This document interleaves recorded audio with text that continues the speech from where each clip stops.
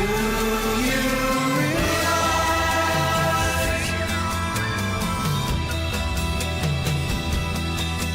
that happiness makes you cry? Do you realize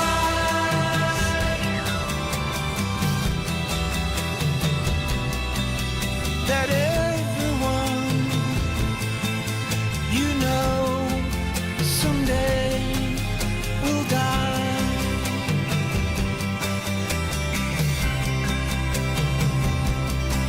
And instead of saying all of your goodbyes, let them know you realize that life goes fast.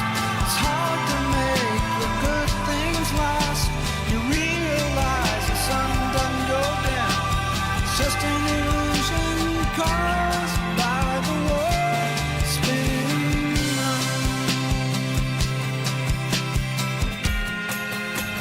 Do you realize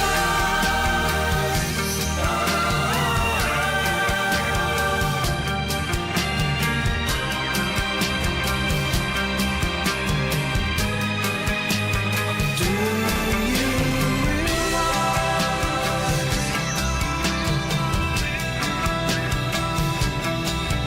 that everyone you know someday will die? And instead of saying all of your goodbyes, let them know you realize that life goes fast. It's hard to make the good things last. You realize the sun doesn't go down. It's just an illusion caused by the world spinning round. Do you realize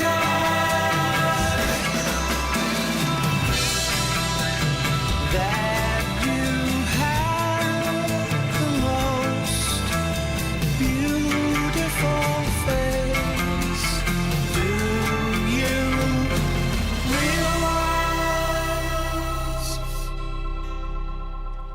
Oh, hello. Oh, hey, you. How's it going?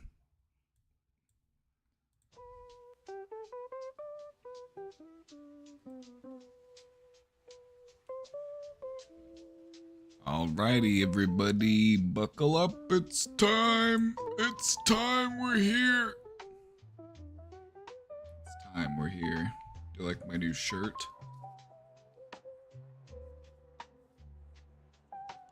I gotta show you this. Casey got me a hat. You wanna see it? Check this out. Got a new hat.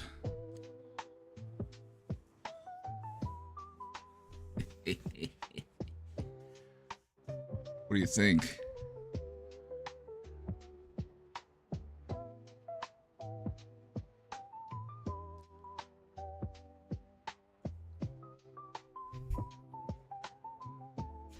Now I can do this.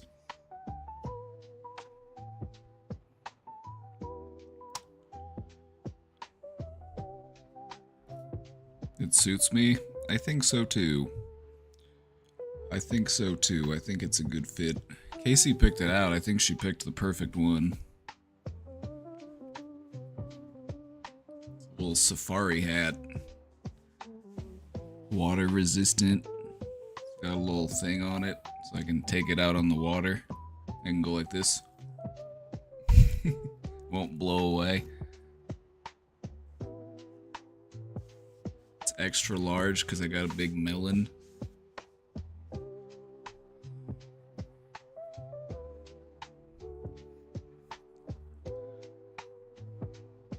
I like it.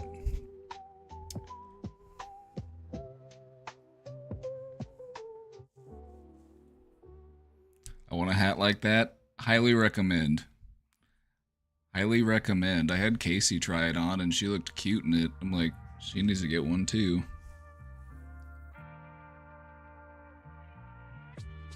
Anyway, excited to show you the new hat.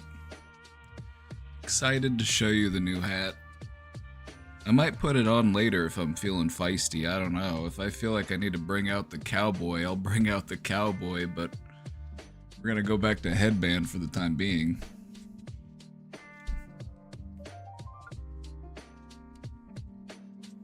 I'll bring out the cowboy if I need to just talk straight and tell you like it is, you know?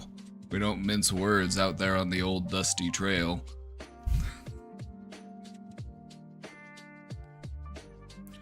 I got a big cup of coffee. It's my second big cup of coffee of the day, so I'm ready to roll.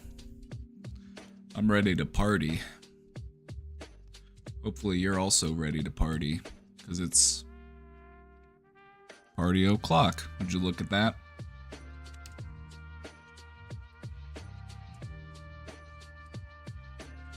We've got a really useful presentation today. We're gonna do a deep dive into a commonly used manipulation tactic that goes by the name of DARVO.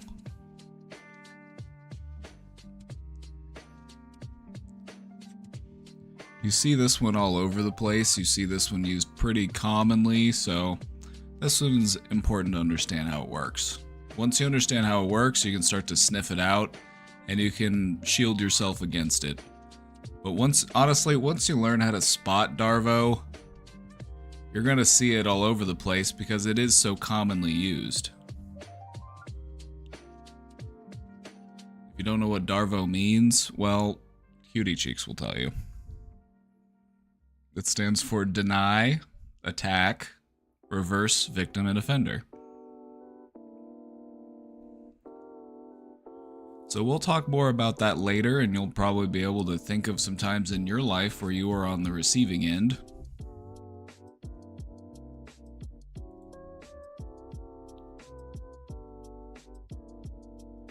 We've talked about it before, and we've also lightly touched on it in some of our other presentations, because we did a whole presentation that was just all about different manipulation tactics that get used. But I wanted to do a deeper dive on this one specifically, just because of how commonly it is used.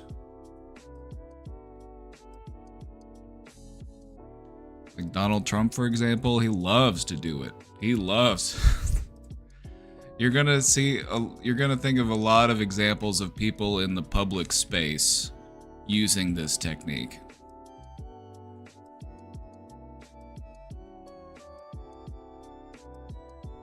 It's rampant. It's an epidemic.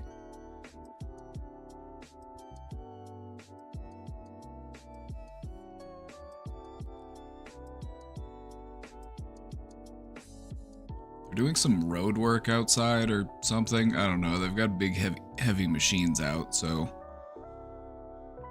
they might be making noise. I don't know. Hopefully it's not too bad. There's just a bunch of big trucks out there doing God knows what.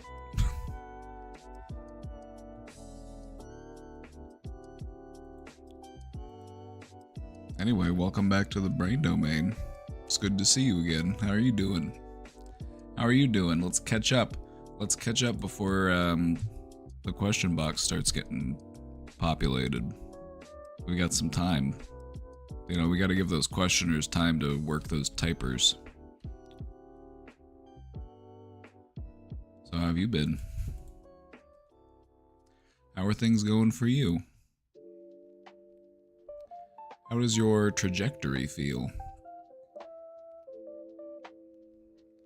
You feel like you're headed in the right direction? Maybe you feel like you need a little bit of a boost?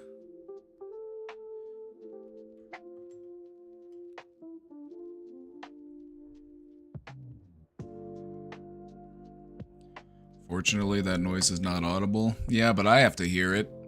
So it sucks for me. I just hear them out there banging stuff around. I'm like, they're up there like pulling up concrete or like they're pulling up asphalt or something. So it's not like right outside. It's down the street, but they're going to be doing the whole area. So eventually they're going to be doing it right outside.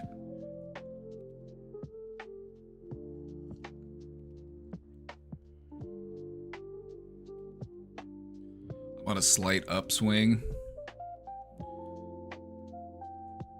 So the seeds that you've planted have started to sprout.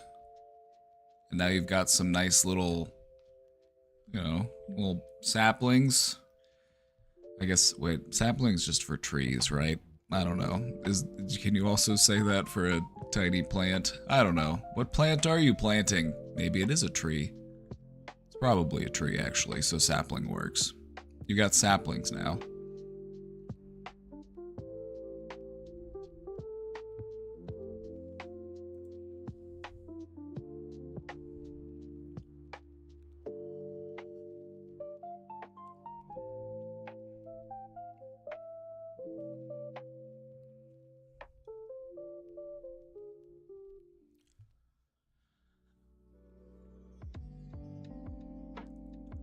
Sorting out some health issues. Never fun, but, it's nice to know that you're being taken care of. And you're looking after yourself, It's never any fun to have to work around health issues, but it's a good reassurance knowing that you're doing what you need to do.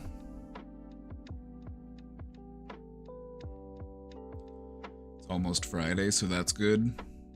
It'll be Friday, and then it'll be Saturday, and then it'll be Sunday, and then it'll be Monday again. And we're just gonna keep doing that for a while. So, not sure how I feel about it.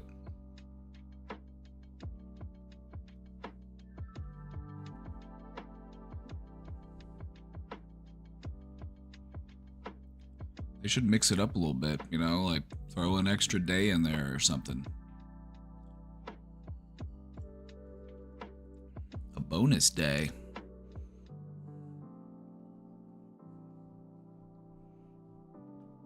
Do a little remix. Get a reboot. We rebooted everything else. Let's reboot some really old stuff. Let's switch to a 13-month calendar and have 28-day months that are centered around the cycles of the moon.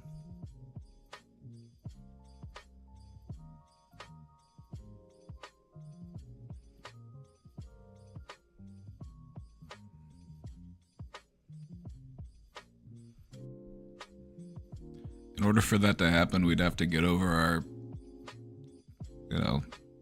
fear of the number 13. I wonder where that originates from. It might even date back to like prehistory for all we know. Fear of certain numbers. And it's not always even universal. A lot of it's culturally contextual.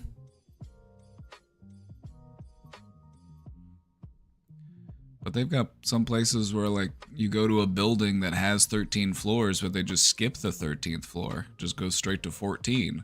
You're still on the 13th floor.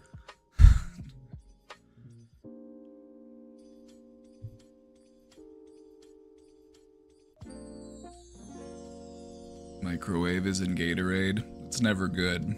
Nobody likes a warm Gatorade.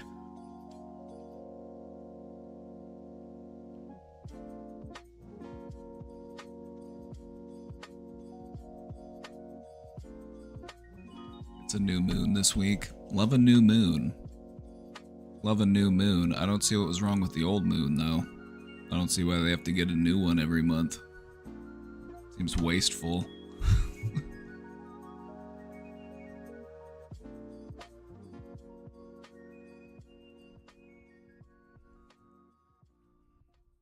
Having an overly long visit from parents. You can always exercise those, polite ways of asking people to leave. Something like, well, if you don't mind, I've got to take a fat shit. So if you guys would just skedaddle, I'm a shy pooper, so I'm not going to be able to do it knowing that you're in the house. I'm just going to need you to vacate the premises. Just a completely normal way to tell people to leave. Like, well, I gotta poop. They'll get the message.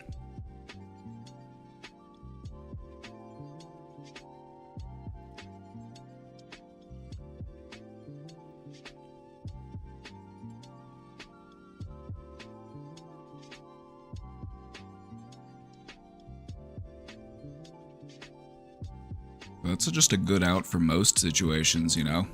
Like, people don't question it. People don't question it. They're not gonna look at you and be like, do they really have to poop? How long has it been since their last poop? Are they really pooping again? No, they're not gonna do that. Unless you've been pooping suspiciously too many times. You've been taking too many poop breaks at work or something. Then they might be on to you. Your cover might be blown.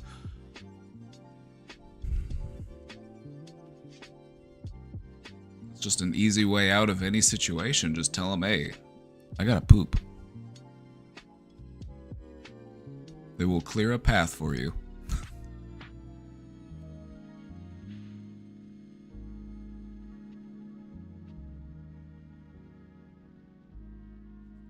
Love that poop emote. That's great. I love it.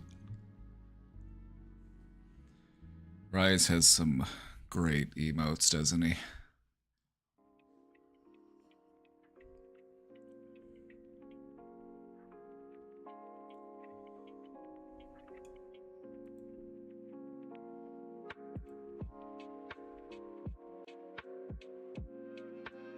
Questions for the question box. It's hungry. Feed it.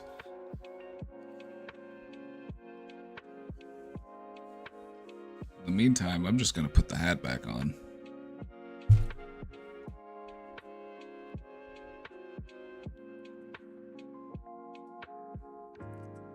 How would you feel if you sat down in a therapist's office and they were just dressed like this? They just had a cowboy hat on. They're just like,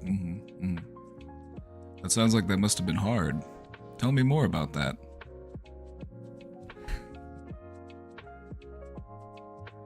How would that make you feel? You'd be like, not what I was expecting. I expected like a cardigan or like a, you know.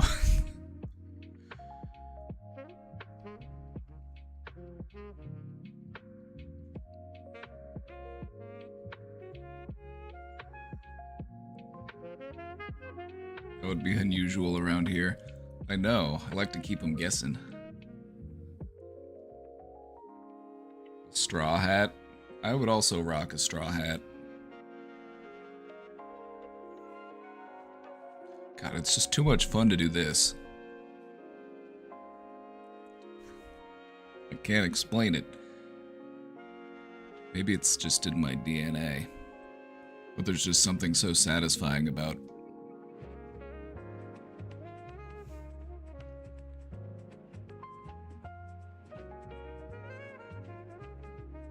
Well, howdy, partner. I feel like I need a toothpick. Or a big piece of straw.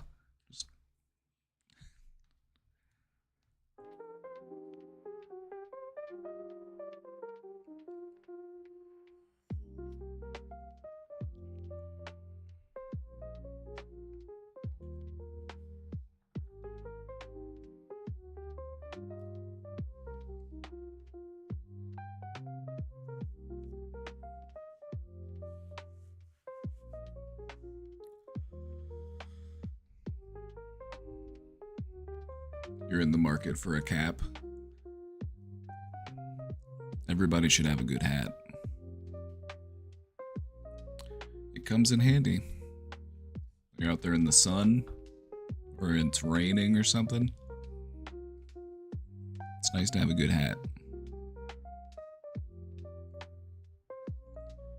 Some people do hats every day. I'm not sure if I'm the hat every day kind of guy.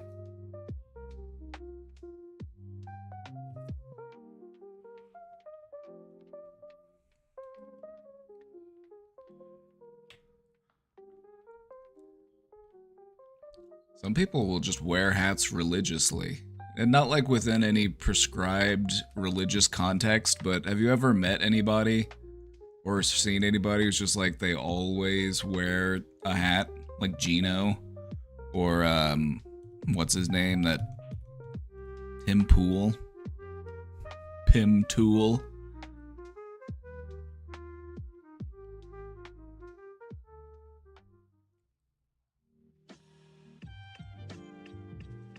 Because male pattern baldness. Embrace the bald. You're gonna automatically feel twice as good. Bonus points if you can grow a beard and then just get jacked. If you can just get...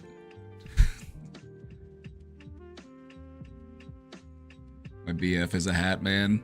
Hat men take it seriously, you know? Hat men, and it's mostly men. It is mostly a masculine thing, I've noticed. A lot of hat men.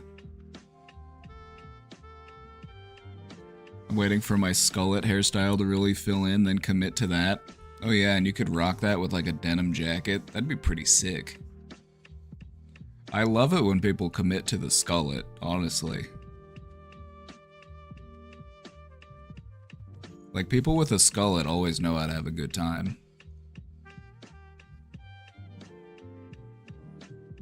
You know, it used to be business in the front, party in the back, but now it's just all party.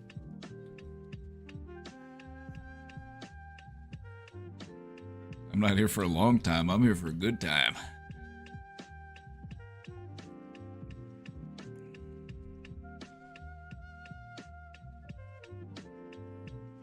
My husband's balding a bit and has long hair. You hate to see it. You hate to see it.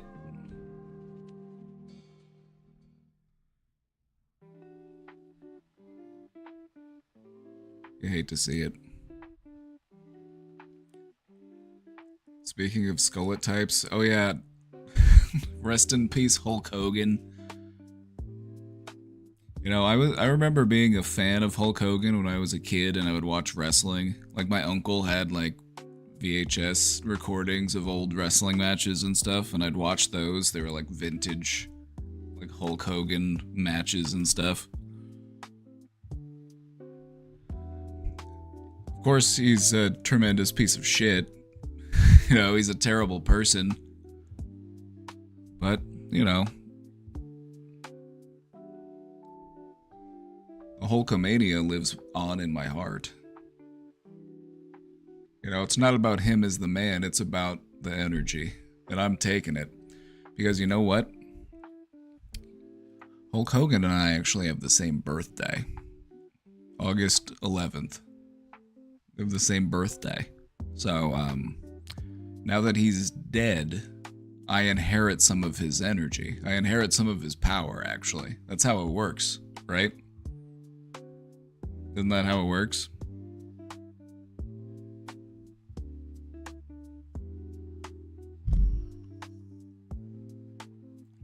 It's mine now, brother. I'm gonna use it for good. Instead of busting unions. You won't catch me busting unions.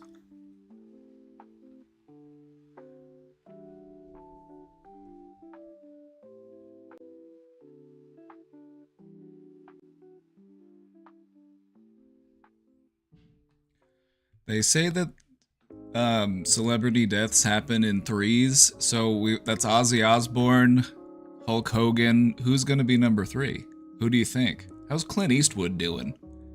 You know, it's a bad time to be a white guy in your 50s who's forklift certified. You know, it's a bad, like, it's been a rough week.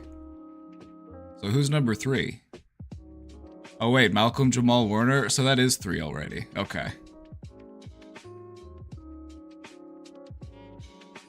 Maybe there will be another one. I don't know. Maybe we'll get a double dose and we'll end up with 6.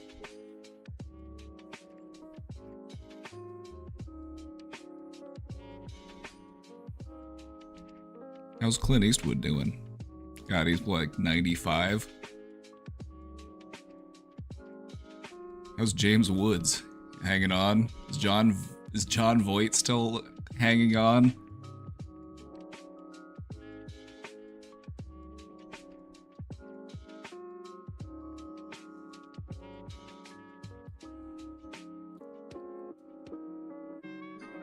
Just waiting for more of these like decrepit old men who have turned into like Republican grifters to just fade into the void.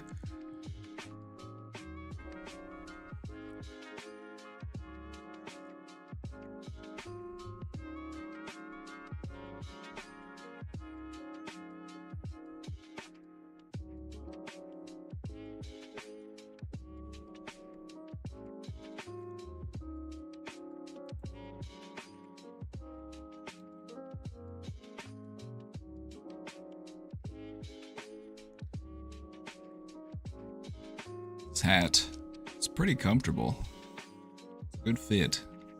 I have a big head, so it's hard to get a proper size, but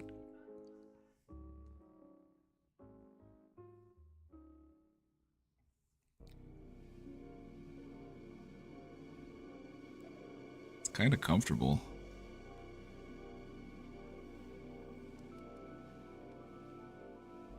Chuck Mangione died, it's up to 4. I guess we're going for 6. It happens in 3s, that's the rule, right?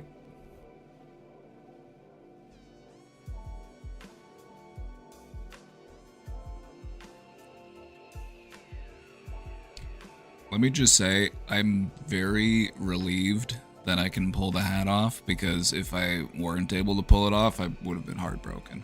But I'm glad that I'm able to pull it off. It means a lot.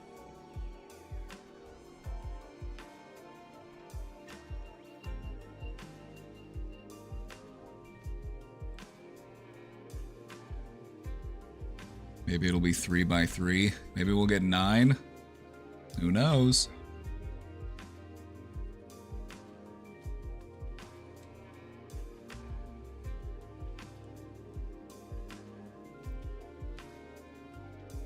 You know what might happen?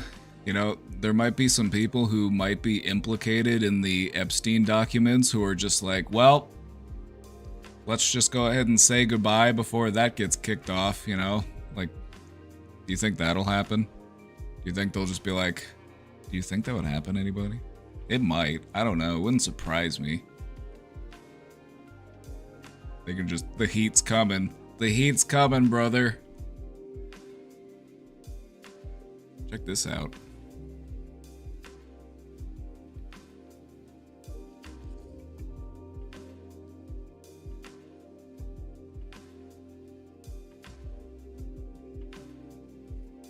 What would you do if I showed up outside your stagecoach? Would you stick them up? Be honest.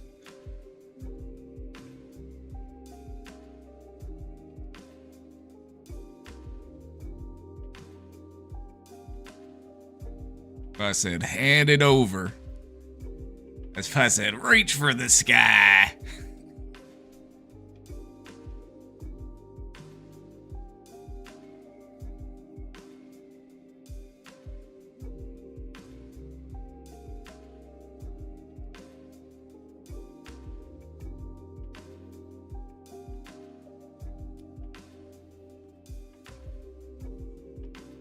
I like this hat.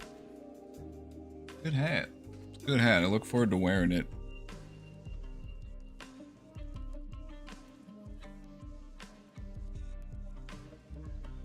But I can't just sit here and wear it on stream. I'm just going to become progressively more and more committed to the bit. That's the problem. If I'm just sitting here and I'm just committing more and more to the bit, like, I'll be talking about working as a ranch hand. I don't know.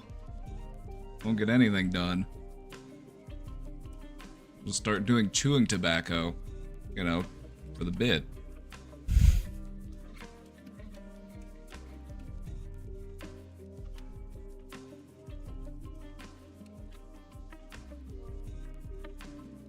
But we should go horse riding, that'd be fun. Oh. It's been a long time since I've ridden a horse.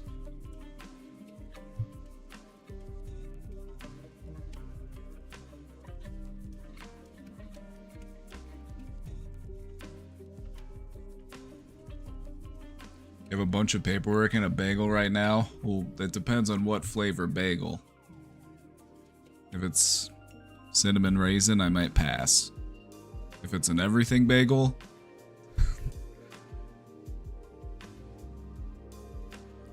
I'll have you hand it over. You should go to Alveus sometime. It's been a long time since we've been to Texas. Casey and I have been to Alveus. They had like a Halloween fundraiser. I was dressed like Peter Pan. Because Casey went as Captain Hook.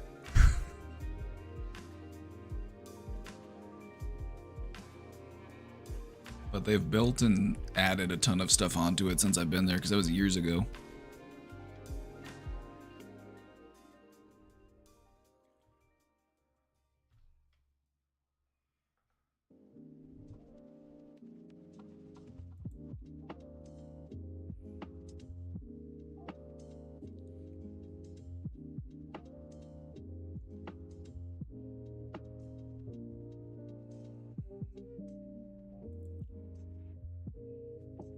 Alright, well, no questions in the box yet, so I guess we'll just get right into the presentation.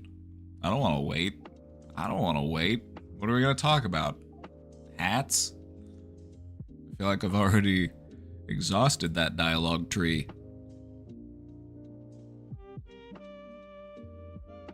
The sanctuary with the Twitch stream, that's the one. That's the one.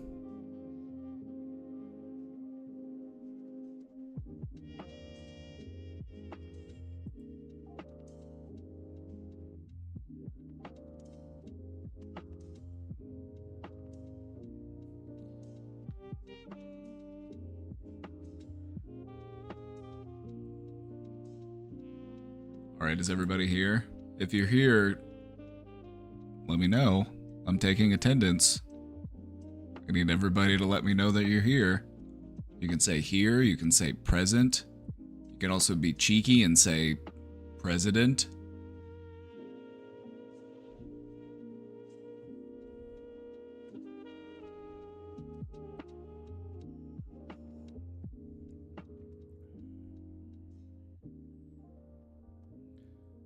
I'm here. Okay, good.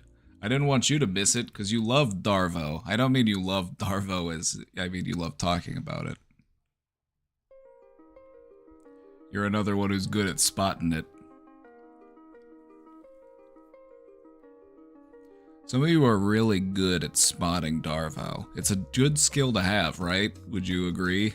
It's a good skill to have, being able to recognize when it's being done, because people can be sneaky with it.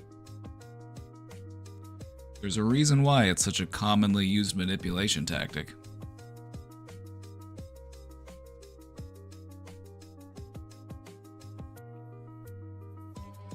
I don't know what DARVO is? Then you're in the right place.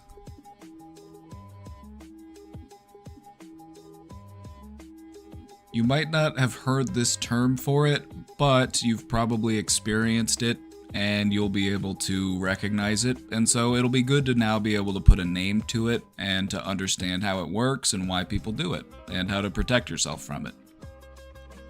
I always forget what it means, and you're in the right place. Don't worry, it's on the next slide, but I don't want to spoil it for you. By the way, do you like this shirt? Do you like this shirt?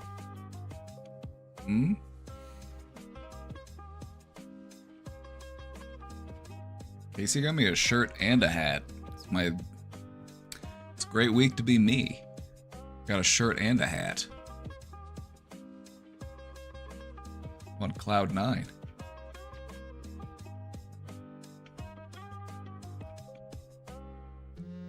Alright everybody, so if you've never heard of DARVO before, I can guarantee that you've at least experienced it once before, because it really is a very commonly used manipulation tactic.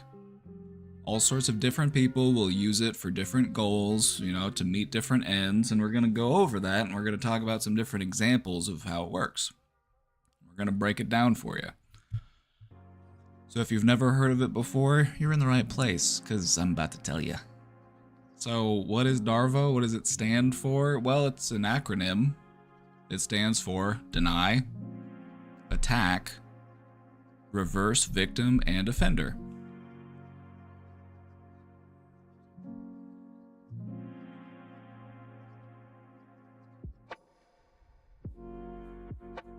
That's DARVO. It's a commonly used manipulation tactic. People will especially use it whenever you are confronting them about their own harmful behavior. People like to pull out DARVO whenever you call them into question about something that they're doing.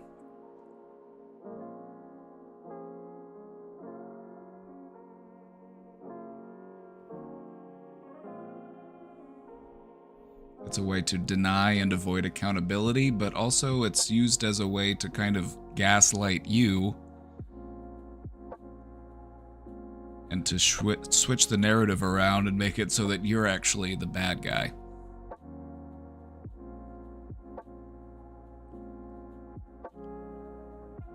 The goal of this technique is to deflect accountability, create confusion, make the victim feel like they're the one in the wrong.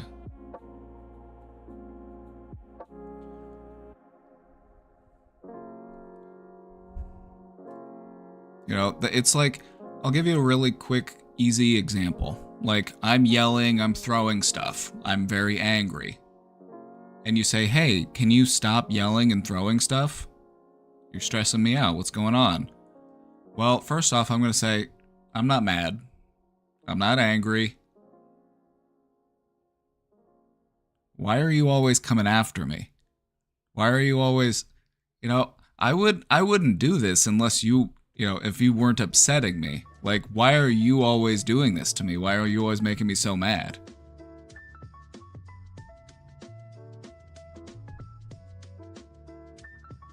And then it makes you call yourself into question. You're like, huh, did I say something wrong? Did I come at him in the wrong way? Was I being mean? Like, what did I, you know, it makes you second guess yourself.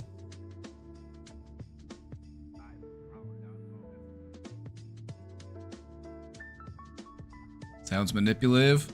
Oh yeah. Oh yeah, that's the whole point. That's the whole point. Understanding this technique, DARVO, it's essential for helping us to recognize emotional abuse.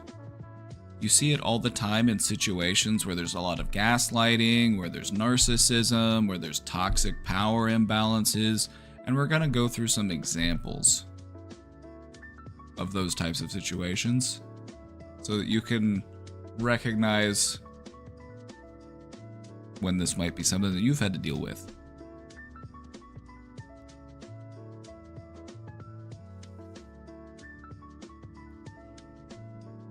You'll even see it on a global scale. Like, politicians, they love this. They use this stuff all the time in mass media.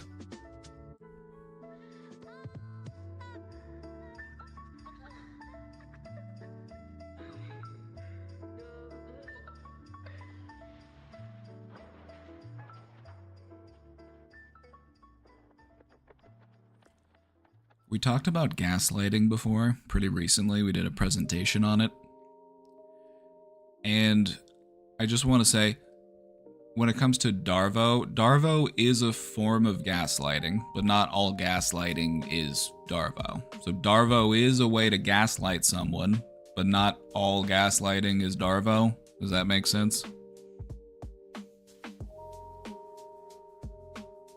This is just one specific and common way that people will try to manipulate and gaslight people. And the reason why we're going into this one specifically is because you see this one all over the place. And so we're going to talk about it a bit more so that you can learn to recognize it a bit more clearly. Shall we? Any questions before we begin? Anybody want to subscribe before we get carried away? Would it help if I put the hat back on? Is that the ice cream truck? They're cruising too. They're cruising too. They're not trying to sell to me. They're just zipping down the street. All right, see you later.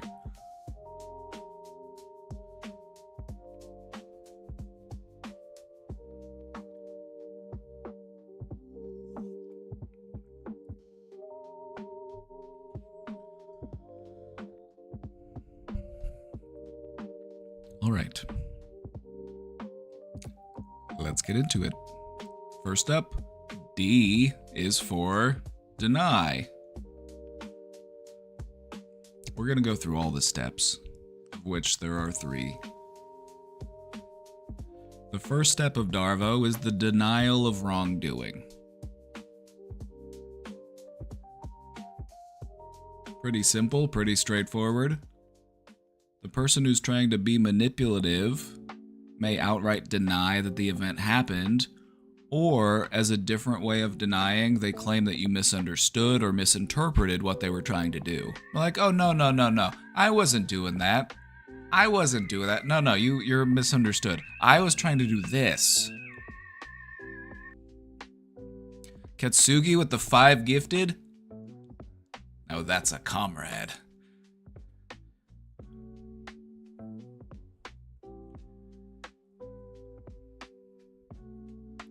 They're gonna tell you that you're either flat out wrong or that you're confused. That's how they deny. Denial isn't just saying that something didn't happen. Denial is also saying that it didn't happen in the way that you thought it happened. Because this is them trying to make you question your own mind. They're trying to make you question your own recount of events. They're like, no, you're mistaken. You know, they're trying to make you second guess yourself. And this is when they start that process. They're planting seeds of doubt in your mind, right there in the little folds. So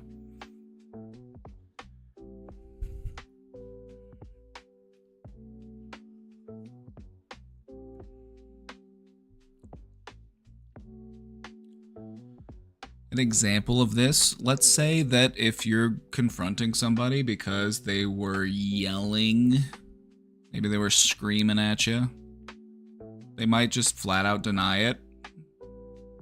I never yelled. No, I didn't yell. I might have raised my voice, but I did not yell. You know what that always leads to?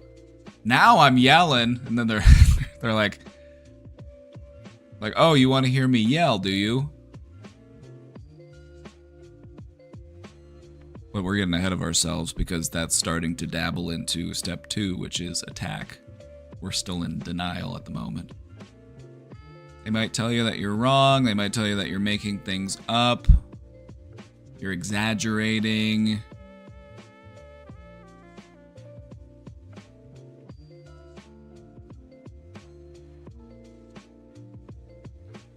They use denial because they're trying to erase your experience, and they're trying to weaken your trust in your own memory and perception. They're trying to make you feel as if you cannot trust your own mind.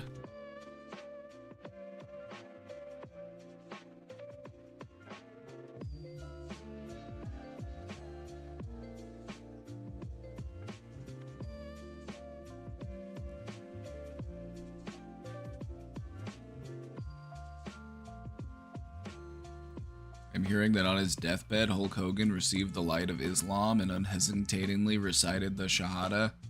Now he looks down on the Ummah from the gardens of Yana'ah. Truly there is no God but Allah, and Muhammad is his prophet, brother. Praise be Allah, the one true, brother.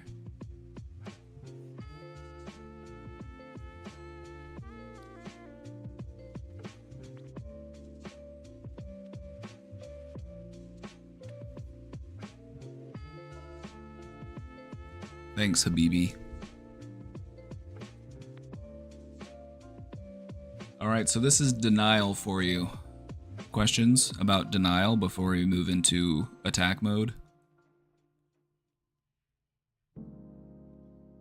The denial is like the initial deflection. You know, because the manipulator sees you as attacking them. They feel like they're under attack when you're trying to hold them accountable. And so they put up their defenses, and their first instinct is to try to swat away your attack before they hit you with the counterattack.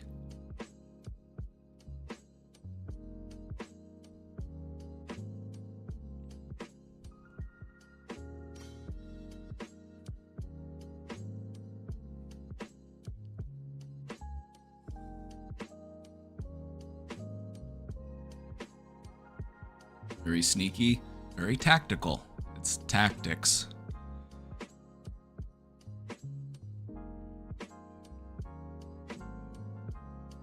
The thing you'll notice about manipulators is they're very tactical. Anyway, denial, pretty easy to understand. So let's go step 2, attack. They've dodged your blow or they've deflected it, and now they're coming in for the counterattack. That's their next step. Go on the offensive. You came after them, so they're gonna go after you. Now, I'm not saying that you actually did go after them. Maybe you were just trying to hold them accountable. Maybe you were trying to just ask them like, hey, can you help do the dishes? Or can you clean up this mess that you made?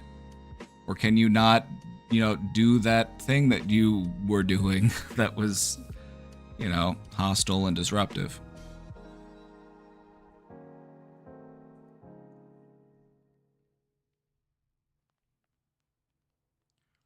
So they're going to come after you. They're going to, think about how DARVO also is commonly manifested in the news, or you hear politicians doing it all the time, or these grifters on the internet. They're always doing this shit, so they're going to call into question your reliability. They're going to go after you as being an unreliable source of information. They're going to question your character. They're going to question your motivations. They're going to question your mental state. They're trying to discredit you.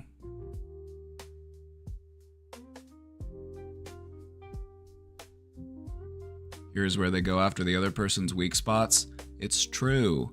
The thing about DARVO and manipulation in general is that some people are really bad at it and some people are really good at it. The people who are really good at it are the ones you really have to watch out for, because they will hit you with a surgical strike. They will go after what they think are your most major weaknesses.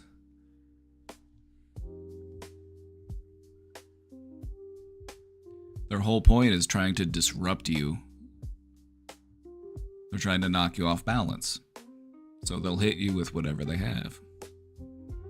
Some people are just not that bright when it comes to trying to be manipulative, because people will try to be manipulative across the entire spectrum of intelligence. Like, some people are just very blunt, but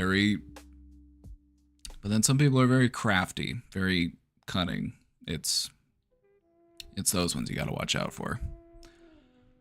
But once you learn to recognize the technique, you can avoid it, because you can call it out, and you can identify what they're doing, and you can question their hypocrisy. You counter their counter. You stand firm in their efforts to disbalance you.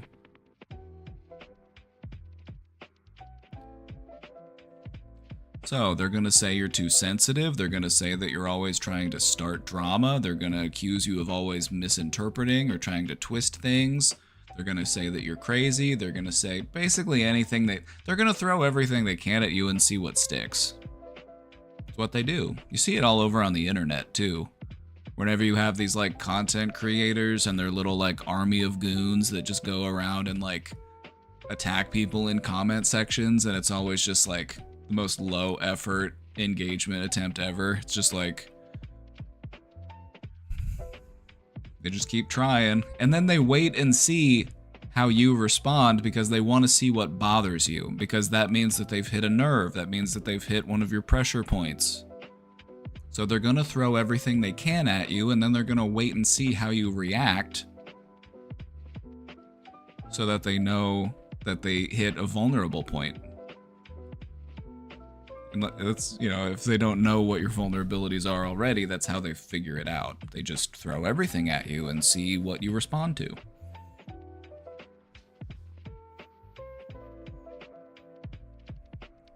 Link to the slideshow. Yep, exclamation slides in the chat will take you to a copy of the presentation.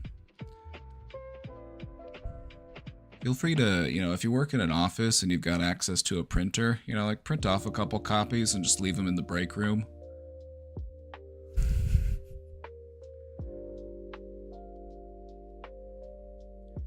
Show it to HR and tell them, hey, we should do this as a training. We want to recognize manipulation tactics in the workplace.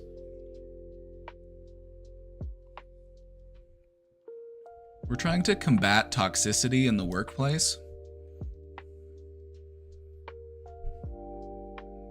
You know, and maybe they could pay me to come out and give the presentation. That's where it's really at. Like, fly me out. I'll come to a seminar. I'll come hang out in your break room.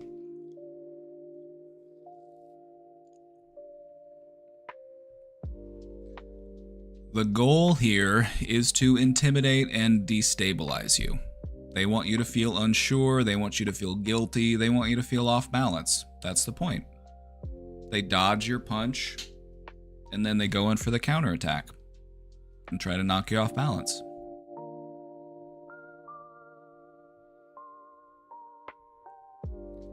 So that's the attack stage. Pretty easy to understand. You know, they're just trying to push you down and make you question yourself and make you feel unsure and uncertain and off balance, because that's how you win a fight. You want to win a fight? Knock your opponent off balance. Makes it way easier. Just let gravity do the work. Just destabilize them a little bit.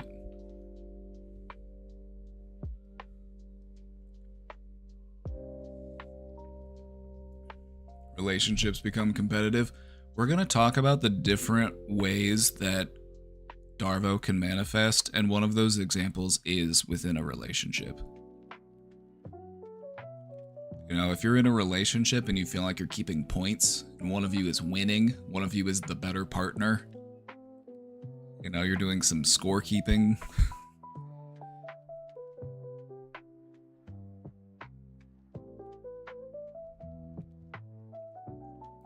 Alright, so that's step 2, that's attack. Let's go ahead and move into step 3, shall we?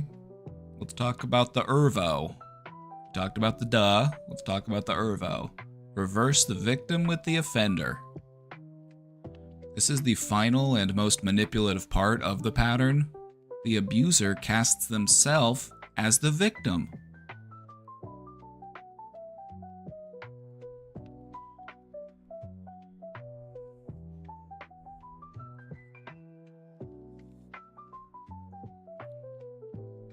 Look what you made me do.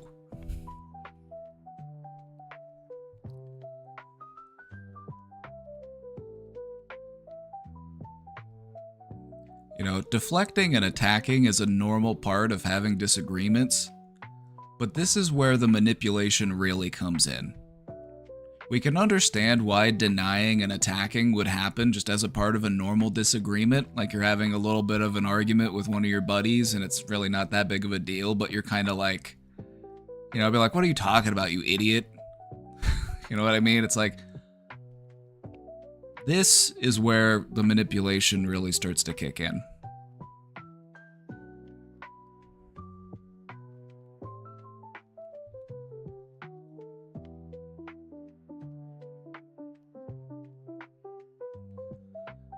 The person that you're trying to confront about their unfair or hostile or toxic behavior, they claim that they're being unfairly targeted, or they'll claim that you're being mistreated. They're being mistreated by you.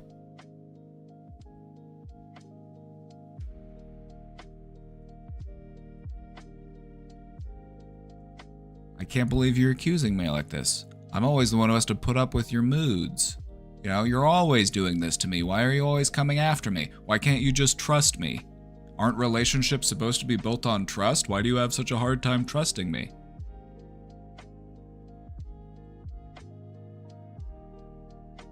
They might say like, oh, you're just like, you know, and then they'll like give an example of somebody like, you know, they're trying to make you feel like you're the bad person, and they'll start comparing you to other people in your life. You're like, oh, you're just like your parent, or you're just like, you know, your crazy friend, or like, you're just like, you know what I mean?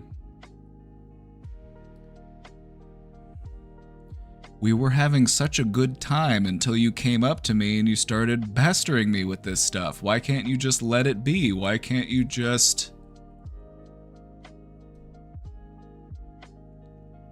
You ever got that treatment before? Well, here I was just trying to have a good day, and you just had to come over here and ruin it, so thank you.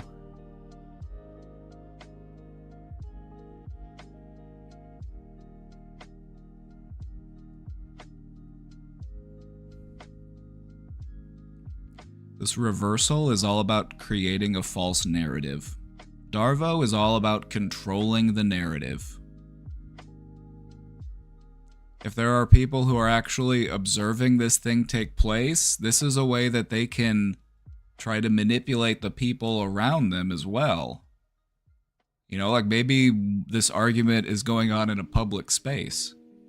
This can be a way to try to, like, garner support from the people who might just be bystanders.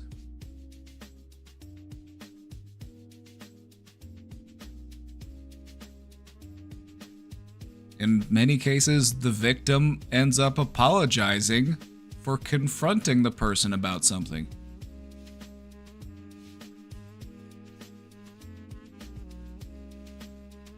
Let's go through an example of what DARVO might look like. Let's say that there is a couple and one of them has a drinking problem and the other one's trying to talk to them about it. You know, when you're being confronted on a behavior, especially a behavior that you might feel shameful about, that's when we start to resort to these types of tactics.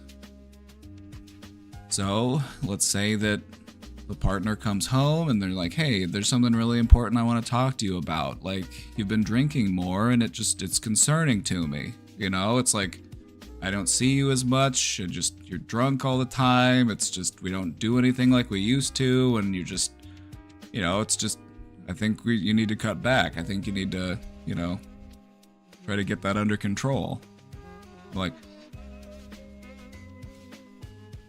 I don't have a drinking problem, so I like to drink. Why are you coming after me? You know that's how I cope. You know I work hard. You know I have to work 60 hours at the tire factory. You know how hard I work to put food on this table? You know how hard I work to pay the bills here? And so what? I have one little thing that can help me make that better? And you're gonna come after me?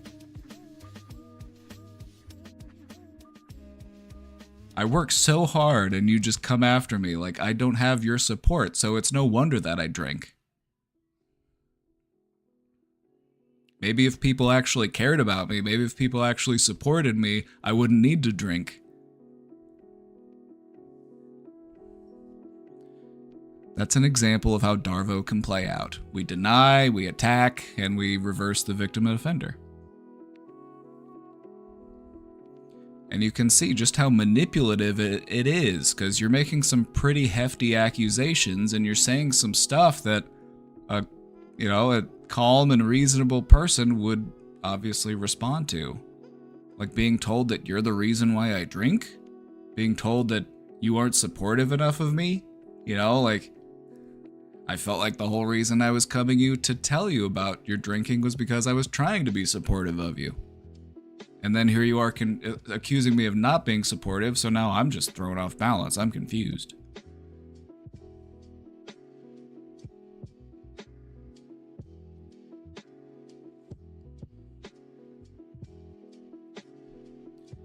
So now that we've gone through the different steps and we've kind of given some different examples of what type of stuff happens, do we feel like we understand how DARVO works?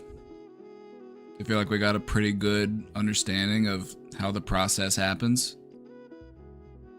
Does it have you thinking a bit differently about any past conflicts you may have had in your life?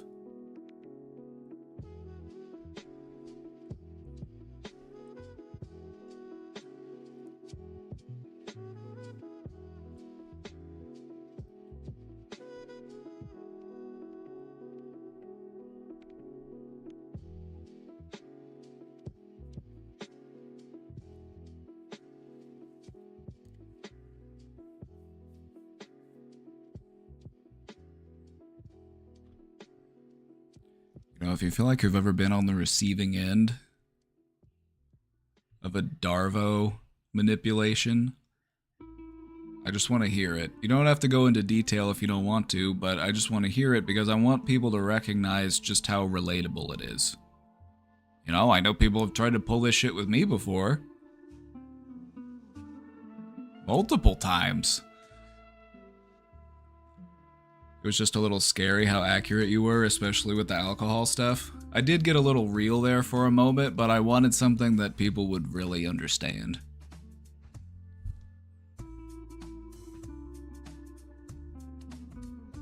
I wanted to get heavy, but not too heavy.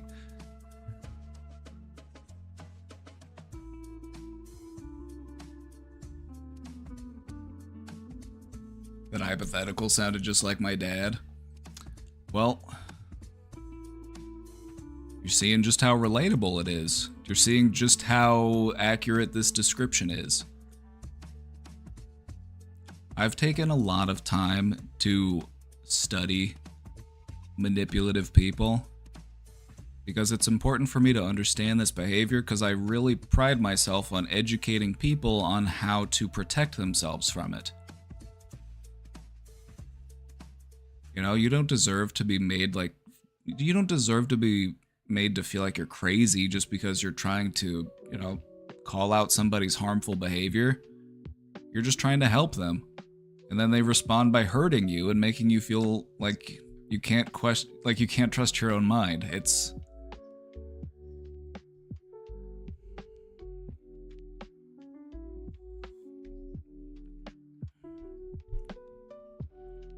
the thing about DARVO is that once you understand how it works, you'll be able to spot it very easily. It really is a very commonly used manipulation tactic, and that's why the examples I gave hit so close to home. You know, it sucks that they're relatable, but it's also good that they're relatable, because now we can recognize that we're, you know, not alone in having to deal with this.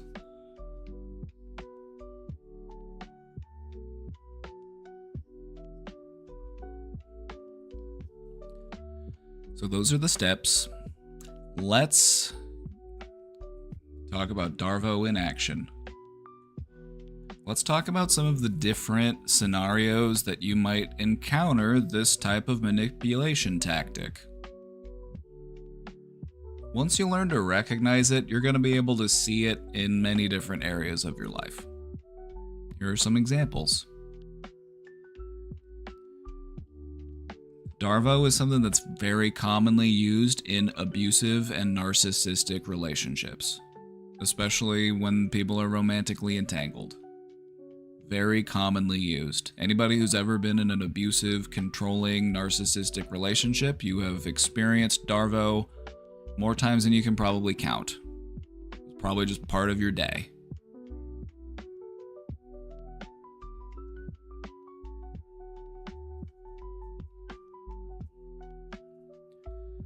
You also see it used in family dynamics, when parents or siblings are trying to be controlling or manipulative.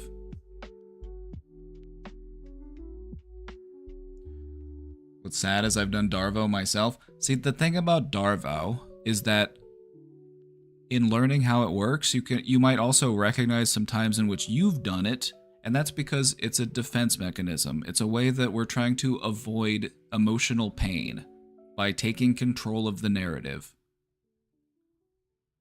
Some of us do it reflexively. Others do it intentionally as a way to control people.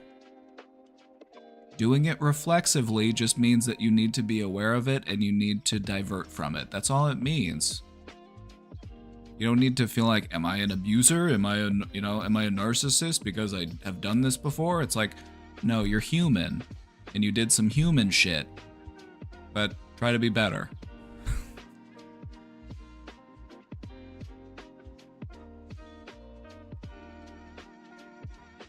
You know, maybe you got caught into a DARVO v DARVO. Maybe you got into a DARVO off. You know, maybe you got into it with a parent and you just DARVO'd each other. What about how you feel? What about how I feel?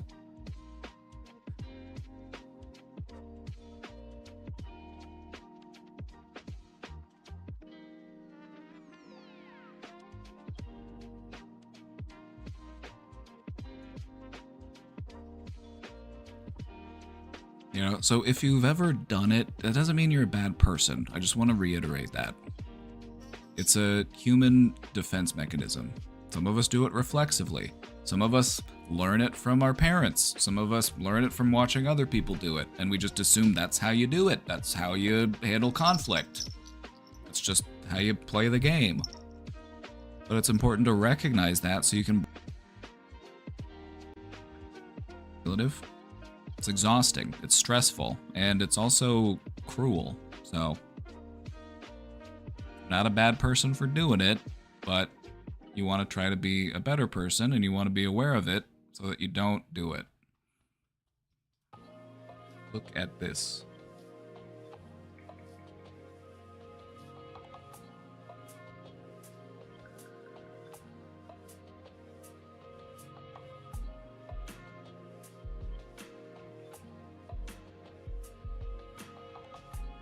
On my desk. You do, don't you? You want to lay on my desk? Alright, let me move my keyboard. Let me just move my keyboard for you. There you go. It's a lot easier to fit you on the desk. Beaver's just so big. Takes up the whole desk. Miss, you're fine. You're a little kitty. Just don't stand in front of my monitor. I can't see anything. She'll just stand in front of my monitor and then stare at me like she thinks I'm looking at her. I'm like, I'm trying to look around you. I'm trying to look through you.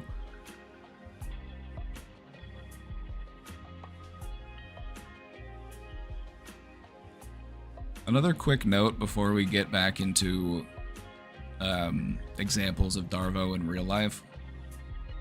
We were talking about how it's important to recognize when you do it. We may avoid acknowledging when we do stuff like this because it hurts. You know, we don't want to identify as like a bad person because this is the type of behavior that you would associate with being bad. Just to put it as simply as possible, like, this isn't a good behavior. And so we might find ways to deny or dismiss or avoid it and just not think about it. And so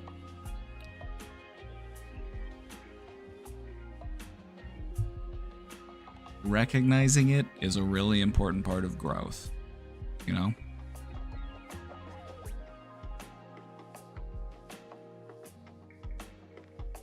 You don't need to shame yourself for being human.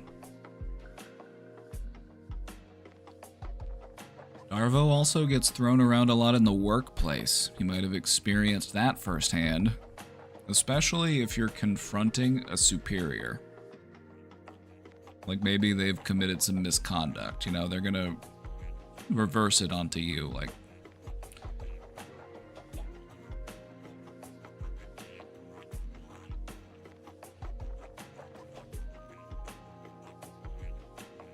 Very common in the workplace. You'll also see it on like an institutional and organizational level. Whenever people are trying to like protect their image or their reputation, such as when survivors of abuse come forward, they'll like come out with a statement like, we've always stood against abuse, we've always, you know, supported victims, we would never, you know, you know what I mean. You know what I mean. All about saving face. And, of course, as expected, it's all over public discourse. Politicians, celebrities, influencers, content creators, political talking heads, grifters.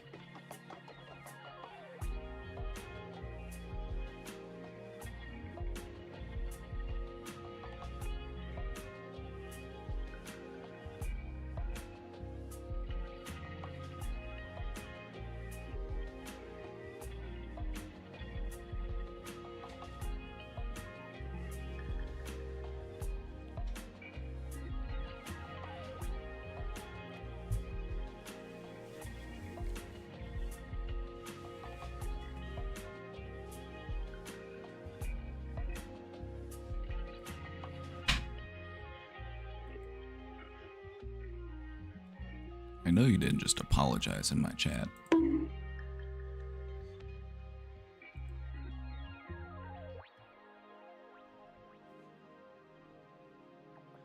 Alright, so you're gonna see DARVO all over the place. Just take a moment and let's just think, you can probably think of some examples where you've seen it in different relationships in your life. Maybe you had a really shitty boss that was always trying to blame you for stuff that they did. Maybe you had a shitty ex.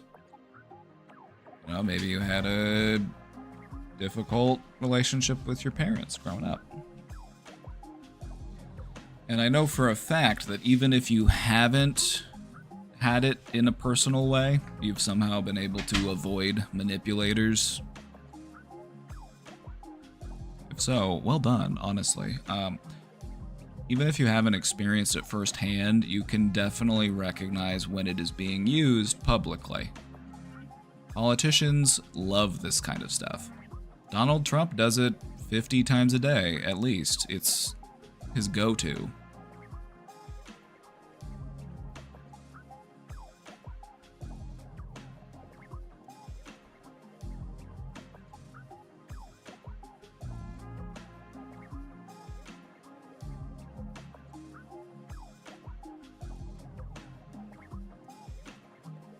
So, how can we tell if we're being DARVO'd right now?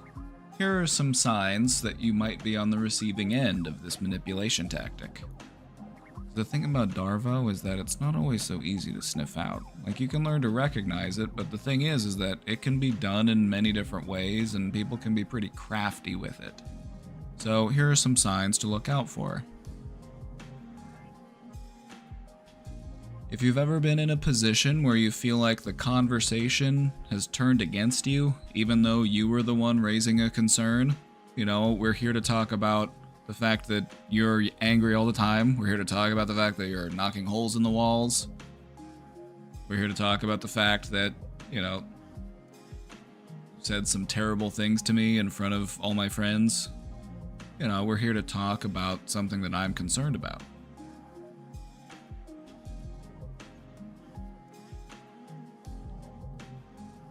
If you ever find yourself doubting your memory, doubting your feelings, doubting your intentions, maybe I'm the bad guy. Maybe I've been the bad guy the whole time. Am I crazy? I don't know. I feel crazy.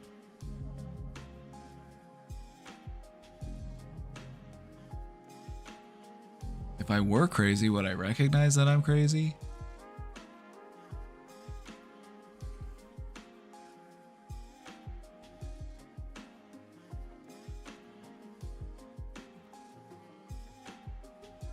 Another giveaway is that the other person becomes aggressive, condescending, or acts like they've been wronged. Like they act like what you did to them was just so terrible. Like, how dare you? Like, I was having such a good time until you brought that up. Or, why are you always starting shit? Why are you always bringing shit up? Why can't you just be cool?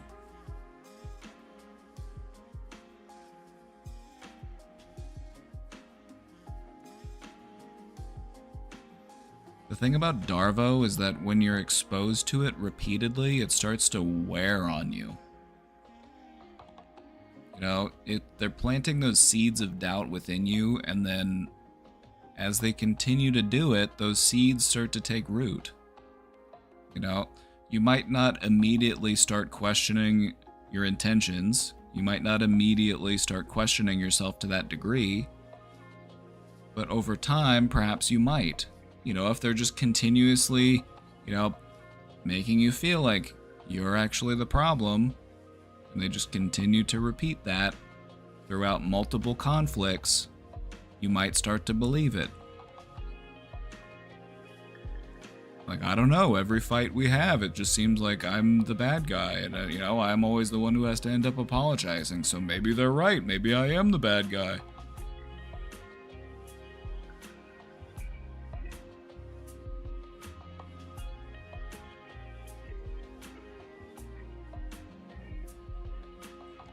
Another sign is that you often find yourself apologizing or comforting them instead of being heard. Anytime you bring something up, anytime you feel like you need to talk about something or there's something you need to work through, you always find yourself having to apologize to them or making them feel better.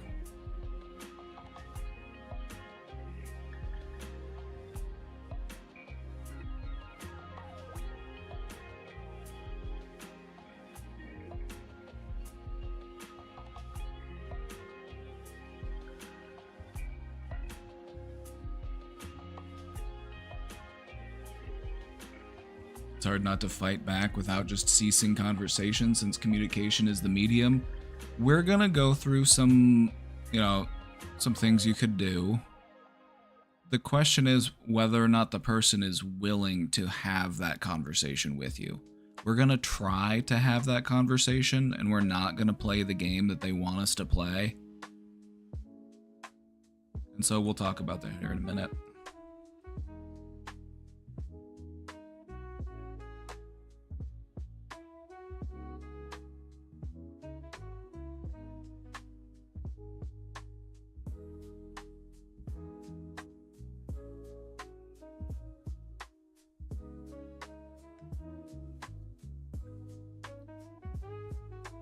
When you've been on the receiving end of DARVO, you might find yourself leaving these interactions feeling confused or even ashamed or guilty.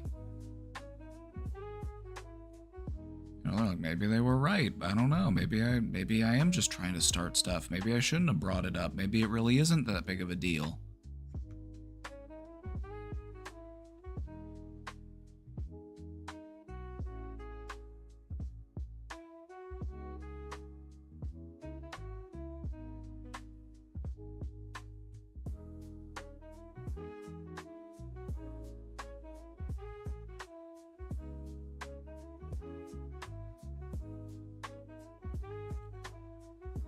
These are some ways that you can recognize that you might be on the receiving end of DARVO. Any questions on this before we move on?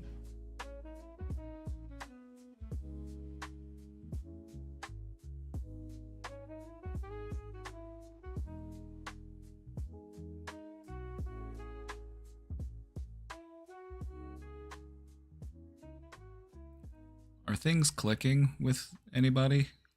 My goal here is not just to, educate and to empower you, but I also want, maybe if you're currently on the receiving end, I want this to be a moment where you can kind of realize that you aren't the crazy one. So maybe for some of you, things are starting to click. Maybe some things are starting to make more sense.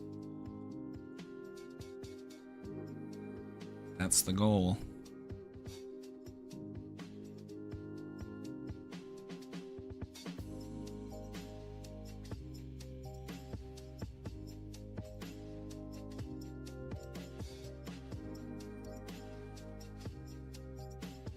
Now we've talked all about what DARVO is and how people do it, let's take a moment to talk about why it works.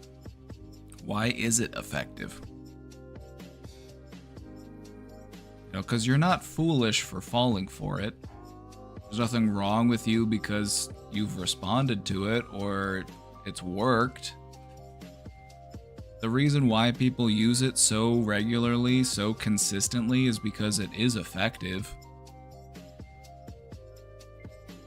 So you're not weak or gullible for falling for it, because it actually takes advantage of social norms. So here are some reasons for you why this manipulation tactic is so effective. It exploits social norms that are centered around politeness and fairness. If I'm coming to you and I'm going to talk about something that's hurting me and you want to talk about something that's hurting you, I'm going to assume that you are coming to me in good faith because you genuinely are hurting. But they don't do that because they actually are hurting. They're doing that because they're trying to avoid accountability for how they're hurting you. And so for you as a, polite and fair person, you assume that they're doing this in good faith and that they're not doing this as a way to try to just control and manipulate you.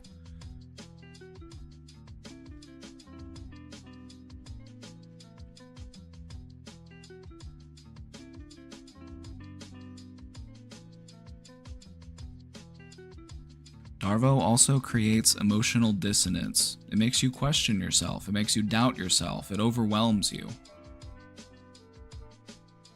Because the things that they say, the things that they'll throw at you in order to do this technique, it's meant to confuse you. It's meant to make you question yourself.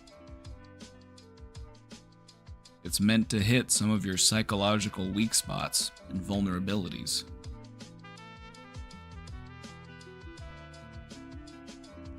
This is definitely helpful, thank you.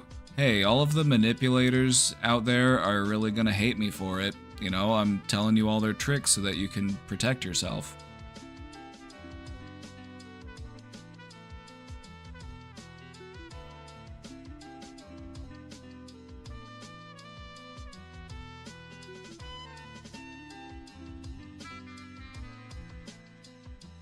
I had to get out of what I think was a DARVO relationship on the receiving end for the first time a while ago, and they had me doubting myself constantly. It was overwhelming from them. I wonder if they were overcorrecting because they stated they were in abusive relationships in the past. Hurt people hurt people. People who engage in these type of tactics have very often been mistreated or abused themselves. When you've known a lot of hurt, you act desperately to avoid future hurt. And so as a result, you might find yourself turning to manipulative behaviors in order to avoid blame and to shift accountability and to protect yourself. And so that's what we were talking about earlier, how some people do this intentionally, some people do this to manipulate and control and to exert themselves over others. Some people do it just purely out of defense. It doesn't mean that it's not damaging or harmful, but they might not be aware of what it is that they're doing. They're just trying desperately to protect themselves. And so they lash out and they hurt people that they care about in the process of doing that.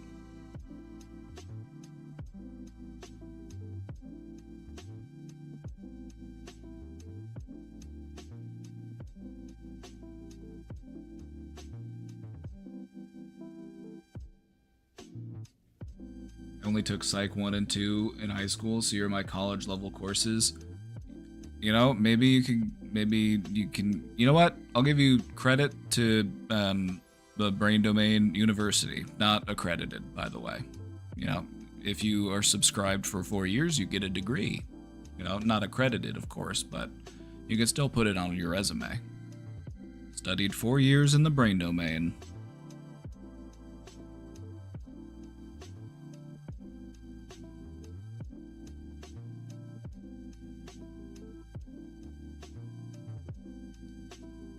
Another reason why DARVO works so well is that it takes advantage of your insecurities. If you're already struggling with self-doubt or people-pleasing, you are vulnerable to DARVO.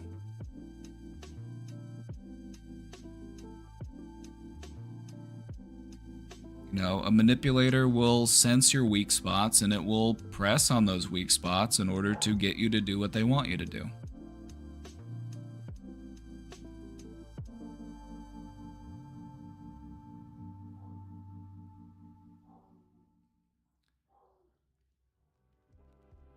The thing about DARVO is that some people are okay at it, some people are really good at it. When you really learn to recognize it and you see just a master manipulator doing it, it's scary. It's frightening. You see a lot of people who are really good at it doing it on the state level. These people climbed up in politics or in corporations for a reason. This is one of those techniques that can help you climb to the top of the ladder.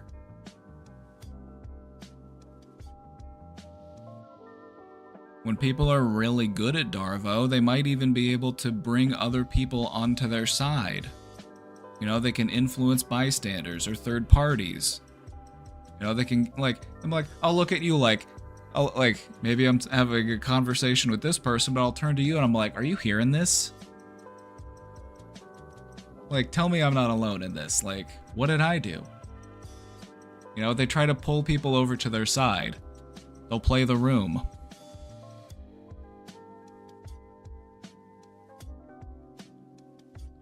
They want to cut you off from potential allies.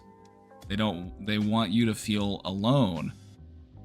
Because when you feel alone and you feel like nobody agrees with you, then that helps the manipulation to work.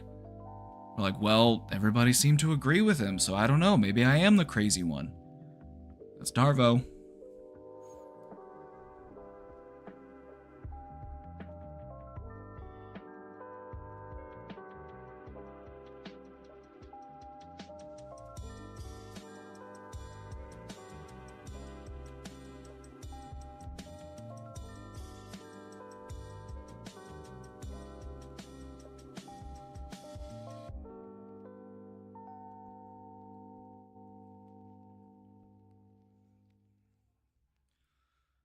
The thing about Donald Trump is that he loves to use DARVO, but he's not really that good at it.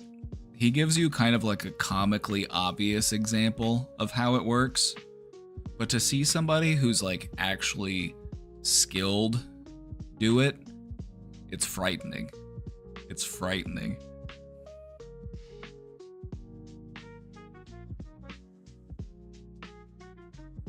Because they'll do it with a smile on their face. You know, they'll do it with a smile on their face and they'll have you leave feeling good about yourself.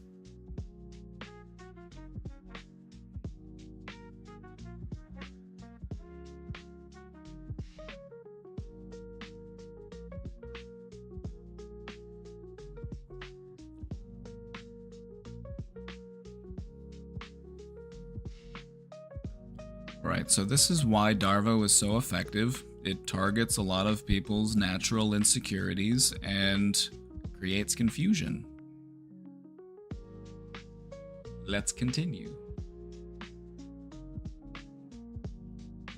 Think of the Nexium cult leader? Yeah, or just like cult leaders in general. A lot of cult leaders will be like very charismatic. You know, and they'll do it in a different way. Like, they'll do it in a way that's, like, not aggressive. The people who are best at DARVO do it without needing to be aggressive. Because they understand that when you're aggressive, it takes away from your message. You know, it makes you feel like, oh, you're just doing this because you're angry. And, you know, and you don't want to be labeled as a hostile, angry person because that interferes with your ability to be a manipulator. And so they'll be doing it with a smile on their face. And they'll say, like, it's for the good of the group. You know, I think some people have come to me and they've told me that they've just had some concerns. And, you know, I think it's really important that you know, take some time away to reflect on that. And, you know, maybe when you come back, you know, we can all have a fresh start. You know, it's...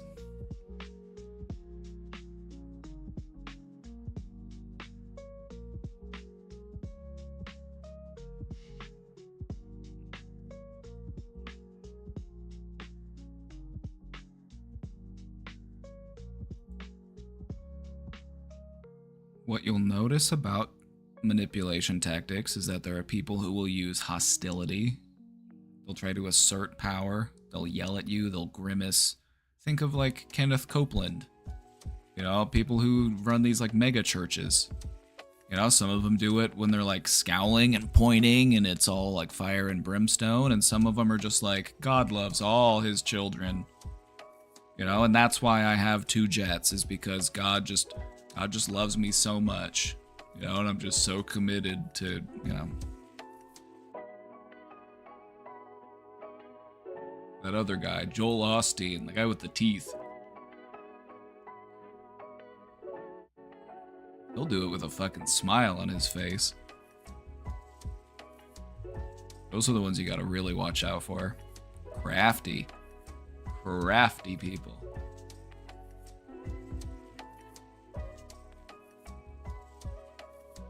Alright, so we've talked all about how DARVO works, what it is, how it manifests, how to spot it. Let's talk about how to protect yourself from it. Some important reminders for you. Trust your gut. If something feels manipulative, it probably is. You're gonna have alarm bells going off deep within you. Something's just not gonna smell right. Something's gonna feel a little off. Something's gonna seem a little funny. Listen to that feeling. It's your body trying to protect you. Trust in your spider sense.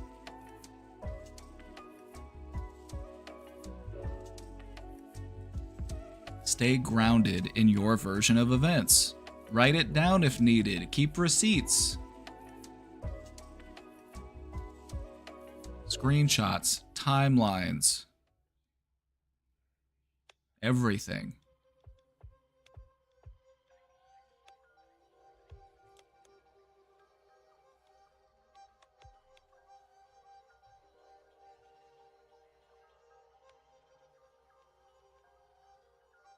How to not be overly paranoid, though, when you have anxiety and aren't sure.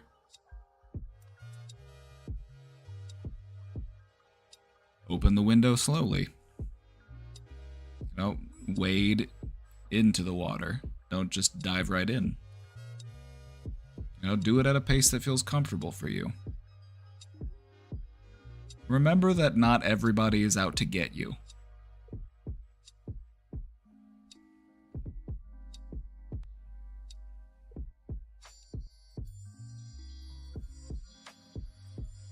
Another really important way to protect yourself from manipulation is to not play the game that they're trying to play. If they want to escalate, you don't escalate. If they want to yell, you don't yell. You don't go to their level. You don't play their game. You stay calm. You stay assertive.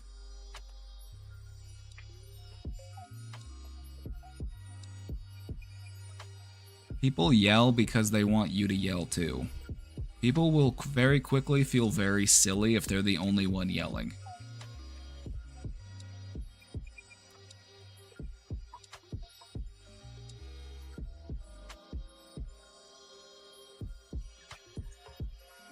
It's best to keep a cool head.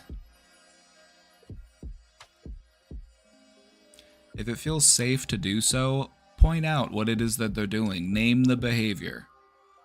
This feels like you're turning this around on me. I came here to talk to you about this, but now we're talking about me.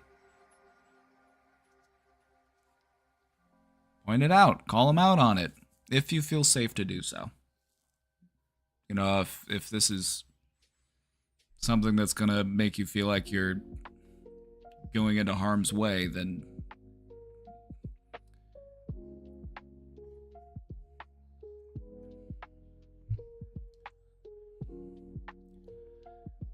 because there are going to be moments where it's going to be good to point it out. Like maybe this is just you having maybe this is you and like a friend. Like maybe they're doing it, but they're not fully aware of what they're doing.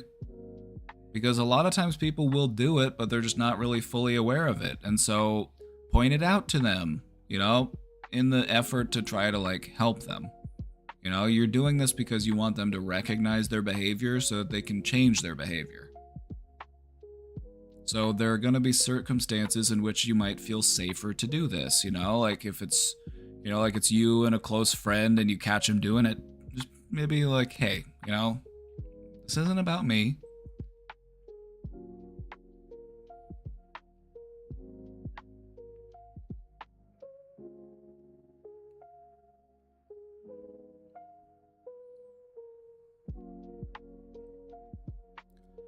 Lastly, seek support. We need other people that can back us up. We need that validation. It's what helps us stay sane and keep a balanced sense of reality. If it's just you versus them, if it's just your story versus their story, it's like, who knows? It's nice to have people who can back you up. It's nice to have people who can, corroborate your story.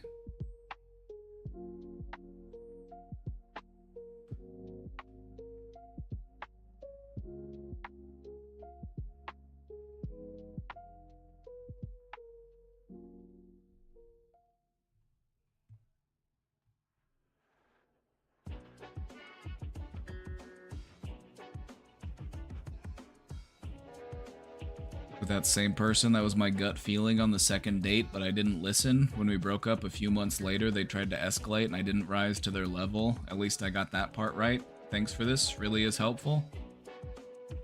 I've been in situations where people have escalated and I didn't escalate, and I've got called so many different names because they're just like, what are you, just some sort of sociopath? You just don't feel anything at all? It's like, no, I'm just not playing your game. Like, you're angry, you want me to be angry, I'm not gonna give that to you. Like, I'm gonna keep a cool head about it. I feel things. I have emotions, okay? But not right now. Not in the midst of this discussion. Like, I'm gonna set those on the sideline for now. Now is a time for logic. Reason. Honestly, my friend, it's good that you got out after just a couple months. You know, some people get stuck in those types of relationships for a lot longer. They can be very tricky to get yourself out of. You know, when a manipulator gets their claws into you, they don't normally like to let go.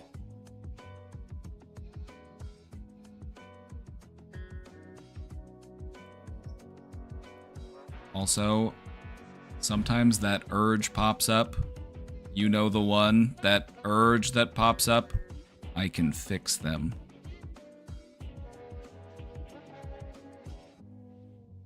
You might spot a behavior, you might recognize a behavior, and you're like, eh.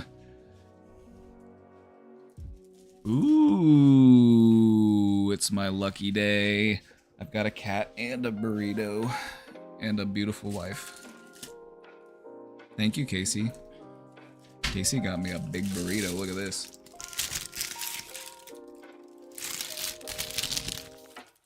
Big old burrito. It's hot though, so I'm gonna let that cool for a bit.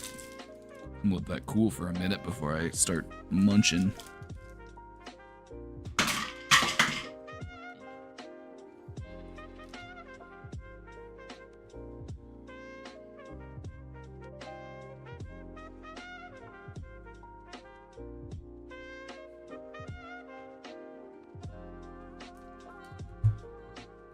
Alright, so these are just some things to remember in order to protect yourself from manipulation. Any thoughts or questions on this before we move on? We're almost done. We're almost to the end here. Have we learned some stuff? Are we feeling seen and heard? Do we feel validated? Or maybe we're able to look back on past events and not feel like we were the crazy one. You're like, huh, so that's what was going on. Okay, now I can put a name to it.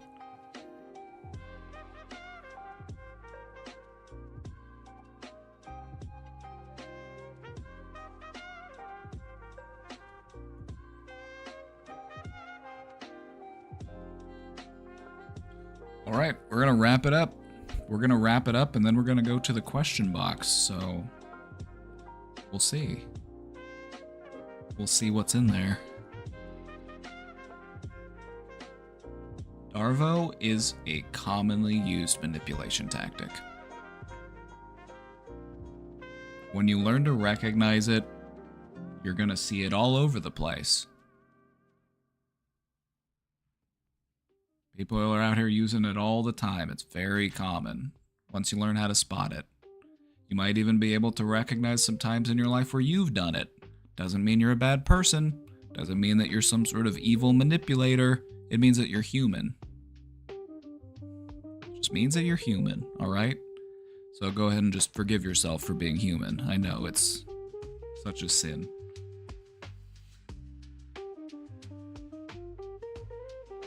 Some people do it unintentionally. It's a defense mechanism.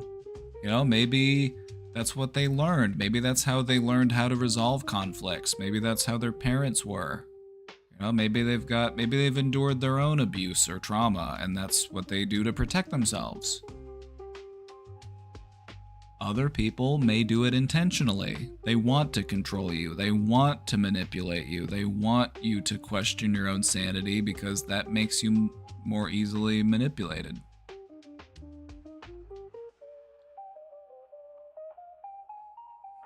So those are the ones you really want to watch out for.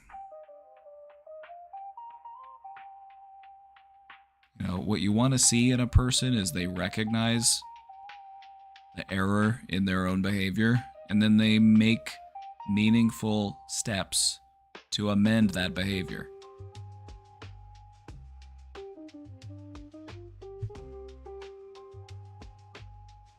When we're able to recognize DARVO in action, this is a really important step towards our emotional self-defense. We learned a little bit of emotional judo today.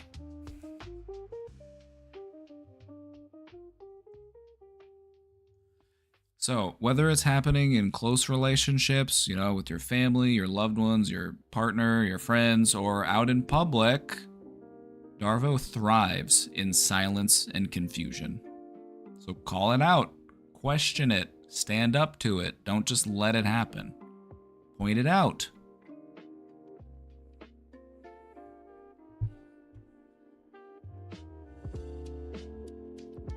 Speak your truth, even if it's hard. That's what helps to dismantle those manipulative dynamics. And lastly, just leaving you with a little affirmation here, you deserve to be heard, believed, and treated with respect. This burrito's just staring at me. I just want to take a big bite, but it's so hot, and I don't want to burn my mouth.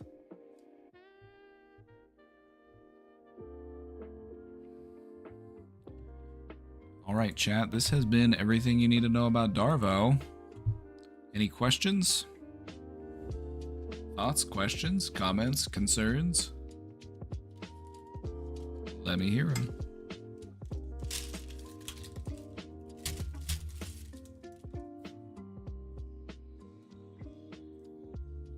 Oh yeah.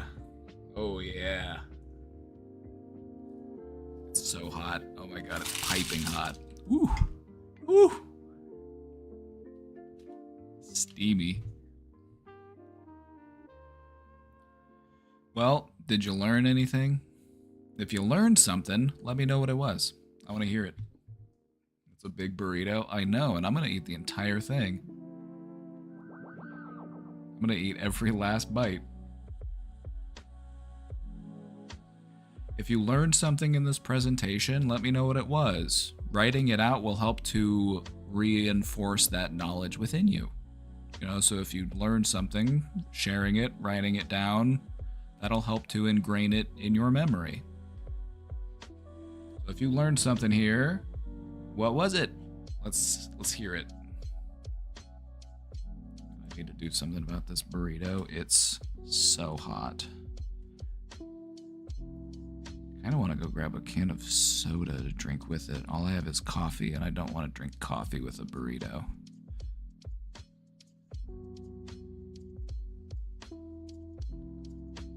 I'm gonna go grab a drink real quick, just a second. I'll be right back. In the meantime, I want to hear what were you able to take away from this presentation. Also, by the way, if you want a copy of the slides, you can type !slides in the chat. If you want to have a copy to leave in the break room at work, or to read for fun with your friends. I'm also going to post the link to the slides in the Discord, so you'll have those there for you too.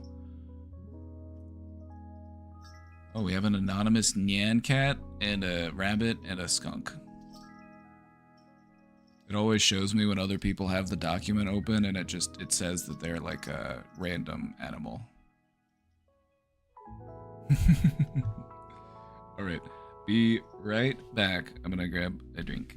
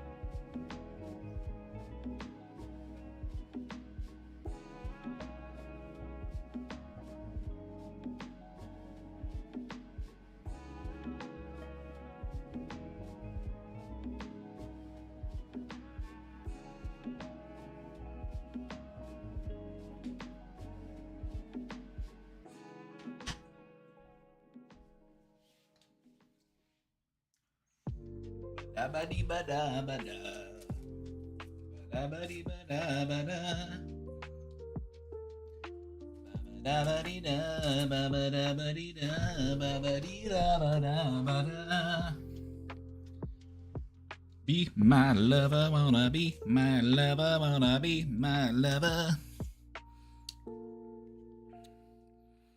That's what I do around here. I'll walk around just humming 90s techno tracks. That's where my brain's at. That's what I'm up to these days.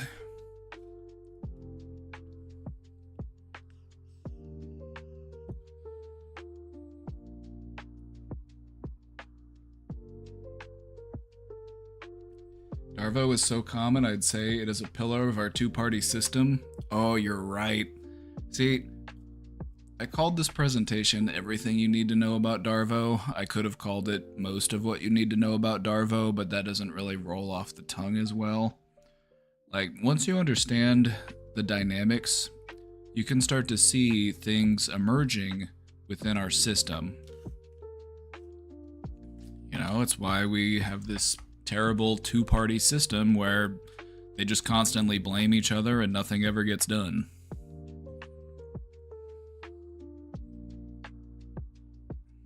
It's just all about being on the right team.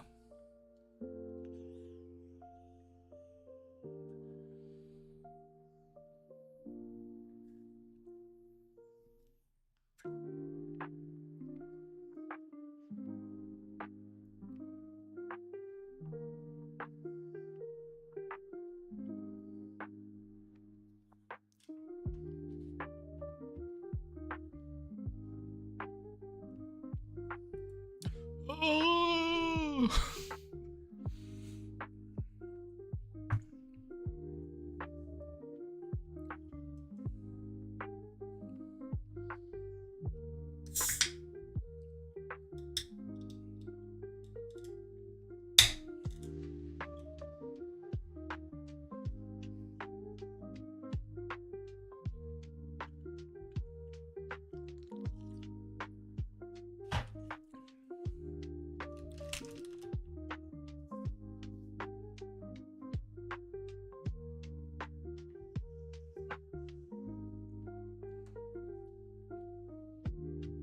Alright, I'm going to take a look at the question box. Let's see what it looks like.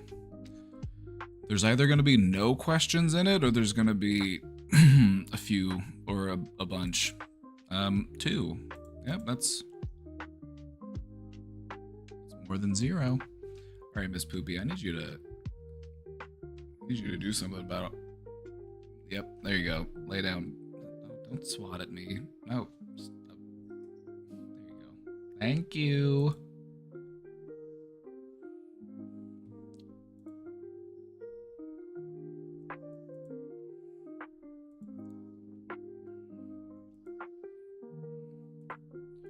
All right. Let's get into it.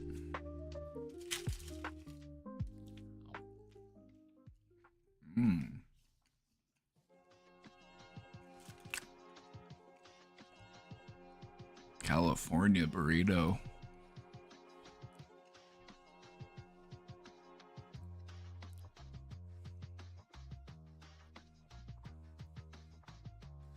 The burrito's still very hot. I need to let it cool down a little more. Otherwise I would have taken a few bites. I just couldn't wait any longer. Alrighty, we've got some questions in the box, so let's get to it. Right now we've only got 2 questions waiting, so if you have a question, feel free to drop it in and we'll get to it right away.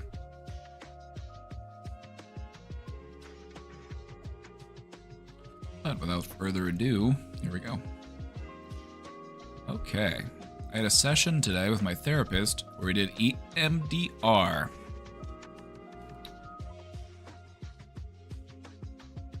Before we get excuse me, burrito went down the wrong pipe.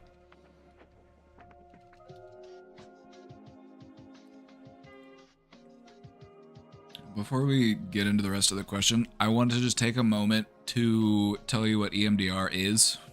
It stands for Eye Movement Desensitization and Reprocessing.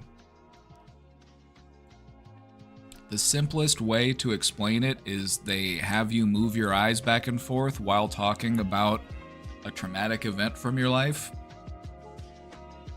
And it helps wherever that trauma is currently stored, it helps to move it.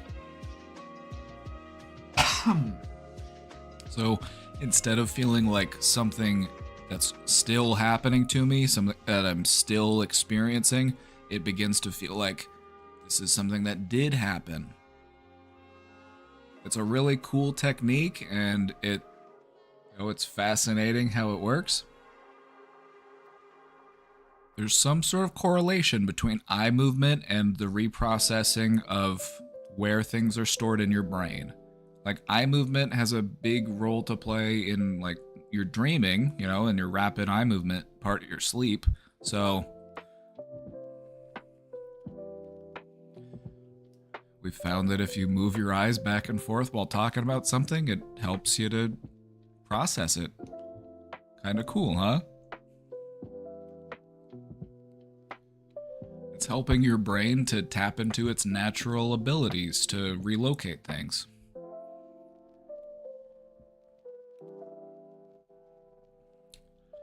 Back and forth? Yeah, here, I'll show you.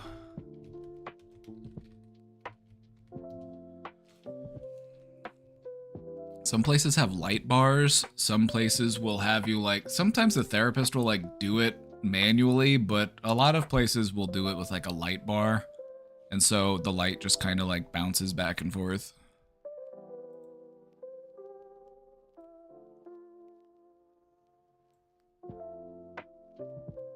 EMDR uses the natural healing ability of your body. Oh no, not the British therapist. The natural healing ability of your body. Oh, what a... Alright, mate, I'm gonna need you to sit down for me right there. And I kind of slipped into an Australian, but, it is what it is. Alright, mate, I'm gonna need you to sit tight. Have you watched with that light? You see it bouncing back and forth there. I'm gonna need you to look at it. Just stare intently at it. And then we're gonna talk about your bad days, alright, mate? After a thorough assessment, you'll be asked specific questions about a particular disturbing memory. Eye movements similar to those during REM sleep will be recreated. I could not do therapy with a British therapist. I'm sorry, it's just too distracting. I just couldn't. I couldn't. That sounds like that must have been really hard. And what did you do about it?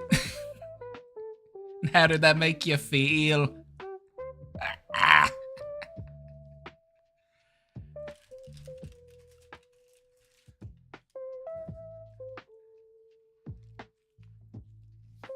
That must have been devastating. What you told me about your ma.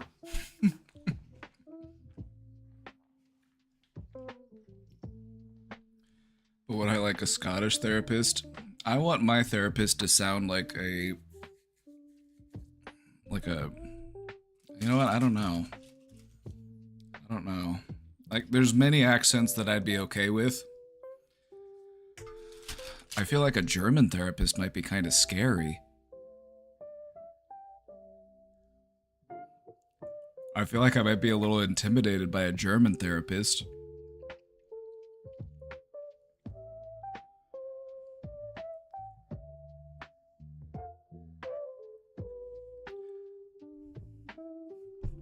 Hello and welcome. Alright, go ahead and have a seat. Yes, we will be talking about your trauma today. Is that okay? Shall we proceed? Alright, without any further ado, we've only got 50 minutes, so we need to... Gotta keep the trains running. Ja, bitte. Ah.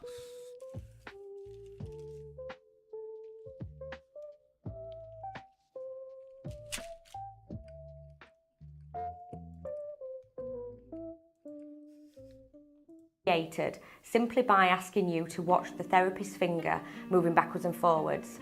Sometimes a bar of lights or headphones is used instead.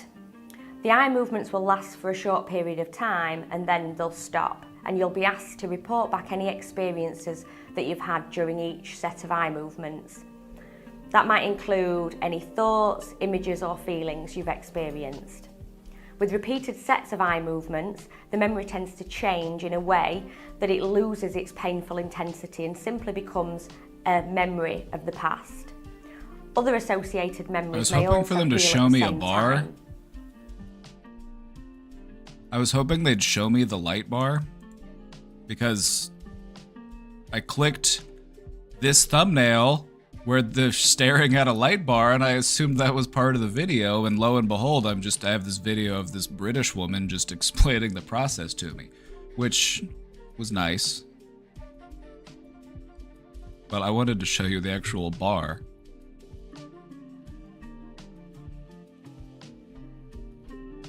They also have YouTube videos where you can do it at home if you're, do that at your own discretion. Like,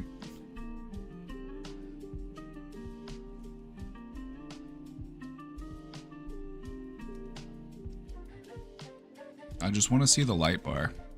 Okay, so here you go. All right, Kelly. Hi there, I'm Kelly Burris, licensed marriage and family therapist in the state of... Oh, a Californian accent. Oh my god, Californian accent might be nice for therapy. They'd probably be like, yeah, and you're valid in that, and that's okay. Yeah. Tell me more about that. Like, yeah, alright. Wow. So it sounds like you've really been through a lot. Cali accent would work. California, and this is an EMDR light bar. This video's one of a couple I've put out on my YouTube channel going... I want to see it in action. This is what it looks like when it moves. Okay, thank you. This is what I came for. Oh, it's nice and slow. So this would be a resourcing speed, and it's got all different speeds. So the it's therapist can adjustable. pick, and then look how What fast the it's fuck? going, right? Trying to make me have a seizure. We have all these different speeds to help clients who are going to be resourcing or processing. I would say the typical processing speed that I use is about here. So it's not that intimidating. Everybody's eyes do this at night when they're asleep anyhow. So it's something that a person's capable of. If for some reason... Can I just go get an old Pong has machine? You a know? history of seizures or some sort Modern of problems struggles with require their modern eyes, solutions. This might not be appropriate. Meaning a If you've watched 50-year-old their video videos, game. You know that there's standalone tappers that can Our be therapist used just in did it with a pen. situations, or even... Yeah, some therapists will just do it with a pen or their finger or, but some of them will have the equipment, especially if this is something they do all the time. Because any therapist could do this, but some of them specialize in it and they'll have the equipment to do it. Like, if you're a specialist in EMDR and you do it all the time, you're not going to be doing it with your pen all day, every day. That shit would be exhausting. Unless you're just really, into doing it that way. Some people could be, I guess. They'd be like, yes, no, this is a pure way. We cannot trust the machine. It must be a human connection. I must be moving the pen manually.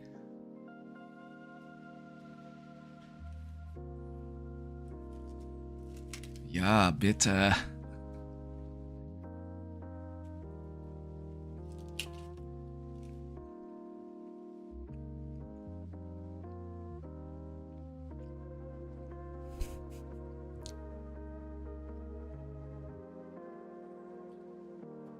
So anyway, that was EMDR.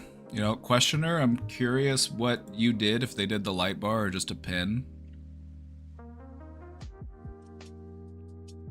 If it's meant to reproduce dreams, it should be in VR. See, now you're talking. There's a whole realm of VR therapy. We could do a little bit of a deep dive on it sometime if you'd like. They've got all sorts of crazy ideas as far as how virtual reality can be therapeutic. There's some pretty interesting ones too.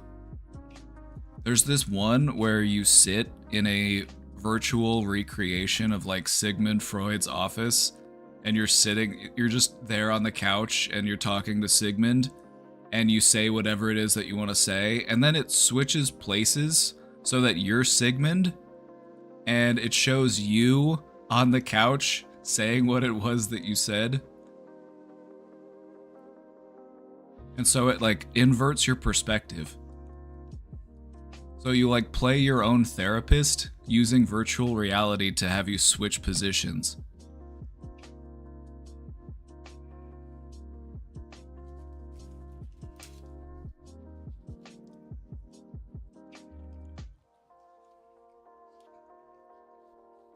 EMDR VR? EMDR VR or VRE EMDR?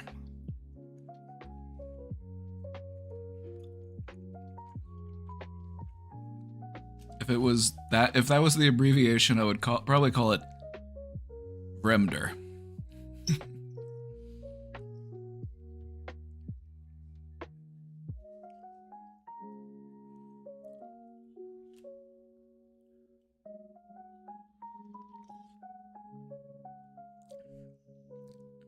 Remder definitely sounds better than MDerver, but just as an acronym.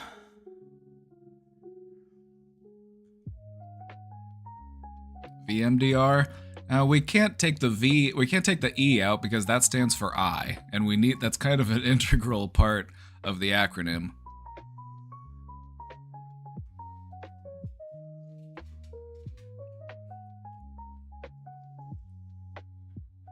You could do VEMDR, virtual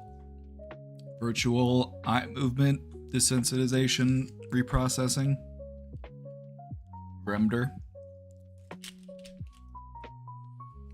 Or VEMDR. You could also put the A back in and have it be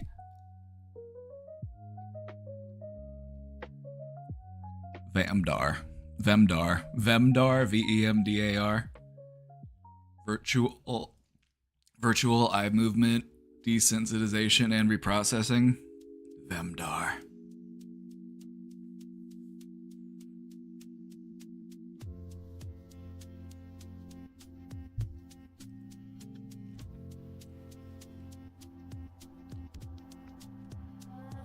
Anyway, let's get back to the questioner. We've just been sitting here talking about EMDR for the past who knows how long.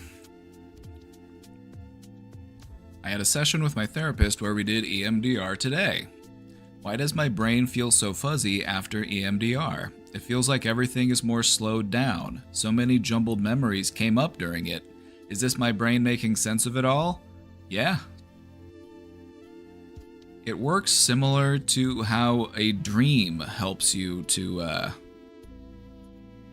how dreams kind of have that like fuzzy quality to them?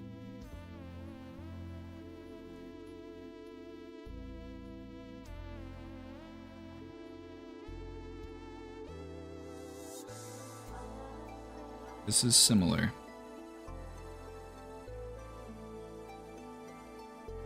You were basically put into a waking dream and your brain underwent some shuffling around of some deeply seated stuff. And so the dreamlike quality that follows that is to be expected. You'll probably feel great after you go to bed, and when you wake up in the morning, you'll probably feel lighter. You'll probably feel, more together than you have in a while. It might feel like something's different and you're not quite sure what it is, but it's not a bad thing. So I would just say, try to take a peaceful rest of your day. You've done some good work today. Try to just get some rest. You'll feel much better in the morning. Is it best to analyze it or try to lock it all away until the next EMDR session? Thank you. Take it as it comes. The whole point of doing therapy is to learn how to handle things when they arise. So don't feel like you have to force it. Don't feel like, okay, now's the time. I've got to work through all this stuff. That might feel a little overwhelming and unnecessarily stressful. I would just go forward feeling confident in your ability to handle whatever it is that your brain wants to throw at you.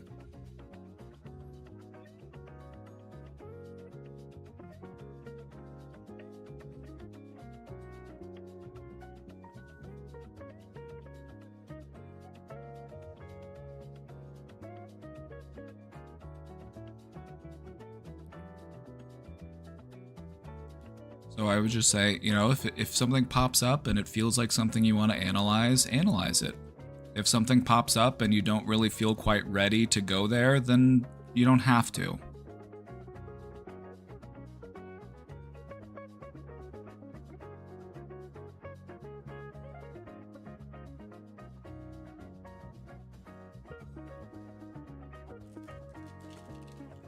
Some of the stuff that we work on letting go of takes longer to learn how to let it go. Some of it's more deep-seated, some of it's more painful, so we don't have to rush. And sometimes that's where our mind pulls us to, because those are very often our greatest pains. So long as we're not actually displacing them. What we like to do with pain is displace it, find somewhere else to take it out. We're like, oh, I'm such a poor mood because the dog, chewed something in the house or, had an accident or whatever, and now it's just ruined my day. But, the real reason why you're angry is because you're still processing something that happened a long time ago and you're just taking it out on what's in front of you. Anyway, EMDR can bring up some pretty deep-seated stuff. Some of it will be very relevant to your healing. Some of it might be a little bit more random. So don't feel like all of it's going to be significant. Don't feel like all of it's going to be meaningful.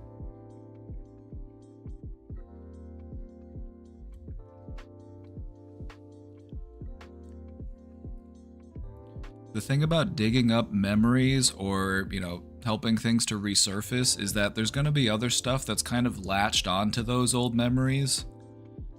Like, if the memory that you're pulling up happened at a certain point in time, then you're going to form associations with that, because that's just kind of how our brain stores things. It likes to store things next to relevant things.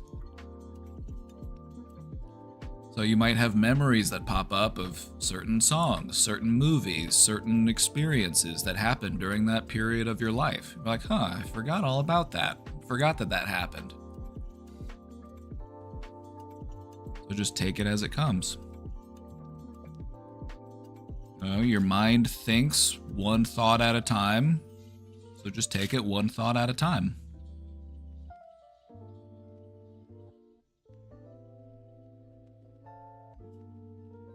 It's less important about doing it the right way or the wrong way, because even doing it the wrong way often still gets you to where you're trying to go. It might just take you longer, but it's just about doing it. So don't focus too much on making sure that I'm going to do therapy perfectly. I'm going to do every single thing that I need to do to get, you're learning how to have a better relationship with your mind, and you're learning, you're relearning that you're the one that's driving this thing, and that you just need to move some stuff around and let some stuff go, clear out some space, and then you'll have all this space to work with. Space to build something really cool for yourself,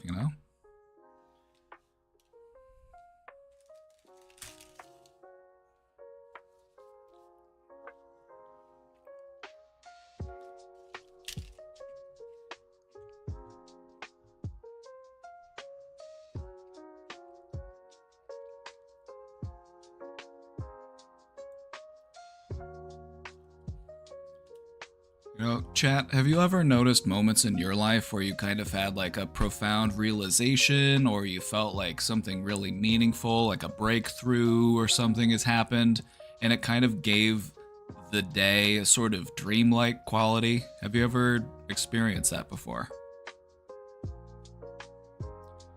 What you'll notice is that whenever you break your mold, because we have all of these rigid thought patterns that we like to follow every day. They're the beliefs that we kind of wrap our sense of reality around. Whenever one of those changes, mostly for the better, you're breaking out of an old thought pattern that you were kind of trapped in, it feels a bit dreamy. That feeling of dreaminess is your brain exploring uncharted territory. It's you moving things around and forming new connections. That's a good feeling. So you want to try to view that feeling as a sign of meaningful progress. It's you training your brain in the right direction.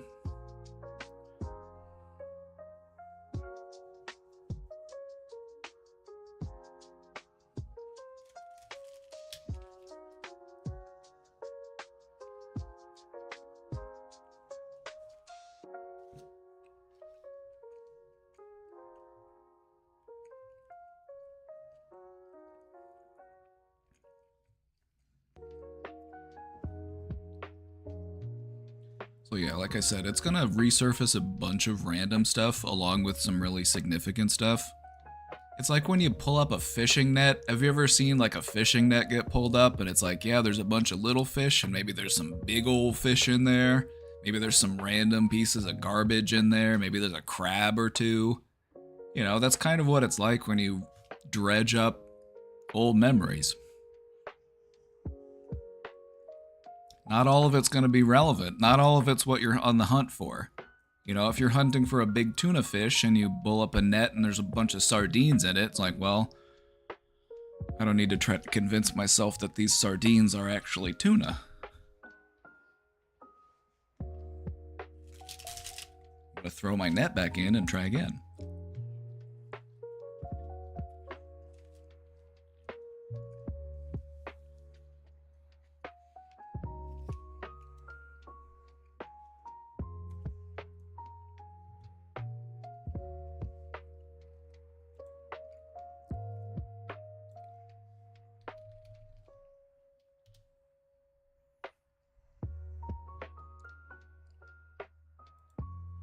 Alright, I just have to show you this video real quick. There's this YouTube channel I've been a fan of. They just form these, like, they do these, like, scripted shorts.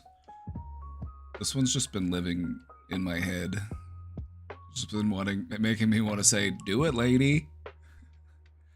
But just saying it out of context, it's just, I feel like I need to give you the context. And I'm pretty sure that the peacock is Rosie O'Donnell. Yeah. Chit, for the last time, I do not watch The Masked Singer. Yeah, you should. Yeah. Hey, guys, we're supposed to be planning Janice's surprise party. I bought the card. Oh, yeah. Hey, Chit, did you sign that yet? Yeah. Yeah. Great. Right here. Yeah. Perfect. What? Do it, lady? Yeah. Yeah. Pretty good, right? I don't know. What does it mean? Do it, lady. You know? No, I don't know. Do it, lady. On your birthday. Do what? All of it. At once. Yeah. All the time. Uh-huh. Or whenever you want. Yeah. Hey, Chit, I don't think that's a saying. No. Oh, Peter. Peter. Yes? Do it, lady. What? Do it, lady. Is this because I'm gay? No, it's not. It's not a saying, Chit. It is catchy. What? Do it, lady. Linda. Yeah. Yeah. Do it, lady. Mm-hmm. Yeah. Do it, lady. Do it, lady. Oh, Do no. it, lady. Yeah. Peter, you say it. Do it, lady. Oh, my God. Do it, lady. Yeah. Do, Do it, lady. Yeah. Oh, my Yeah, God. Yeah. Yeah. Are Yeah. you drinking? Yeah. Yeah. Juice. Yeah. It's a tall boy of White Claw. There's a whole bunch of these little shorts. You should check it out. If you thought that one was funny, you should check that one out. I've been getting a kick out of them. Their videos have been popping off. Like, they showed up in my feed a couple weeks ago, and like, it's been growing a lot, so. But no, there's another episode where he just like cracks open a White Claw at work, and he's just like, oh yeah, it's just juice.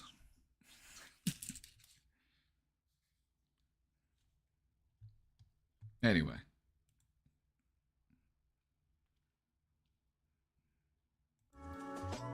Do it, lady.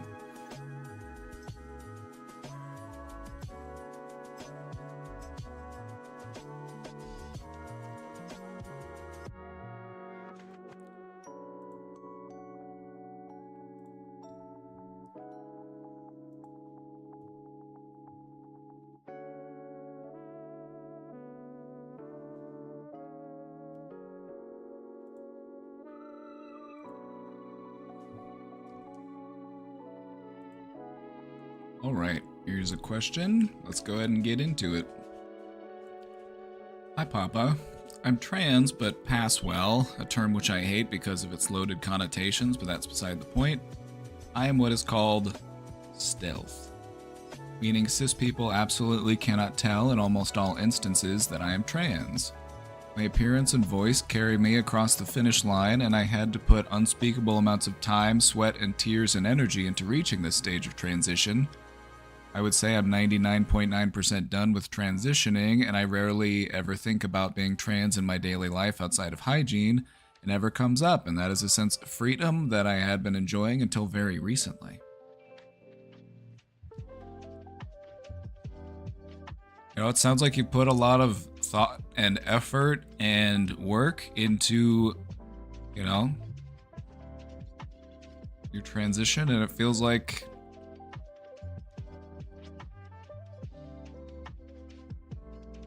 you should be able to look back and celebrate that progress, right? Be able to look back and give yourself a pat on the back for all that hard work. Take your W, as they say.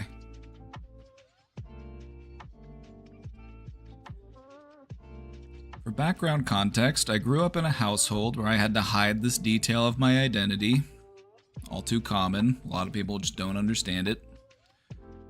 I knew since I was a young child that I was different somehow. It wasn't until I was a teenager and had internet access that I was able to put to words my feelings and form an understanding of myself. I presented as my true self online, but had to be careful with privacy because back then I would have been accused of catfishing with zero understanding. I was hiding from everyone all the time, both in real life and online. It was absolutely terrible. And finally, get away from my hometown allowed me to become myself for real, but I still prefer to keep private about that aspect of myself because you just never know. Sometimes people won't actually tell you what they think, or that they think that you are disgusting or invalid. Sometimes they will just do subtle things to fuck with you or make you question yourself and your identity. Or even if they are truly supportive, some people just simply cannot handle it and start to misgender you on accident, which, giving them the benefit of doubt, just means that they may want to respect you, but truly deep down are not wired to see you as your true self. They will forever simply view you as wearing a costume or putting on an act. Sometimes coming out to people opens Pandora's box, and I would rather not. You know, so what I think is, if you are confident in your identity, then don't welcome criticism or judgment from people who are not confident in their own identity. Like, the reason why these people call your existence into question and make you feel like you have to explain yourself is because they have no idea who they are. They're afraid to look inward. They're afraid to, you know, pursue their own happiness. They're just out here trying to make other people feel miserable. And that's not somebody that we should allow to define us.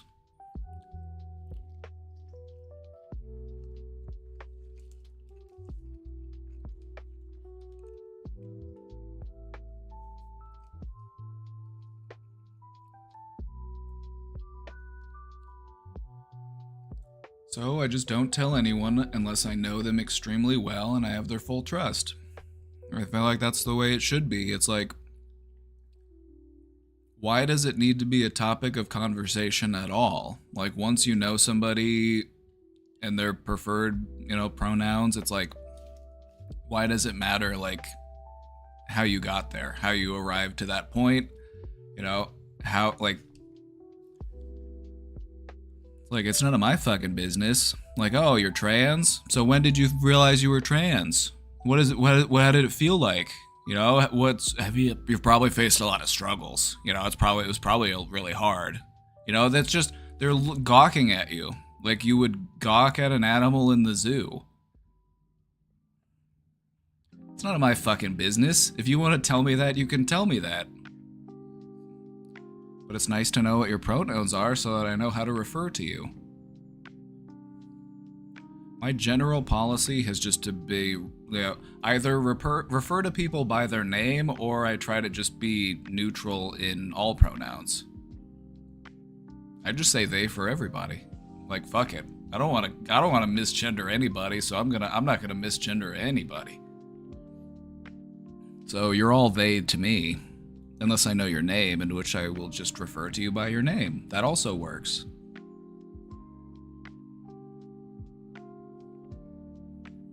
English makes it so much easier. Yeah, for example, you could live in a culture whose language decided that you can be made fun of for misgendering a washing machine or a dishwasher or a sausage. That's right. Sausages are feminine in German. It's diversed.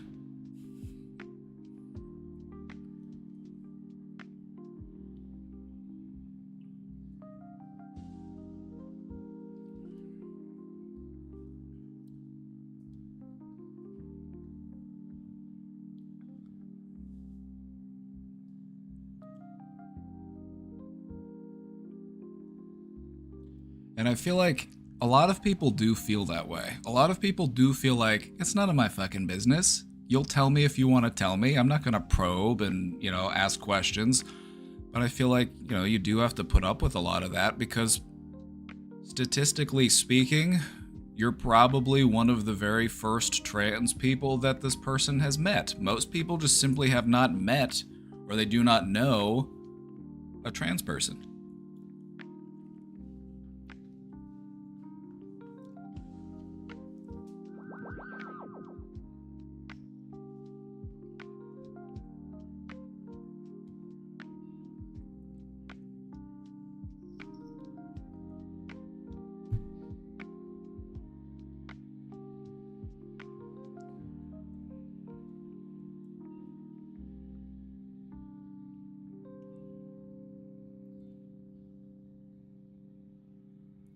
The only exception is when I feel scared or threatened in some way and feel the need to let someone know ahead of time to preempt conflict or confusion. For example, telling a trusted coworker in case trans people start getting rounded up by Trump so someone at work at least knows what happened. I had a stalker scare recently, and in my lizard brain reactive state, I felt the need to tell a few people that I am trans just in case something bad happened to me, because I didn't know if the person trying to stalk me knew I am trans or not, and what they would do if they found out. I'm scared of people violently reacting. I think the stalker ordeal is resolved. I haven't heard anything from them in a while, but some people I would call online acquaintances, not necessarily friends, because I have to be very close to call someone a friend confidently. I had to let them know that I am trans, and I was scared of what would happen if that private info got out. I told them to tell anyone else they may need to tell because I wasn't the one who had influence over it. It may help for them to know that I am trans in order to explain why I was so frightened, on top of how frightening a stalking situation is in general. A very frightening situation.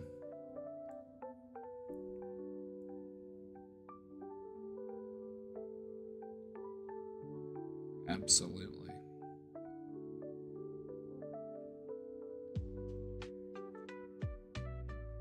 There have now been several instances where I feel like I am being probed by multiple people in these online friend groups. Multiple people in multiple groups. They won't ask me outright because I pass so well. I think what has happened is that they don't believe me. Well, if you want to know, you're probably going to have to go around to them individually and ask them. Like, hey, the energy's been off between us. What's on your mind? How do you,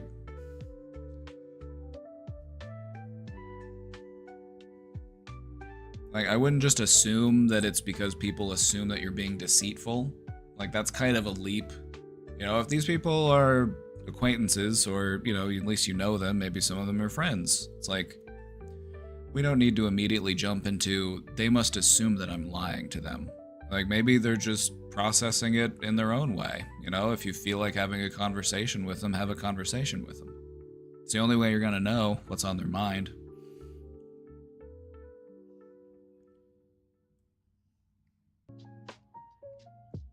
The people I trusted and came out to didn't believe me and then told other people because I wasn't specific about who they could tell, and now there are who knows how many people trying to figure out how to probe me to get me to prove to them somehow that I am trans. Well, that's, again, none of your business, and you don't really need to respond to any of those probes because that's just disrespectful. It's dehumanizing. It's like, and let them know, like, hey, knock that shit off. Like, what the fuck are you doing? And if they don't apologize and, like, actually mean it, then it's probably a good idea to just not engage with that person. You don't want to be treated like an object. You want people that respect your humanity. You know, so maybe some of them are just curious and a little bit blunt and a little bit disrespectful. Like, we can work with that. We can help people to change their mind and to, you know, be more compassionate if we're willing to do that. You know, we gotta have the conversation. It's the only way we can change people's minds.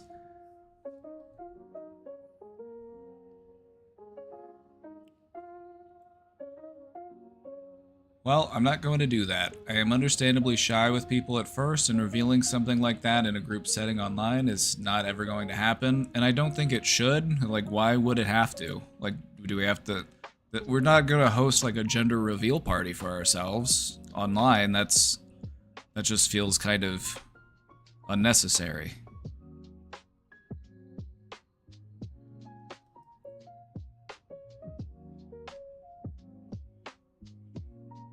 Like, it's your business, and if there's anyone that actually wants to have a good faith conversation with you and you're willing to talk to them about it, then I would say go for it.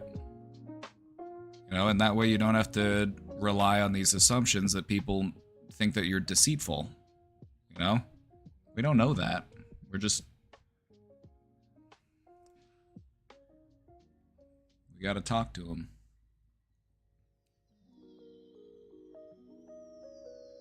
Yet they're trying to engineer conversations to get me to voluntarily contribute that detail about myself. It feels icky, it feels gross, it feels invasive, and it feels like betrayal that someone has spread my personal information around. It makes me want to just abandon the friend groups entirely. Yeah, I mean, who in this group are you all that invested in? You know, is there anybody worth keeping around? Like, we don't have to keep the whole group. You know, do you want to take one or two with you? You want to pick some?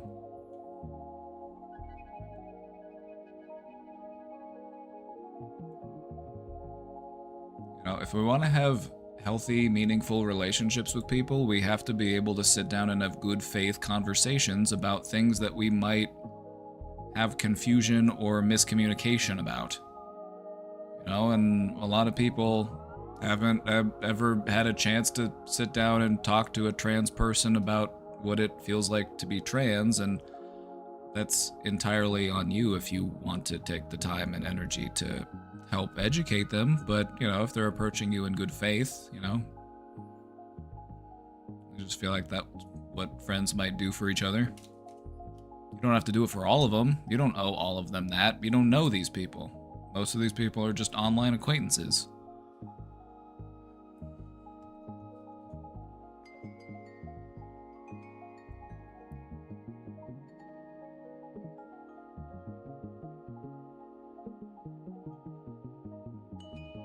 And yet there is no way for me to face this directly without possibly being painted as paranoid, insane, or being gaslit. You could just be anxious. Anxious can lead you to self-doubt. It doesn't have to be paranoia. You know, and you've got due cause to feel anxious and hesitant. It's like you said, you have a hard time, you know, opening up and connecting people, and you've also just had to deal with a stalker, for fuck's sake. Like, you need to find people that you can feel comfortable and supported by. You know, and anybody who doesn't fit that right now is just, do they need a place at your table? Do you owe them an explanation? No.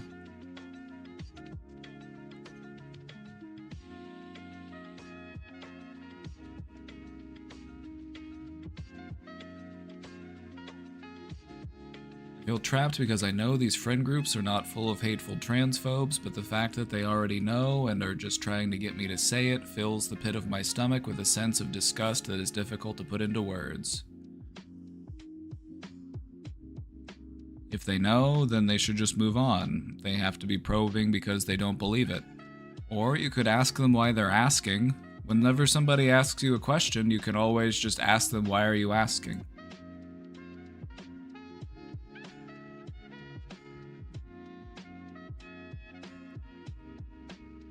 If there are any of them there that actually want to genuinely have a conversation with you, then, you know. But if not, then don't waste your time. If I were to ever find out that someone is trans through a third party, I would end the conversation there and then ask the trans person if they are okay with whoever it was outing them to other people. Is this not basic courtesy? Am I overreacting due to my deeply ingrained fears of transphobic violence? How do I get this to stop without losing my friends? Because I deeply want friends who are just my friends. They don't need to know about what is in my pants. To have friends that you care about deeply, that's going to require vulnerability and trust. So just think about what it would take to open up to somebody in that way. You would want to have healthy lines of communication. You would want to feel heard and seen and validated. You're afraid of getting snatched up. It makes sense that you're anxious and you're directing some of that stress into these interactions. You're assuming that people are thinking the worst of you, and you're assuming that people have the worst intentions for you.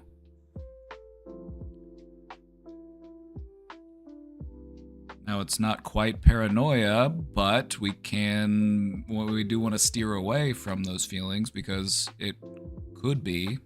That's where anxiety likes to go if we leave it unchecked. You know, and you have plenty of reason to feel anxious right now.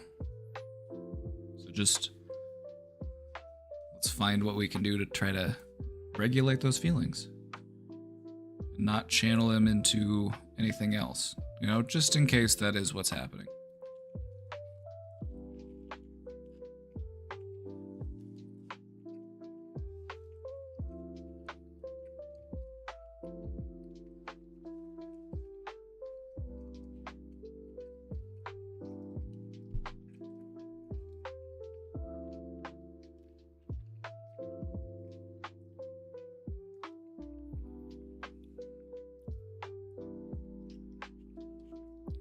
Or just engage on an individual basis with those that you feel you can engage in a good faith conversation with.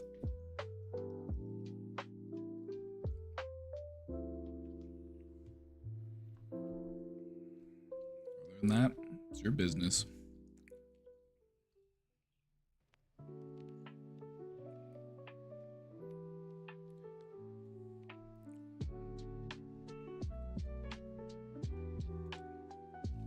No, you don't owe people an explanation, and if there are things that people want you to talk about, but you don't want to talk about them because you don't feel comfortable talking about them, then set that boundary. Let them know, like, hey, I don't want to talk about that, so I would appreciate it if you didn't ask again. Thank you.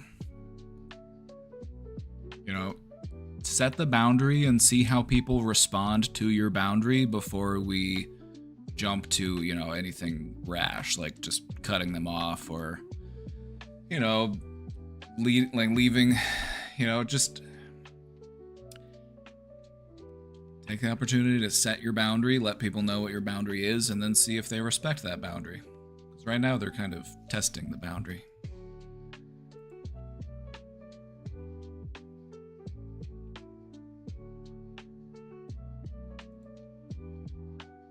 What is your favorite movie?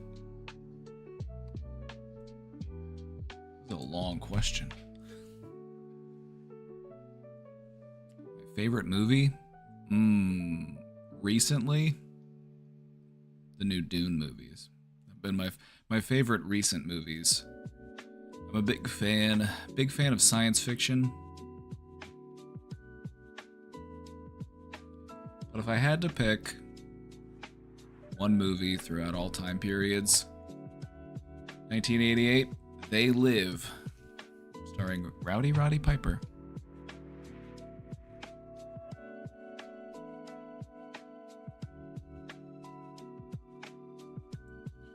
They Live is a film about a drifter who discovers a pair of special glasses that allow him to see the aliens that are subconsciously influencing humanity. It allows him to see through the veil and see their propaganda.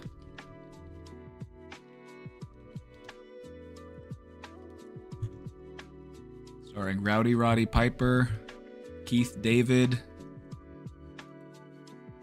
Excellent film.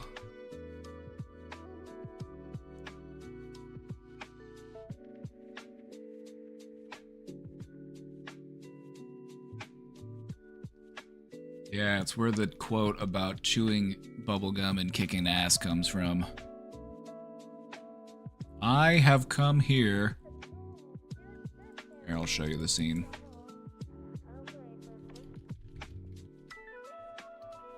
It's what inspired the line from Duke Nukem. I have come here to chew bubblegum and kick ass. And I'm all out of bubblegum. So he gets these glasses that let him see the aliens, and then he just goes around on and starts shooting aliens and stuff, and then they try to chase him, and he has to meet up with the resistance, but I don't want to spoil the whole film for you.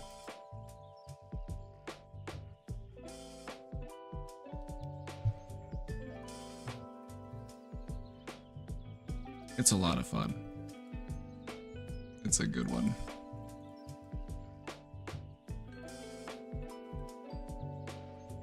Got to see it in theaters, actually. They did a showing in memoriam whenever Rowdy Roddy Piper died. And they did a showing of that at the theater, so I got to see it on the big screen.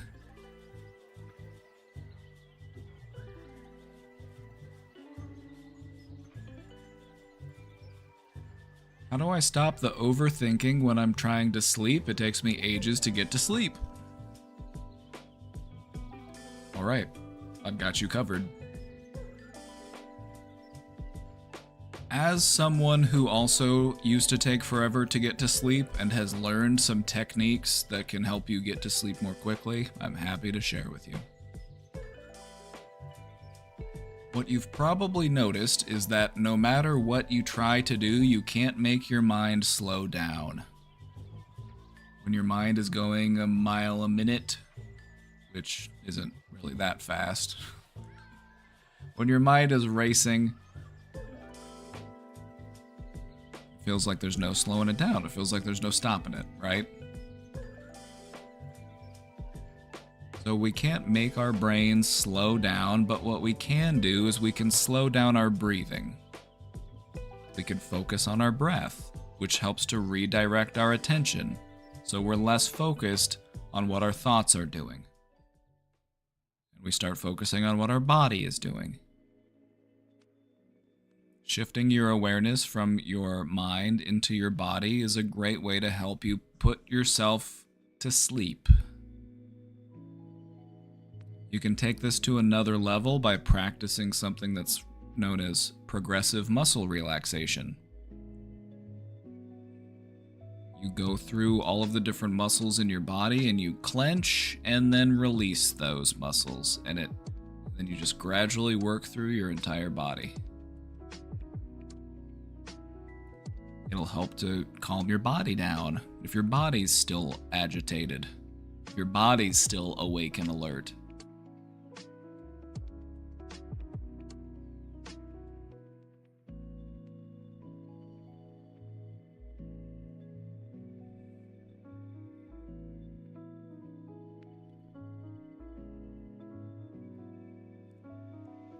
Redirecting your thinking is a great way to do that.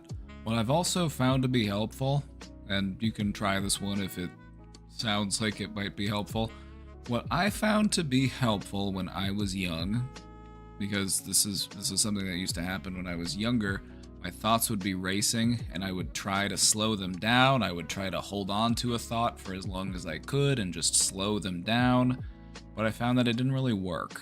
My thoughts were just chugging along at a consistent rate. But what I found out that I could do was I could speed them up. I could think faster. And then I could go even faster.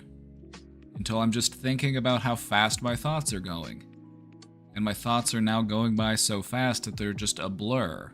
I'm not able to discern or distinguish what any of them are. They're just zipping by so quickly I cannot attach to any of them. So I found it helpful if you want to slow your mind down to instead speed it up. Tire it out. Hit the gas until you run out of gas.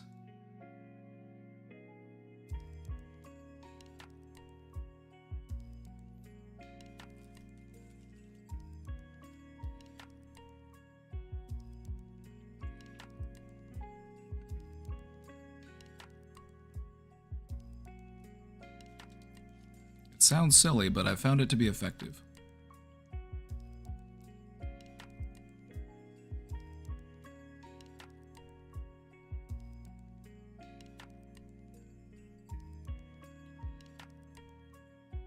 Consider all of your senses when it comes to sleep.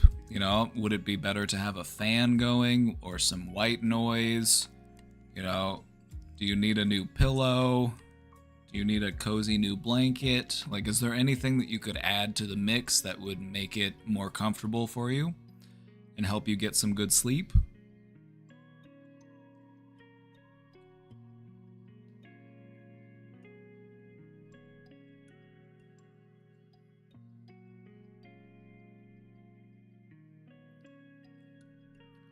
I got cooked when I asked a girl out, but at least you tried, so that's still a W. Getting turned down just means you're trying, my friend.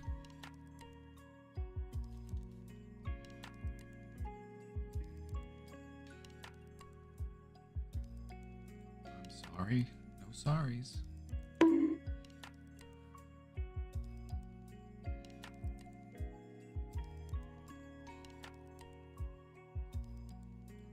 Questioner, I want to show you one more thing before we move on from that.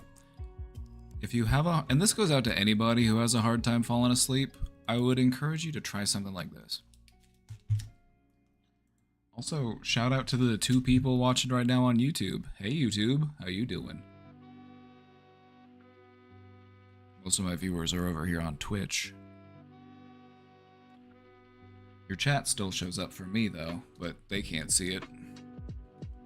Twitch has a rule that you can't show the chats from other streams on your stream. So I can't show my YouTube chat with my Twitch chat.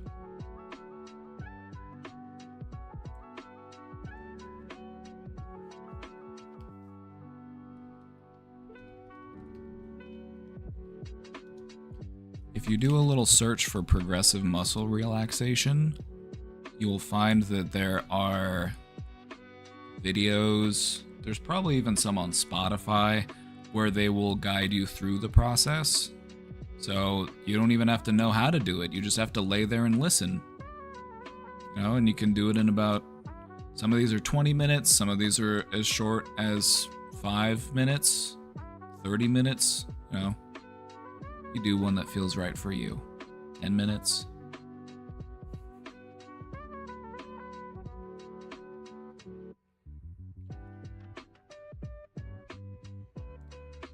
It's gonna be a nice game changer for you.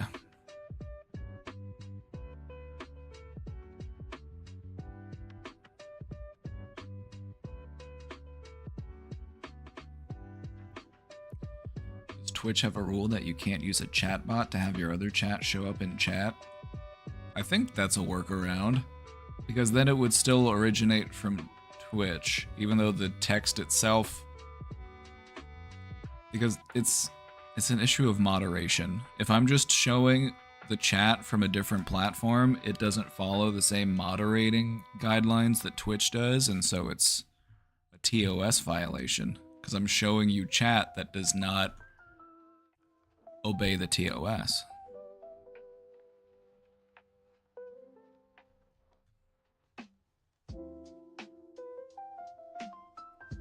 Anyway, give progressive muscle relaxation a try. It's really nice. It's very relaxing. You know, even if you don't have a hard time falling asleep, it's still something that's nice to do. It's great to help you settle down and just get a really nice, relaxing sleep. 10 out of 10 would recommend. Chicken wrap or chicken sandwich? depends on the price point. I'm not paying more than like $3-4. Like, if I'm paying more than like $3 for a chicken wrap, it better be a big chicken wrap.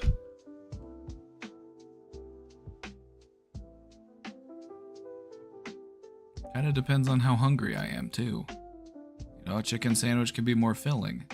Got all that bun.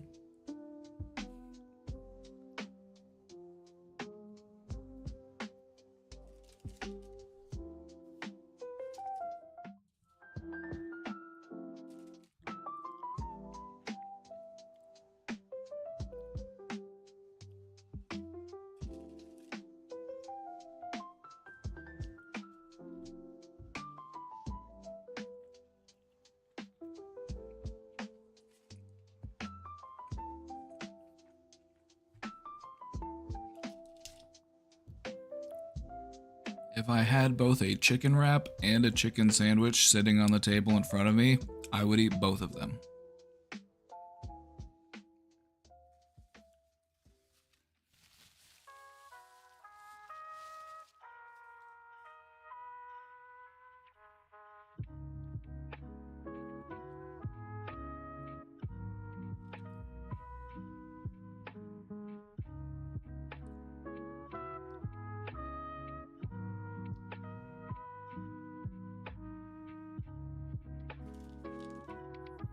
A growing boy.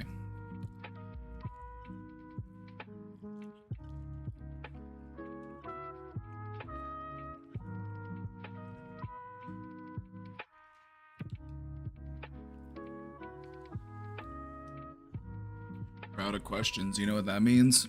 I'm putting the hat on.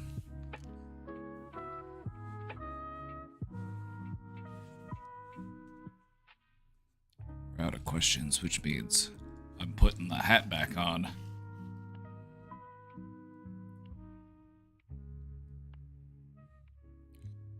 If you have a question, drop it in. We're here. You have until I finish eating this burrito. Since I've decided that's apparently a group activity today.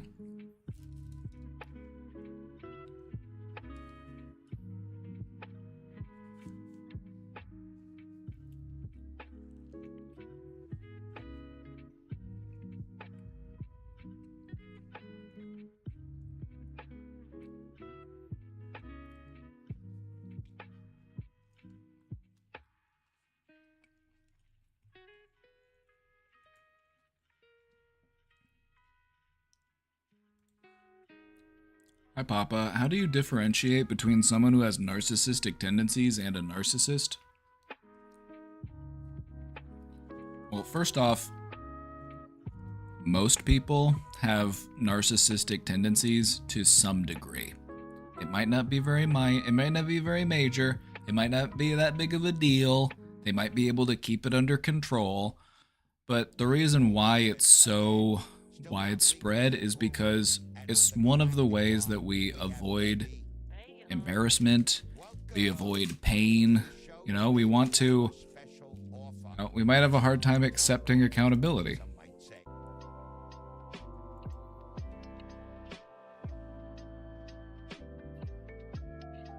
You would only refer to somebody as a narcissist or diagnose somebody as a narcissist if those traits were very pervasive, they were commonly used day to day. It was a big part of how they go through life, right? The thing about narcissistic tendencies is that you can pick them up without really recognizing that you have picked them up. Let's say, for example, that you had a parent that had narcissistic tendencies and you learned from them how you handle certain types of stress. And then because of that, that's what you do now as an adult, because that's what you learned to do. It was just normalized for you. Doesn't mean that you're choosing to do it. It doesn't mean that you're, a bad person for doing it. You're just doing what you learned. You're doing what you were taught.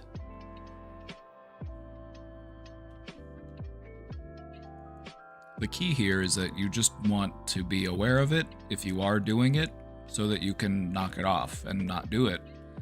Because It's a way that we protect our ego, but it's oftentimes harmful to the people we care about. Because if we have a hard time accepting accountability for ourselves, and we're always shifting blame onto others, we're not treating the people that we care about fairly and equitably, and that's what we should strive for.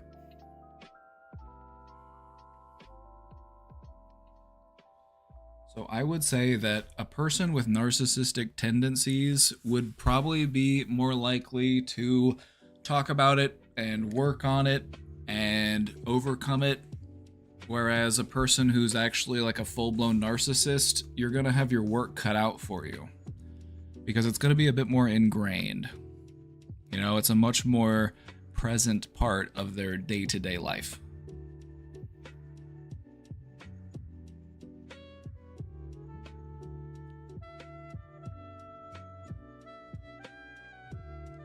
Hey, my boy, could I lay some heavy shit on you? This is the place for it. It's Trauma Dump Thursday. That's not actually what today is, but it's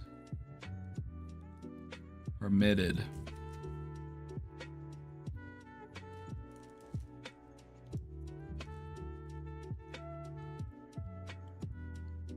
I'm hoping reading the book club piece helps me with this.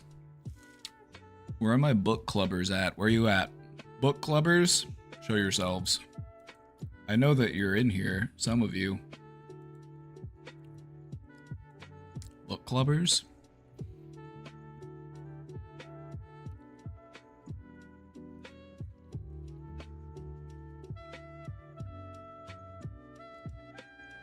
If you are still interested in joining the book club,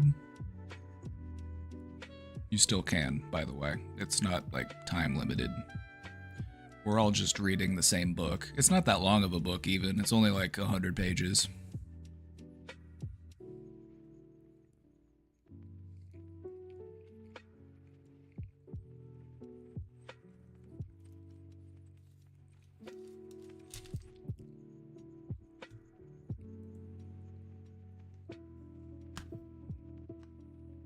Starts off good, but honestly, I feel like it really picks up once you get to like chapter 5, when you start getting into part 2. That for me was when it really started getting good. Not that it wasn't already good, but the book kind of works you into these different ideas, and it's trying to like introduce this new way of thinking about yourself. And for me, it's like I was already there, so I was kind of just reading what I already knew in those first couple chapters, but I got to a point where it was like, all right, now it feels like I'm not doing things that I haven't heard before.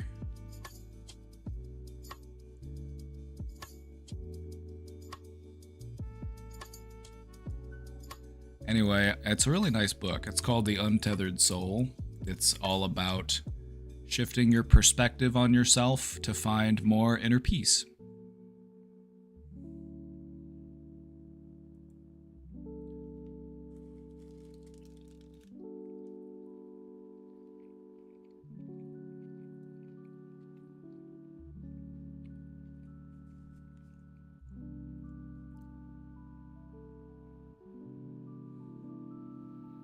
Thank you, man. I'm having a hard day. Hate to hear it. Take a load off, partner. Take a load off, partner. Tell me what's on your mind. Should I do a cowboy thing? I could put a saloon behind me.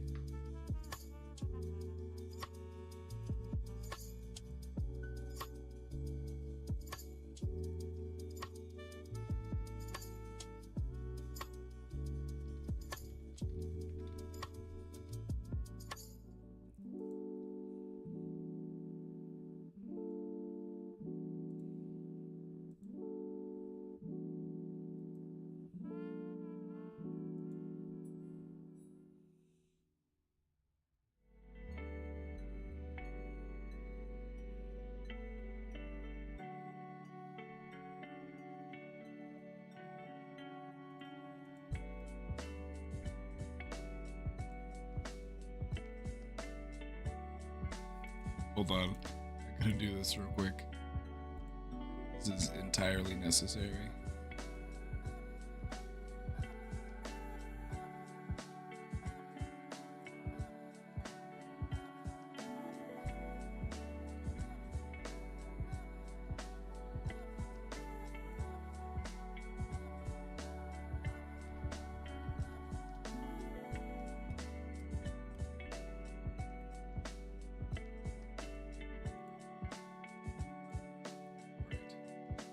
Just need this backdrop here. I need to just move it.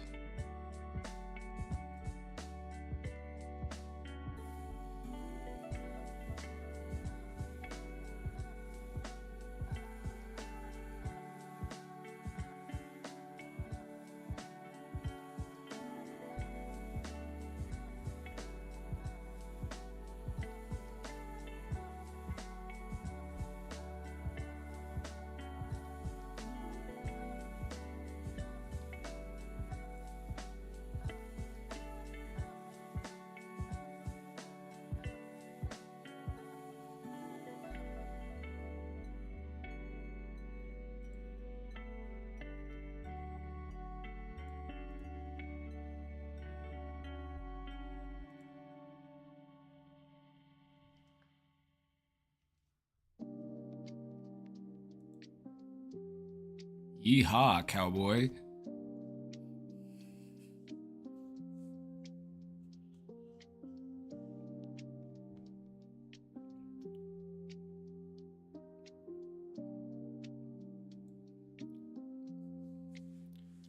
I coach a summer camp, and we may have discovered that one of my kids is getting hurt outside of camp, and I'm blaming myself for not knowing sooner.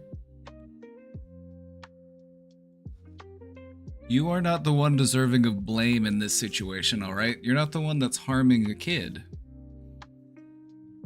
You know, don't fault yourself for not seeing it sooner, because abuse can be tough to spot. The reason why it's so persistent is because abusers are good at hiding it. You know, they teach the kids that they're abusing to not talk about it or not trust to other people. It's like they find ways of manipulating and making sure that their dark secrets don't get out. It's not on you. You get to be a force for positive change in this kid's life. That's a good thing.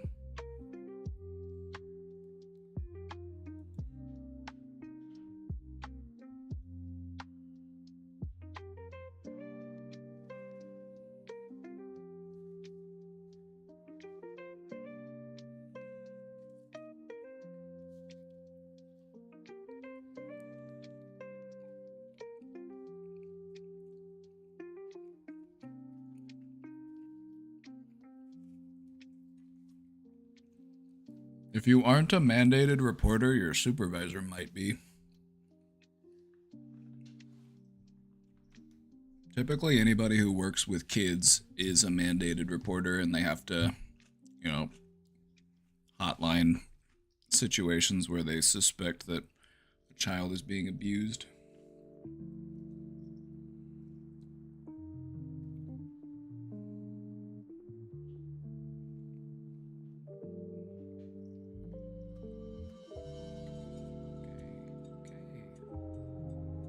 Doing?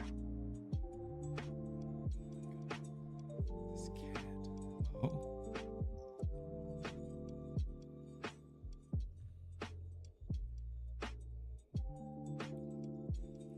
You know, it's not easy to find out that this type of stuff happens. You know, we don't like to think about that type of evil existing in the world, and sometimes we get a sobering reminder of it. But you don't need to beat yourself up over it. You are part of changing things for the better. You are on the side of good here.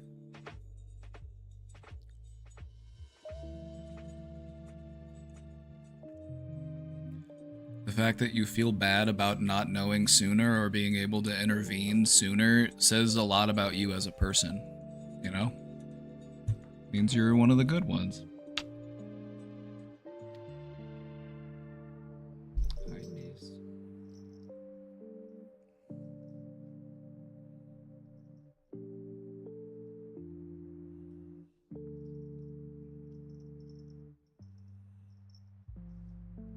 You like my hat, miss? Yes, what do you think about my hat? What do you think about my hat? Do you like it? You like this part? Oh.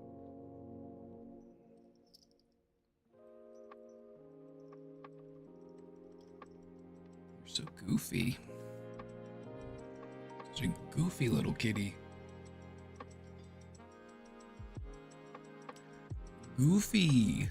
Goofy kitty.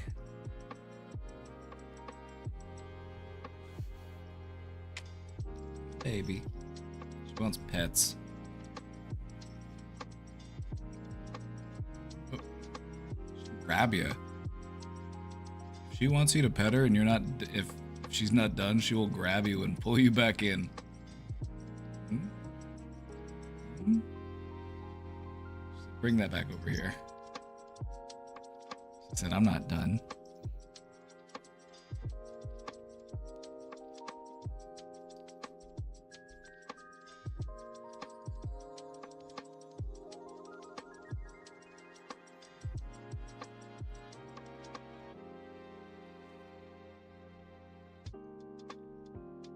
Poor girl was trying to hide it for like 3 days, you know, in a group environment with other kids asking over and over. Yeah, it's...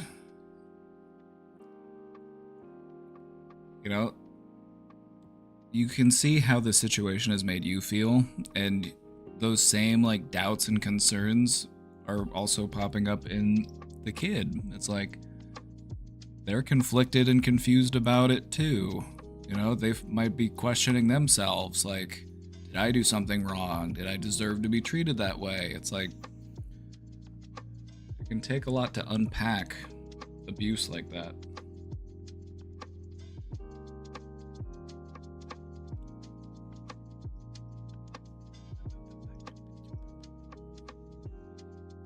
Am I late? Would like to learn about this topic? You're a little late if you were hoping for the presentation. We do have the slides posted, or you could check it out in the VOD. You know, we've got the VOD up, so. It was a good one, at least, but I'm biased, so don't listen. Don't take my word for it. Don't take my word for it. Chat, if you were here for the presentation, what did you think? Let's give me your honest review.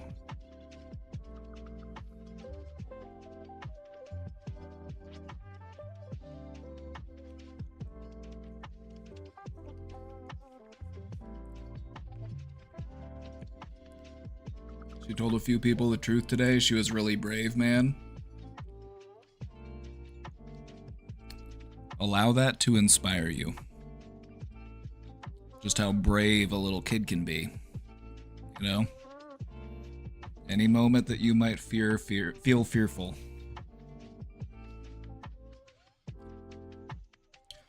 Thanks for being chill. I didn't want to burden the wife, you know?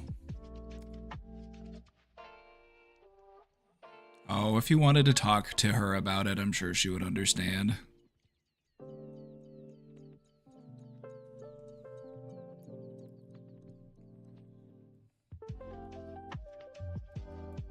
You know, don't feel like a burden for turning to your significant other for emotional support. That's what they're there for. You guys are there to help lift each other up, right?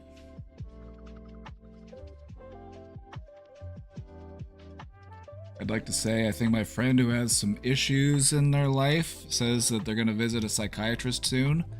There you go. So it sounds like they're opening up to getting some help that they might need. That's good. That's good.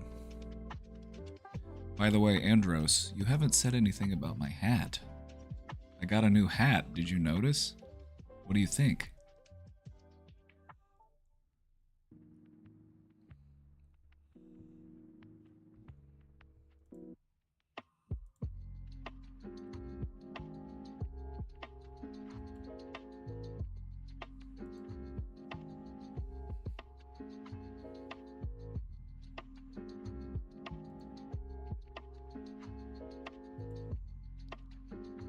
Hat is awesome. Thank you. I think so too.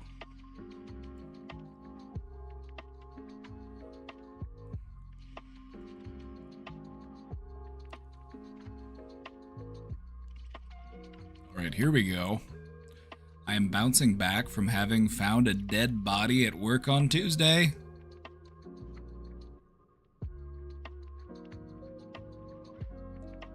Can't see my eyebrows. My eyebrows were...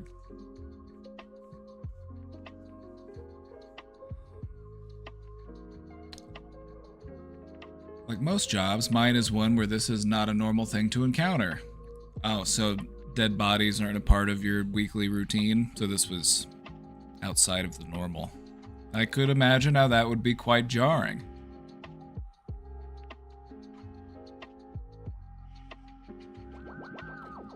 I feel like I'm recovering okay, but I want to make sure I compartmentalize in a way that's healthy to me and respectful to the dead. Any support is greatly appreciated. How do you feel about it, honestly? Like, how do you feel about it, honestly?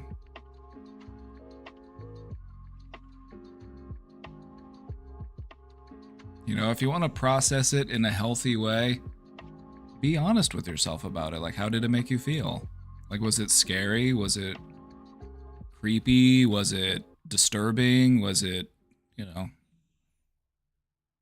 like, how did it make you feel?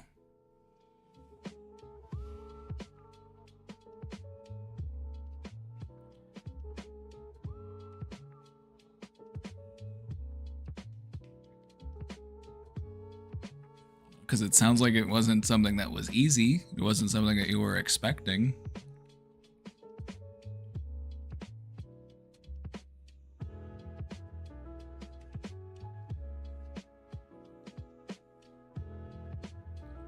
You know, I would just try to listen to your feelings and see what those are and allow yourself to feel them. It's a totally normal response to encounter a random dead body and just to feel a bit shaken by that, or to feel like you saw something really messed up, or to think that you saw something that was just like disturbing and, you know.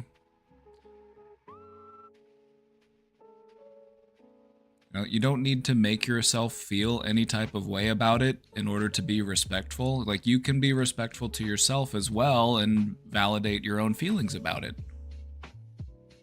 Like, if it was messed up, it was messed up.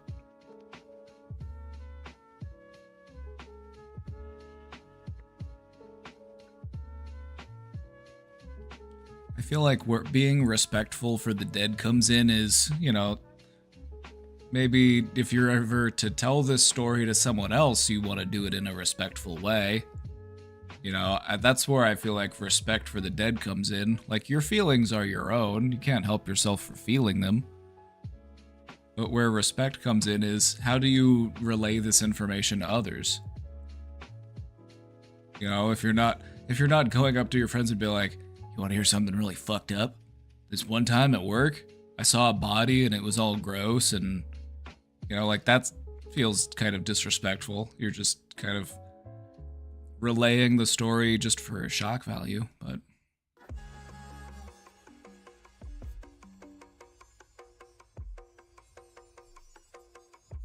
Like, you're valid in your feelings, and if it made you feel some type of way, allow yourself to feel it. But just be respectful in talking about it to others.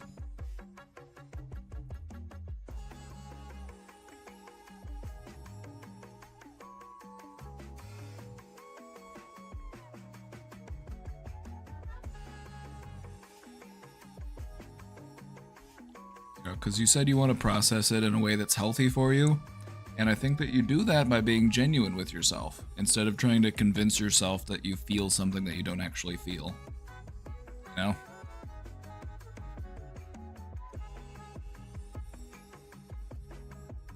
You know, seeing an unexpected dead body, that can be kind of messed up. Just allow yourself to recognize that and be like, damn, that was some wild stuff. Not expecting that. That made me feel very weird. That made me feel very uncomfortable. You know, allow yourself to feel how you feel. That's how you get through it.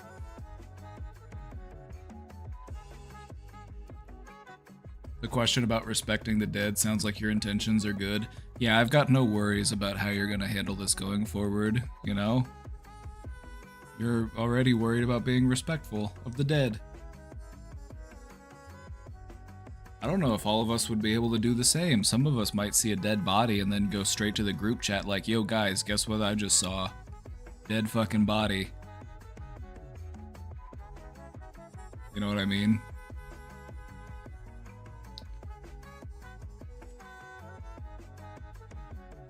You know, in all fairness, when I'm dead, you can disrespect me all you want. That's fine. I'm dead. I don't give a shit.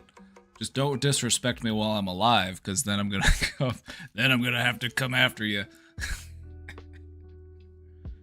But whenever I'm dead, it's fair game.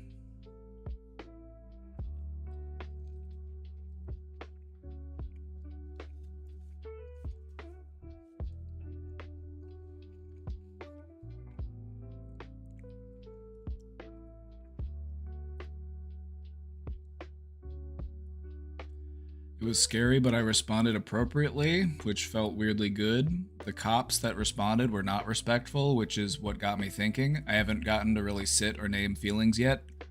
The cops were being disrespectful to you because you made them do work.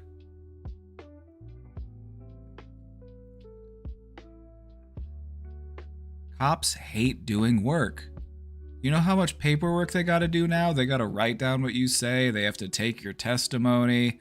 They've gotta, you know, deal with this.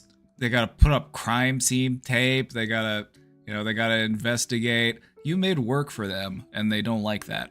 They would rather just sit in their car and eat donuts.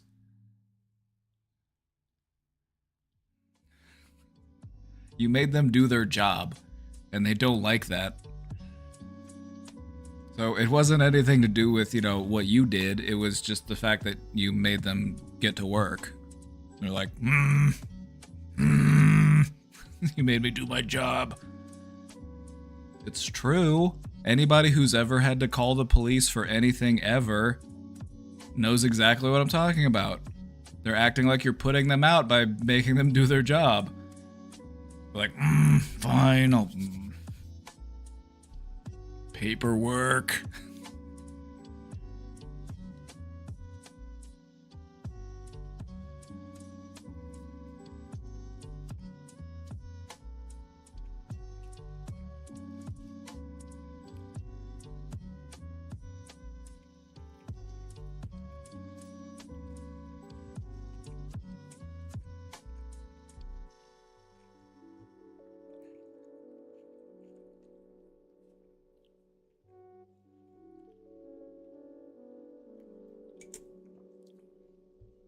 Dead body shows up, that's a lot of paperwork.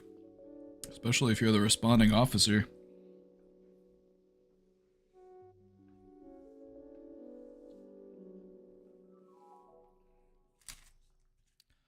If there's anything I know about cops, it's that they have to do paperwork and they hate having to do it.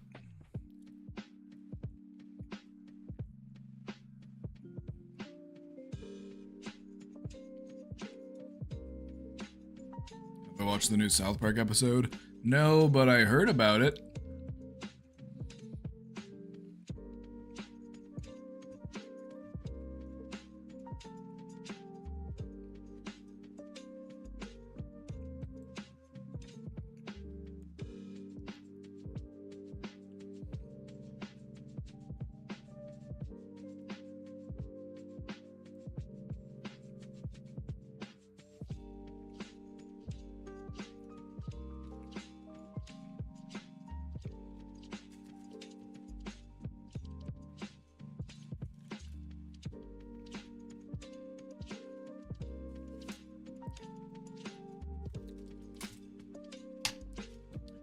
Is it normal to have vivid dreams every night?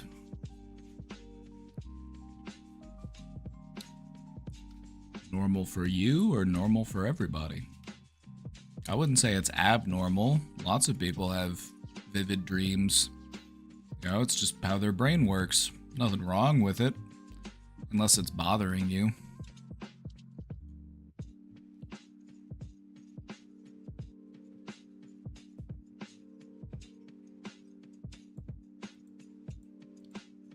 I want to look something up. I need to look up some statistics about dreaming. My camera's off over here.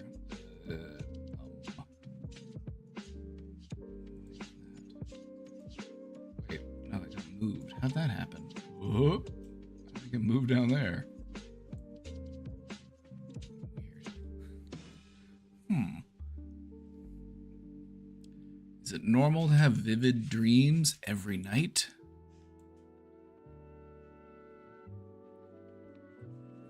I don't. But that doesn't mean it's not normal. If it's normal for you and it doesn't really bother you, then who's to say it's not normal?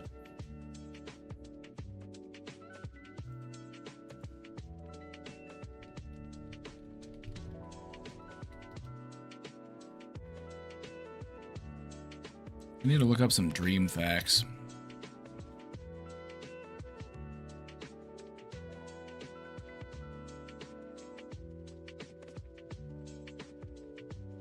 Dream facts.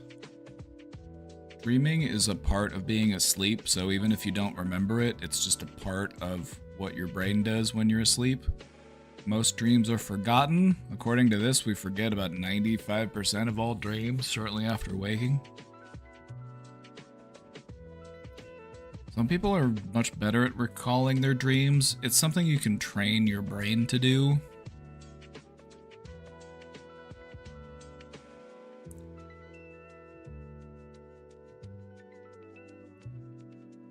Some people don't dream in color. Some people dream in black and white.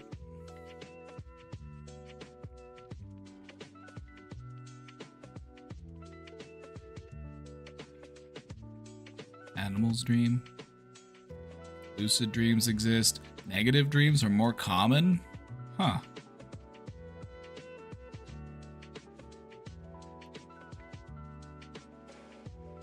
That sucks.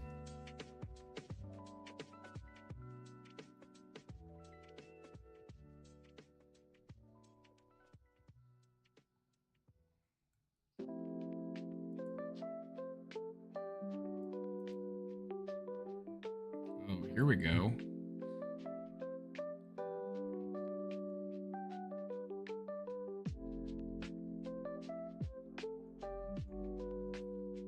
Vivid dreams. It can be a side effect of certain medications.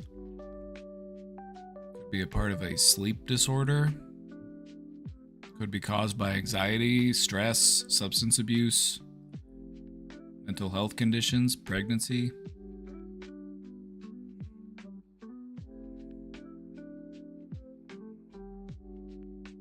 Strategies to avoid them. Good sleep hygiene, healthy habits, stress reduction, therapy.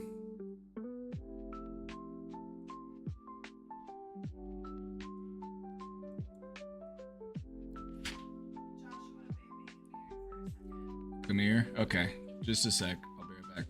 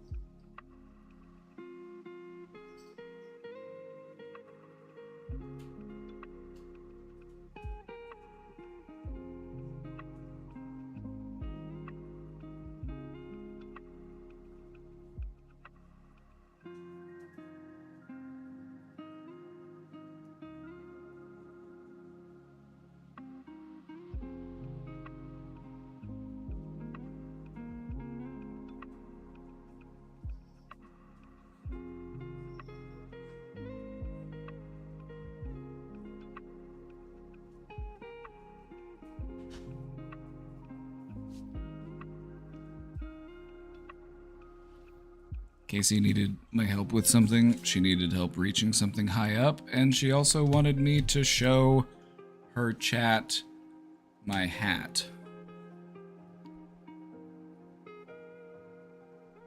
Which, I mean, can you blame them?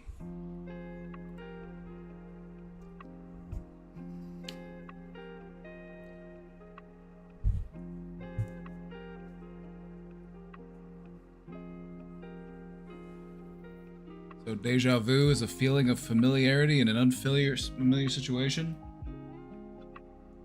Yeah, that's one way to express it. That's one way to feel it. The thing about deja vu is that there's a few different ways that it can manifest. And I'm gonna pull that up here for you in just a second.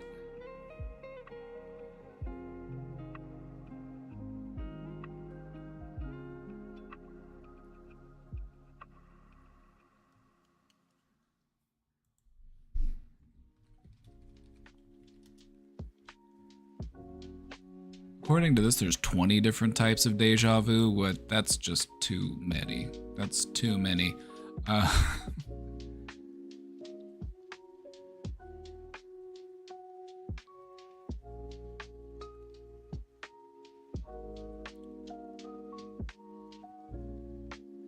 For some, it's a feeling of reliving. For some, it's like you visually experienced it before. For others, it's like you felt that way before. For some, it's just a feeling of familiarity, like I know this person from somewhere. For some, it's very brief. For some, it goes on for a long time. So there's all sorts of different expressions of deja vu. Feeling of having heard something before. Deja entendu. Let's take a look. All these different types. Deja vecu, deja senti, deja visite. I feel like I'm reading the menu at an Italian restaurant. Ah, yes, I'll have a... I'll try the deja racconte.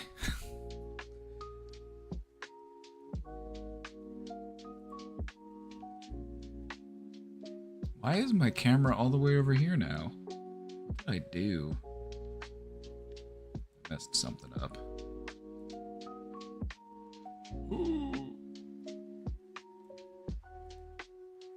Yeah, and why did that change it over here? What the fuck?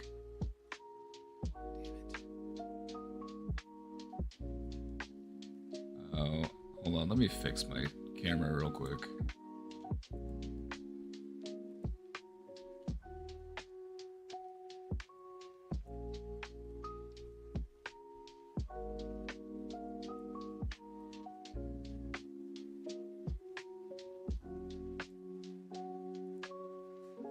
Okay, there we go. I fixed it. I fixed it.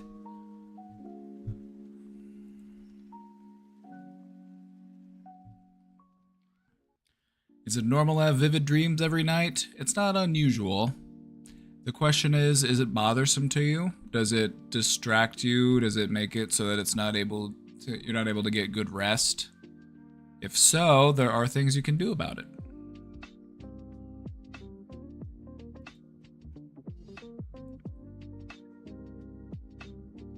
I knew a girl named Deja. I worked with one once.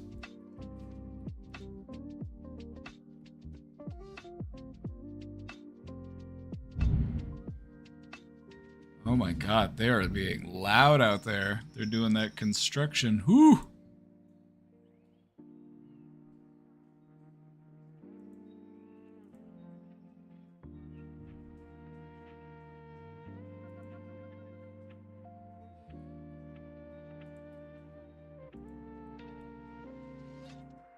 Hello, little trauma dumping here.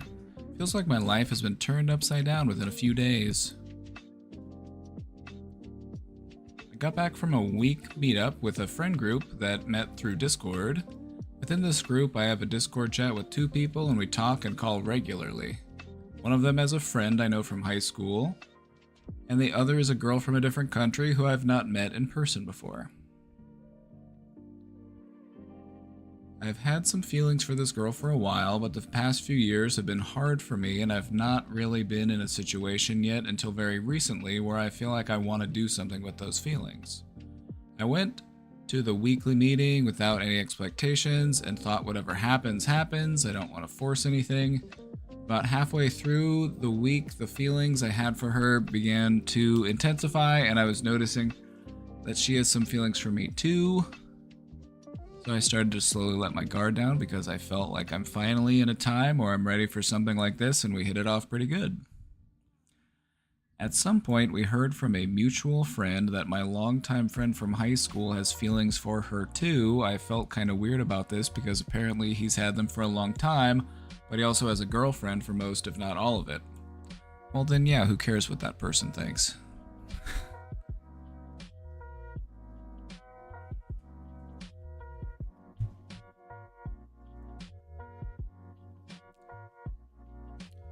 We left the week on a pretty good note. She was having a rough time because of some unrelated stuff, but we talked about it and we both want to see where things can go.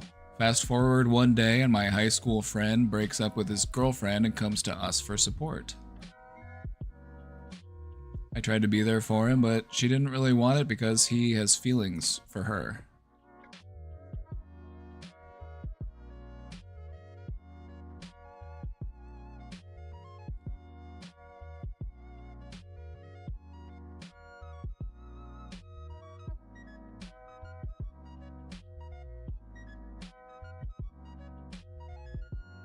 At some point, he joined the group in a game we were in and asked me if it was okay if he joined. I said rather not at the moment, need some time. Then a bit later, he leaves the Discord chat we've been regularly messaging and calling it a lot, and basically DMs to the both of us that he left to give us some space. Feel free to add me back when you're ready. It's really just rubbed me the wrong way. He acts like he has good intentions, but I don't really see how there are good intentions behind doing that. If he wanted to give space, he should have just stopped texting, not make us feel guilty. Well, you don't have to invite him back. You could just be like, okay, I'll invite you back when I'm ready. Whatever that is. You know, it sounds like he found his own way to the exit, so do you want to bring him back in?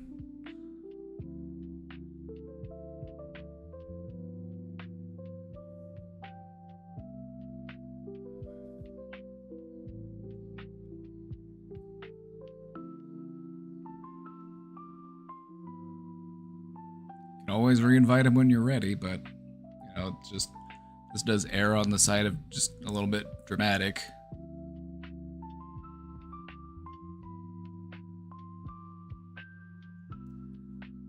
I don't know, this just felt like the last drop in the bucket, and I feel like he broke my trust. With this friend, I've always felt like he has some narcissistic tendencies, and when he now says that he's happy for us, I have a hard time believing it. Do you need his validation? Do you need him to sign off on however it is you're feeling? You know?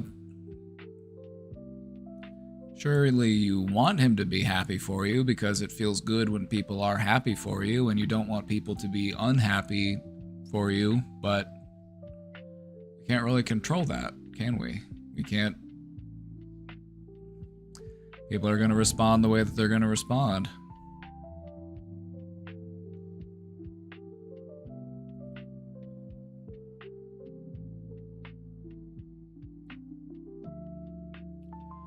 It just sucks because this is the first time I really start to open my heart like that and to let some love in and give it out, but there's just so much drama around it that it feels hard to focus on it in a way. There's probably something I missed and a lot more that happened, but this is just the general gist of it. I feel okay now mentally, but I can feel that I'm not doing okay subconsciously in a sense. Thank you so much for reading.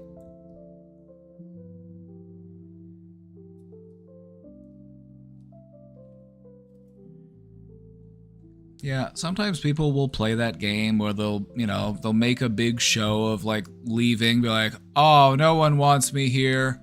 I'm just gonna go. You know, you can invite me back in if you want to. It's just like,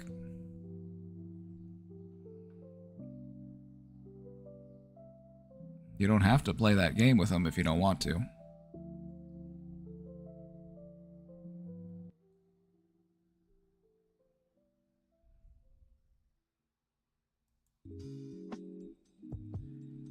You know what? If you don't want to talk to him, you don't have to talk to him. You can give him some space, take a break, and just see where things are in a few weeks, or see where things are in a few months even.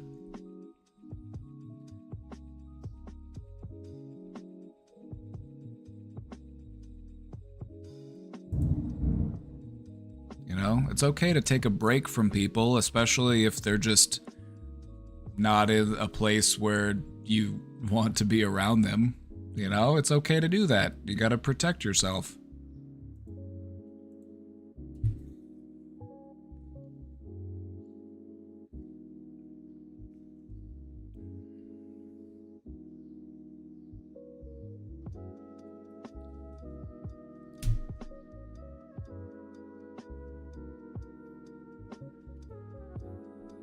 You know, it sounds like emotions are just kind of high, so maybe just take some time and give some time to let things cool off and just revisit it later. You know, this doesn't sound like you have to make any decision right away, or you have to, you know, just give yourself time to think and reflect and figure out how you really feel about what you want to do moving forward.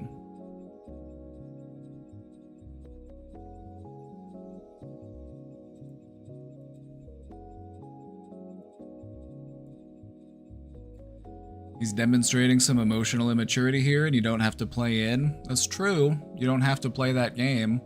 Like, if a child is throwing a temper tantrum, you don't want to, like, respond to that. You kind of have to let them cool themselves off first before you know. We don't negotiate with terrorists, as they say.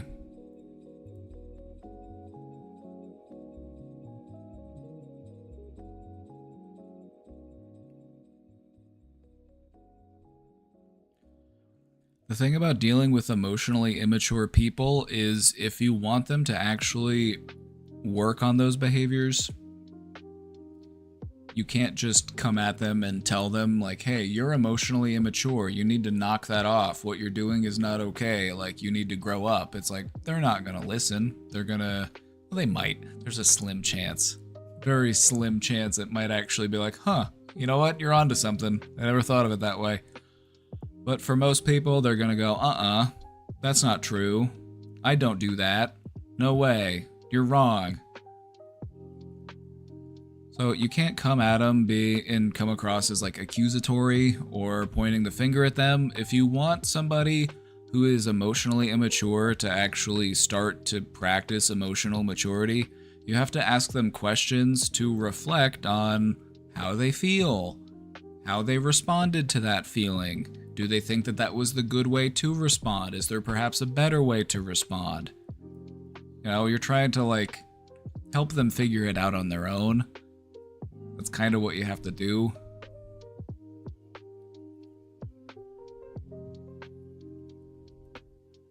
You have to make them think it was their idea. That's the whole art of it.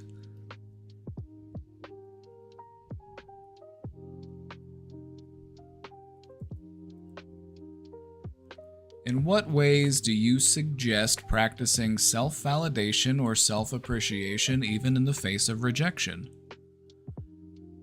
Doing it unconditionally. You know, doing it regard of circumstance. You know, if I got rejected, that means I tried.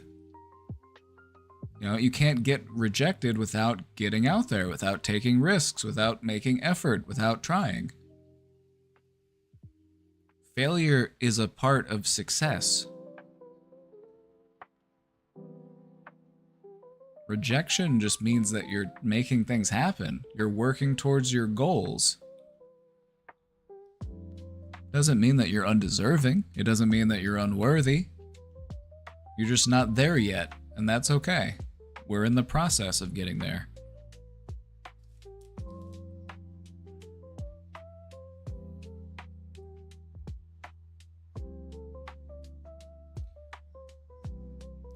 As far as how we practice self-validation and self-appreciation, reframing, You know, we want to identify our self-defeating thoughts, and we want to make some modifications to those thoughts so that they aren't so self-defeating.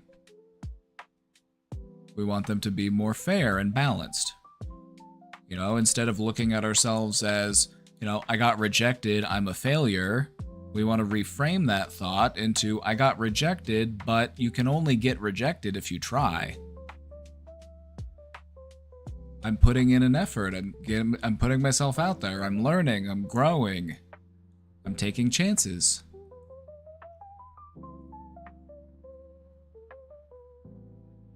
You know, and that's worthy of praise, that's worthy of acknowledgement, because so many people have a hard time even taking that first step, trying it all.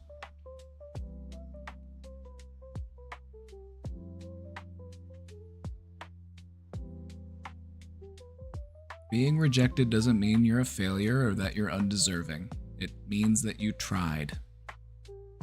So take what you can, learn from it. We learn more from our defeats than we do from our victories. This is an opportunity for growth. Don't let this put the fire out that's inside of you. Use this to stoke those flames.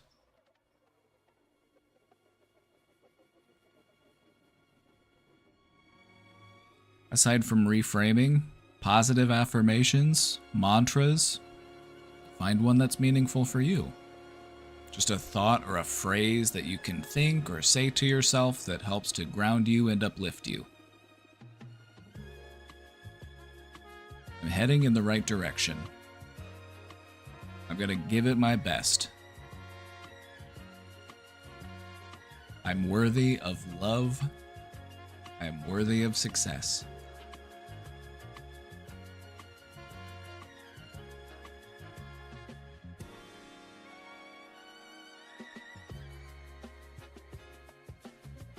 Is it raining outside, or is that... It's hard to tell if it's raining outside or if it's the construction. Oh no, it's just...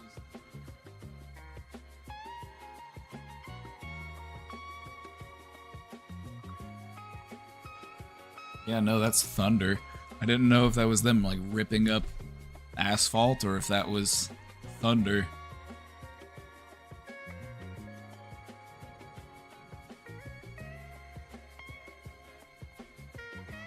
Person can't be a failure. It's true. Failure is just something that happens. Failure is a part of success. Nobody has a 100% success rate. Nobody. Nobody.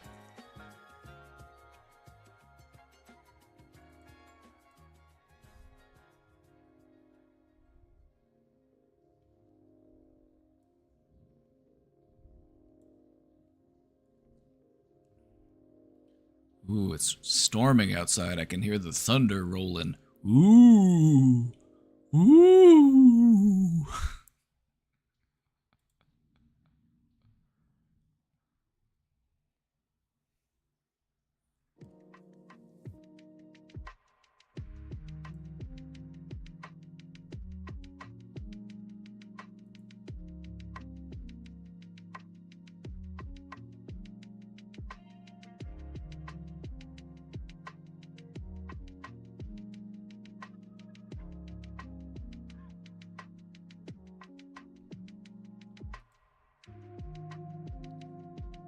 Trump signs order pushing cities and states to remove homeless people from streets? Like, with what authority do cities actually have to follow this directive?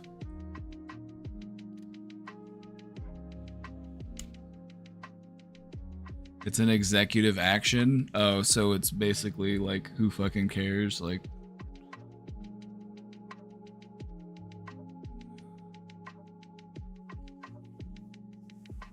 Okay, so housing first, right? I support the housing first model. I support the housing first model because if you actually want to help people who are not in a house, they don't have that stability, they don't have that safety, it's going to make everything else worse. It's going to make the addiction worse. It's going to make the mental illness worse. It's going to make everything worse because living outside is terribly fucking stressful.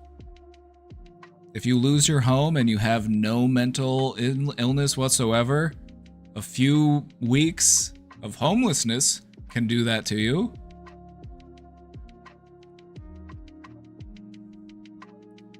These people need housing before we need, because the reason why we want to do the housing first model is because it's unfair to demand people who don't have that stability to commit to all of the hoops that they want them to jump through to be eligible for housing. Because there are housing resources out there, but they make you do all of this stuff to be able to do it. And a lot of it's just unfeasible or unmanageable if you don't have that stability. So where do they want them to go? Trump wants to move homeless people from the streets and into treatment centers. Not all of them need treatment. A lot of them do. That's true.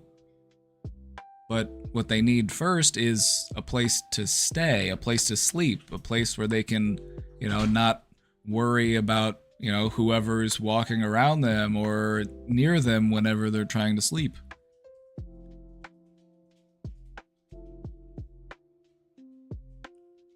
The thing that doesn't make any sense to me is that the housing first approach is actually cheaper than just sending everyone to treatment. Sending everyone to treatment is very expensive.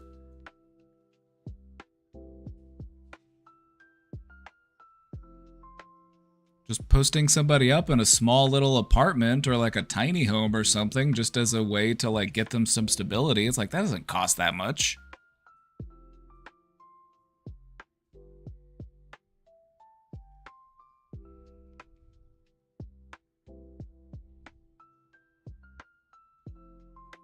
I almost qualified for housing assistance at my last job, but I made too much for assistance and not enough for rent. How about how you can make enough for rent, but they won't give you a loan to pay a mortgage that's less than the rent you have to pay? It's almost starting to feel like this is all a big fucking scam. So where do they want to put them?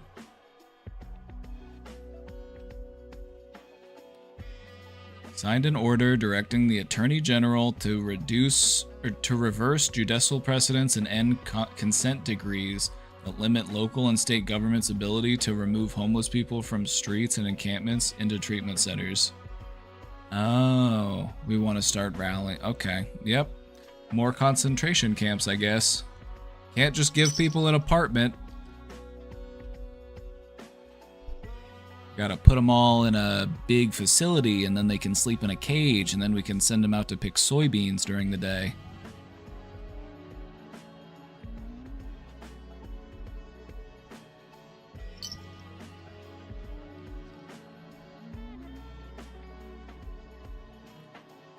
They put tiny homes in afterthought parking lots. Not all tiny homes are built the same. There's a program in Kansas City where I live that was started by a veteran, and it's just like several tiny homes on like a plot, and so it's basically just like its own little community, but like they're not a bad option, I feel like. But what a lot of people do is just like the bare minimum. I've seen a lot of these tiny homes that are just like put together and then just like dumped off in a parking lot, and it's like, hey, whoever needs it, come sleep here. And it has all of the regulation of like a porta potty.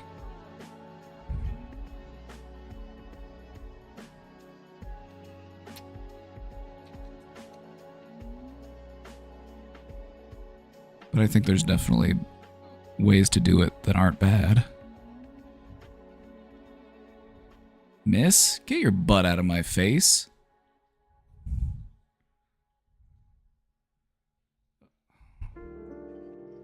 What are you doing? Don't eat my finger.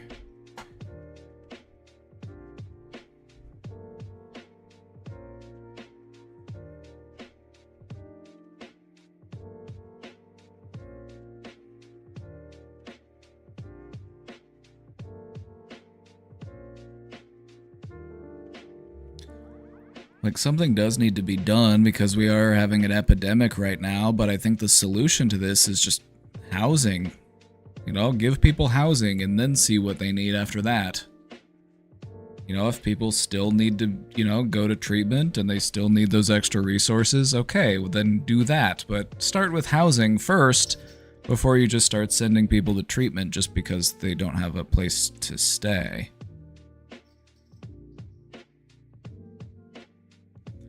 Honestly, the rate of homelessness and the way that we treat people who don't have a place to stay is just so shameful, isn't it? Isn't this just such a mark of shame as an American?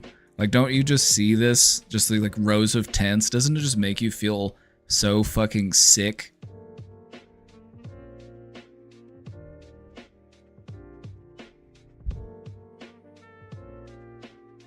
Isn't it fucked up that people will actually turn to incarcerating themselves just so that they have a place to sleep and ready, you know, a readily available supply of food?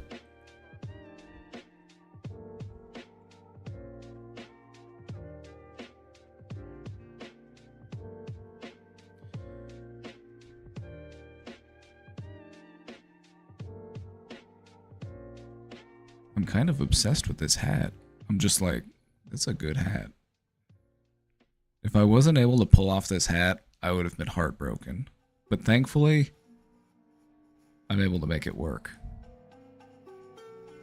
There's nothing worse than having a hat that you don't pull off. Isn't that just the worst?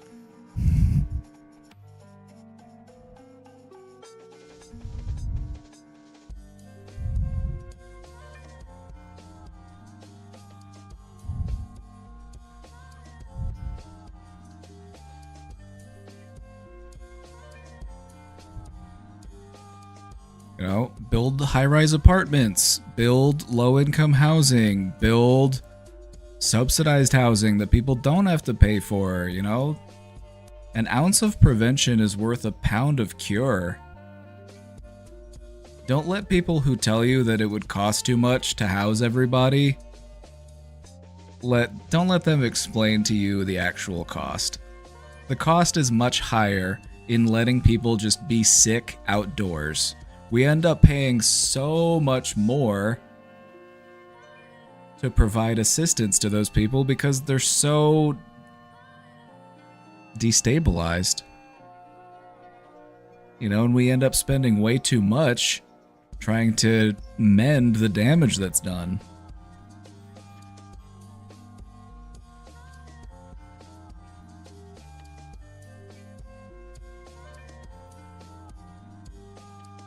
If I were ever elected president by some unknown means, I would make sure to outlaw golf. Golf is now illegal. We're gonna turn every golf course into either arable farmland or low-cost housing. Mini golf, however, that's still allowed. You can still do that.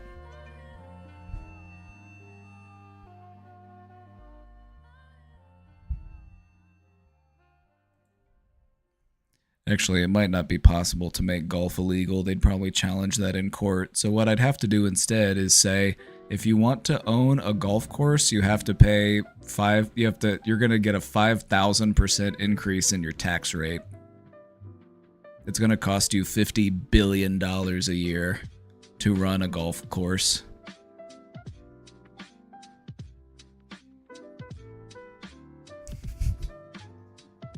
Maybe that's how you'd have to do it.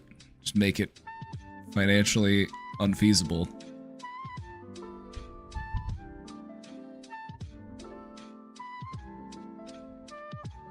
They'd claim it was racist to Donald Trump specifically. Yeah, and we don't need to be hating on orange people. Orange people are people too.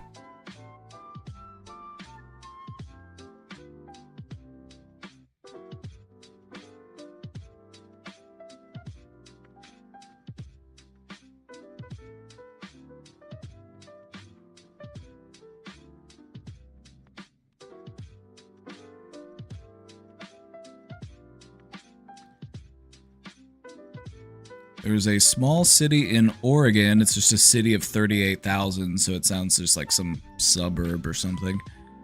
They banned sleeping outdoors. You see this happen all over the place, especially... Ooh, you hear that one? That was loud. Ooh, it's storming.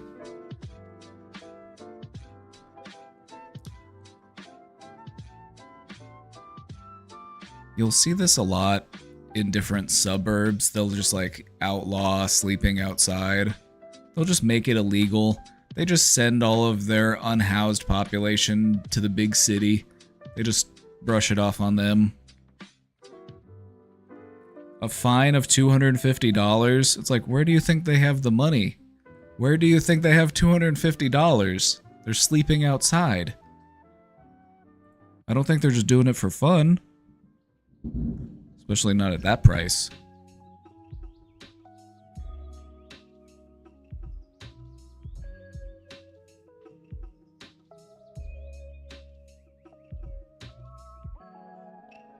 Wow, pretty fucked up that they're trying to make it illegal to be homeless.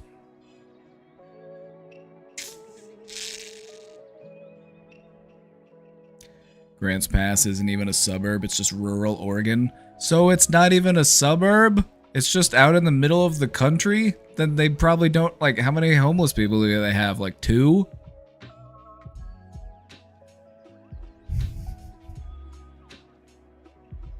They just really hate that one guy. Just like some old, you know, some old dude who's just been a drifter his whole life and he just like camps outside. They're just specifically targeting him. They're like, hey, fuck that guy. Like, lots of small towns will have like 1 or 2 people that might just be like camping outdoors. It's, you know, it's not unusual. Even in rural areas, to maybe have somebody out there who's just a little bit of a drifter.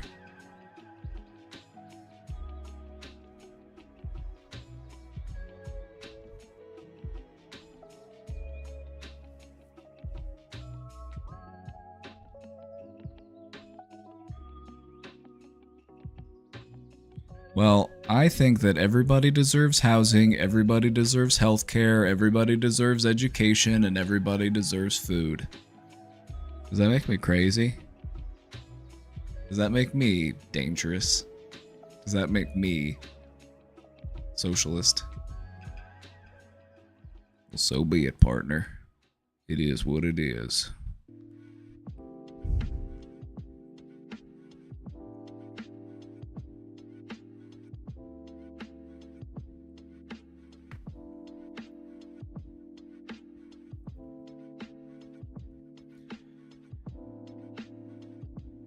We will use every tool, lever, and authority to get the homeless off our streets.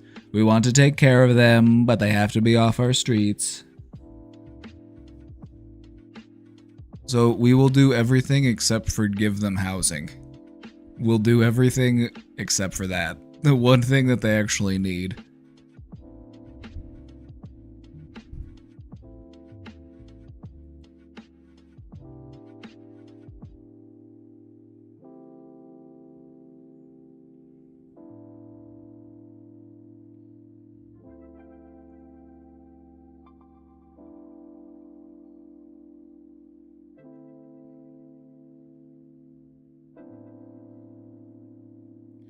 The order also prohibits convicted sex offenders who receive homelessness assistance from being housed with children, and supports new homeless programs to exclusively house women and children.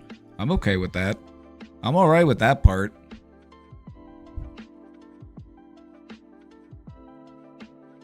I'm like, being homeless is rough for anybody, but it's especially dangerous if you're a vulnerable person, you know?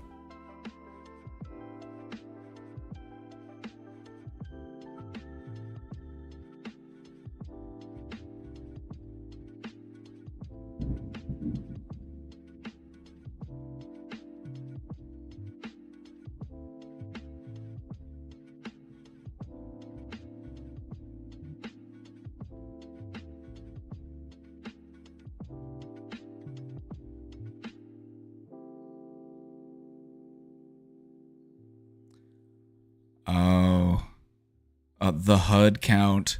The HUD count. Every January, anybody who works with the homeless, they have to go out and basically take a count of every single person that they work with to try to get like a tally. It's like a whole big deal.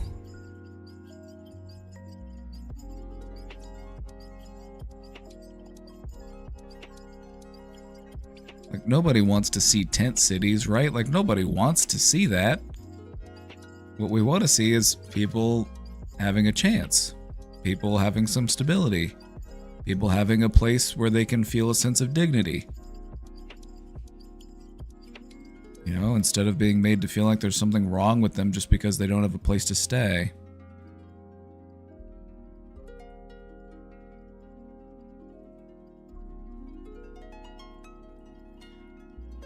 I am once again asking for your support. Oh, thanks, Bernie. Bernie's here. Bernard Sanders.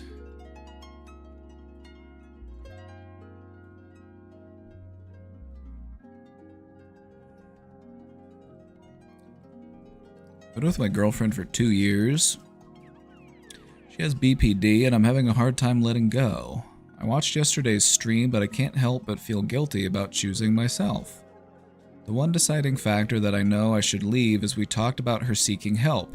She told me if she were to seek help for her BPD, eventually they'll ask her about her past that involves family issues and sexual assault, which were separate from prior experiences.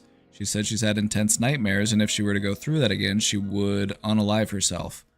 Alright, well then it sounds like that's a deal breaker for you.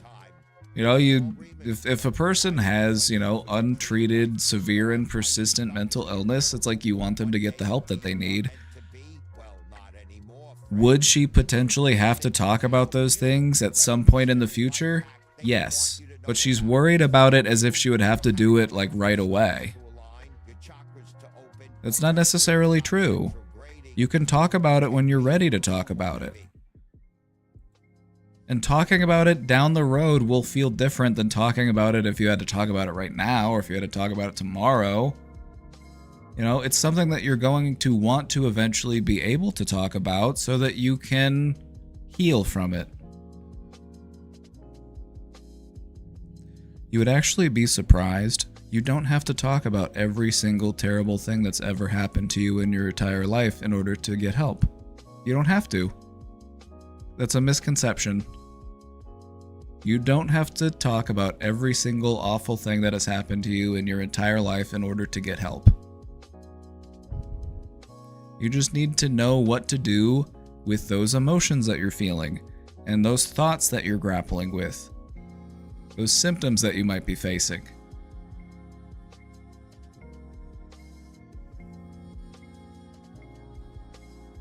I've worked with plenty of people that had trauma that I didn't make them go into length or detail about what their trauma was. You know, and if somebody asks or if somebody wants you to talk, or like asks you if you want to talk about it, just say, I don't want to talk about that right now. And that's okay. Nice hat.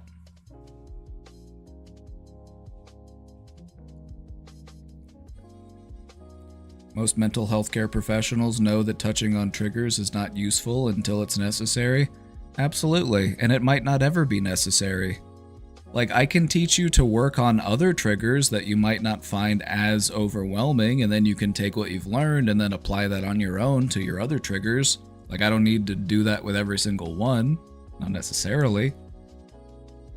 And so it sounds like she has some misconceptions about what getting help looks like.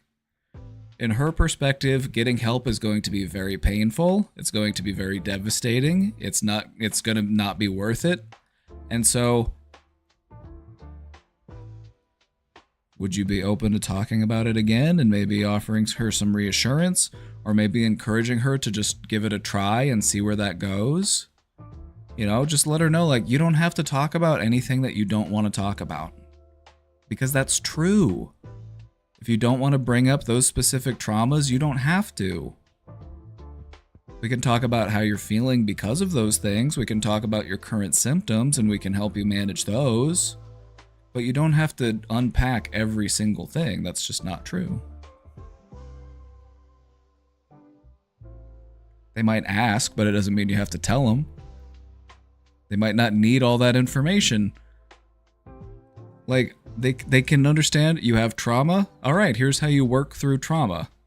Doesn't necessarily matter so much what exactly that trauma is. You handle it as you would any trauma.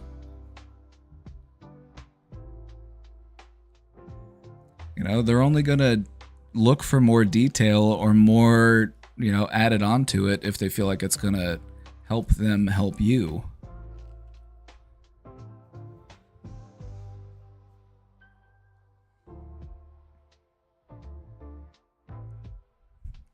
Also, a stressful situation for her to put you in, making you feel like she can't go to treatment because if she were, it would be so stressful that she would take her life. Because that's, again, that's kind of just a way of saying, like, I can't do that because then something really bad is going to happen. And so it makes you feel stuck. It makes you feel guilty. It makes you feel like, well, what do I do? Like, I don't want to be responsible for this person's death. Always unfair of people to say to other people, like, if you, like, I'm gonna do something to myself because of you. It's like, they say it because they're hurting. They say it because they're hurting. But they need to recognize this is a very unfair position to put somebody in. Sounds like she may have had a bad experience with therapy in the past. This is true. Doesn't necessarily mean that, you know, the issue could have been with her own expectations about what therapy is. A lot of people have this misconception that you go to therapy and then you tell them everything. You tell them every single thing that happened to you in your life that caused you pain, and then they help you work through it. Not necessarily. Not necessarily.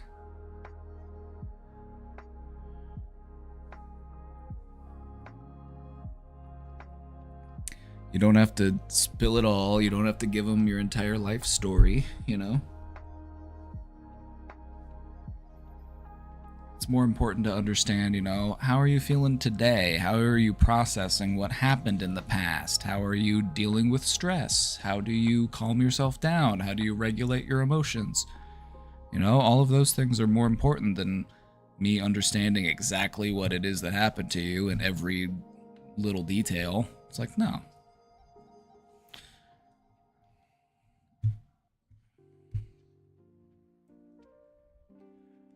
It leaves me in a weird predicament because she's deciding that she's going to live with it and manage.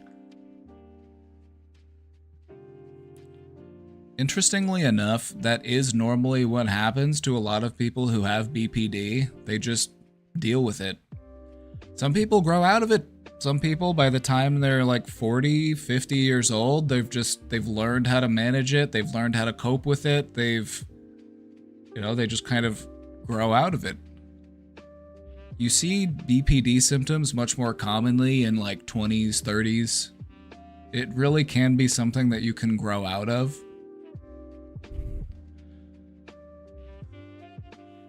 But, you know, that could take decades to do on your own.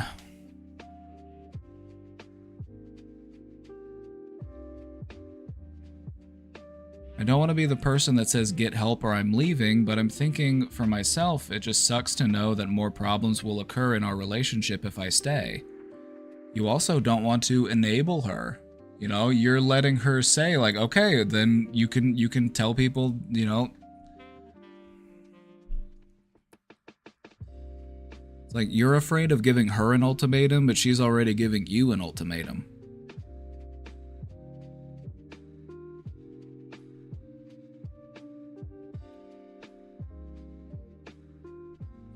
Choosing to leave, to me, just sounds so disregarding of her. No, you wanted her to feel better. You wanted her to get the help that she needs because she does need it. That's not you disregarding of her.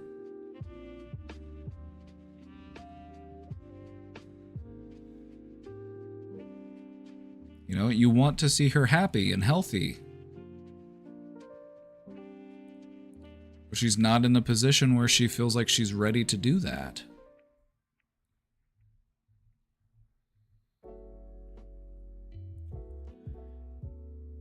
I know if the roles were reversed, I'd feel so alone and abandoned, but I know I could live a happier life.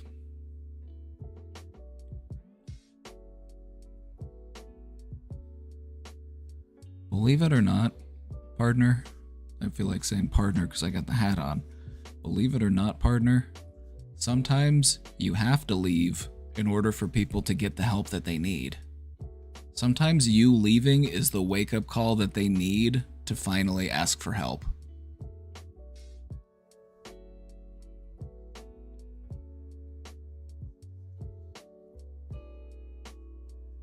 You know, because if you stay with them, you're just showing them that it's okay to not get help. If you just continue to stay with them, you're telling them, you know what you're doing is okay. You don't need to get help. People will stay with you even if you don't get the help that you need.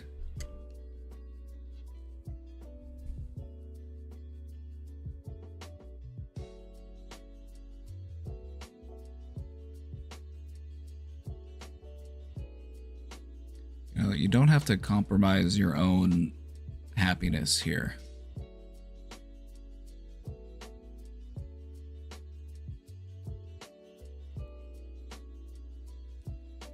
She really loves me. It's the cute relationship, Instagram reels, and TikToks that really make me appreciate being her boyfriend. I hate that I'm losing someone, not even over bad terms, but just because it's not good enough. It's more than that. It's more than that. Right? It's like, no, you've reached a wall, and there's, you know, something that needs to be done in order to work around that, and it's not happening, so.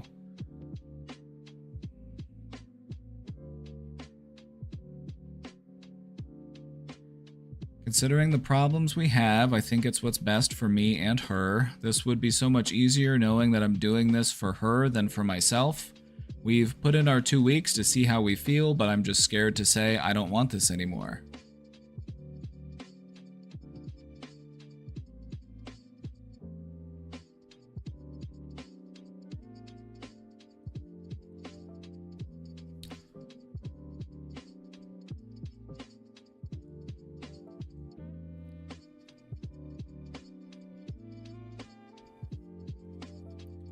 You wouldn't just be doing it for her, or you wouldn't just be doing it for you. You would be doing it for both of you. You know, because she needs to recognize that if she doesn't do what she needs to do and get the help that she needs, then, you know, it's going to make your relationships very frustrating and very challenging. You know, so sometimes people need to realize that. Like, if I don't do what I need to do, then people aren't going to want to hang out with me.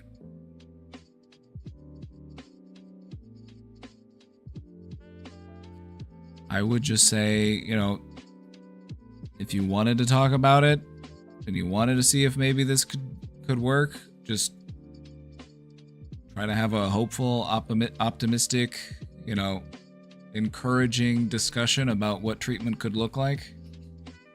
You know, if she's only resistant to treatment because she's going to have to bring up specific traumas, just remind her that she does not have to do that. She doesn't have to share or divulge all of those details surrounding her trauma in order to get help. That's not true.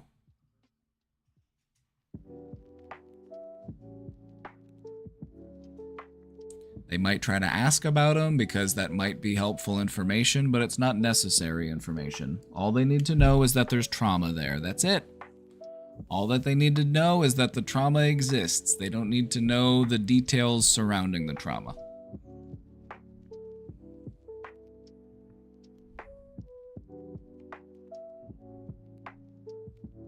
You know, I think you both want to be in a place that's happy and healthy, and there's a path towards that goal. The question is, are you both willing to do what needs to be done in order to move in that direction?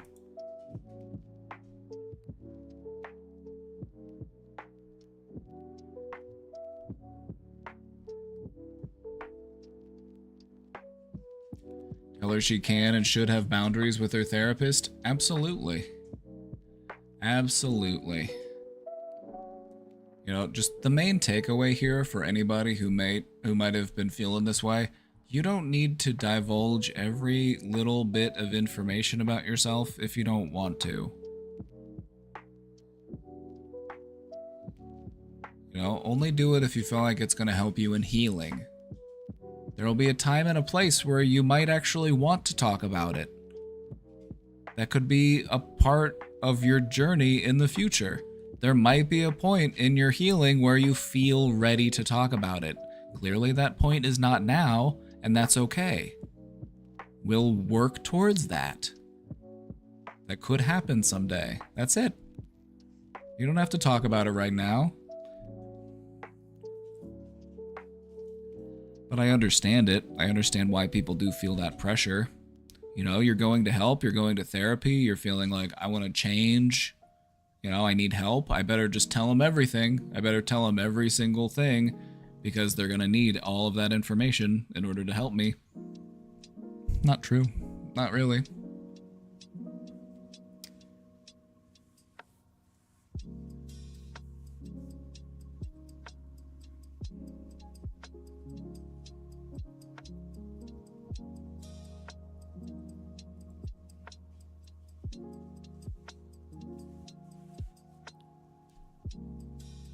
What are some techniques for reminding myself that people doing cruel things shouldn't be so detrimentally affecting my desire to achieve functional and livable success?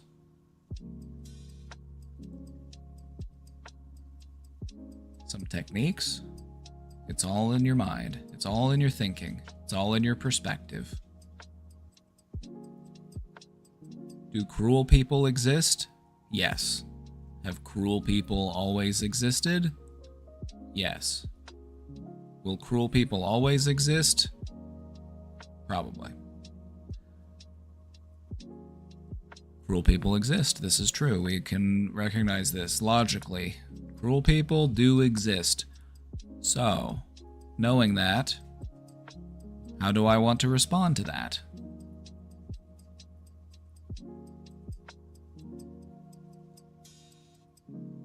Do I want to let it limit me? Do I want to let it inhibit me? Do I want to let it tell me what I can and can't do? Or do I want to live the life that I want to in spite of those cruel people? Because I don't want to give them power and control over me.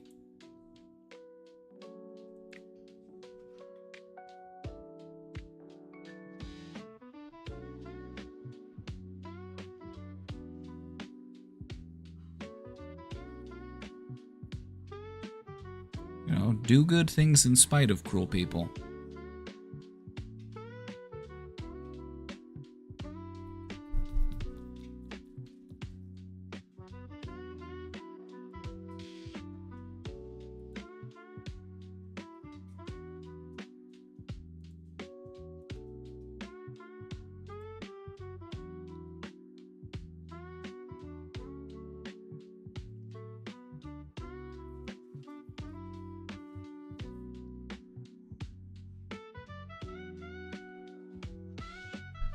Alrighty, chat. I think we're just about wrapped up for the day.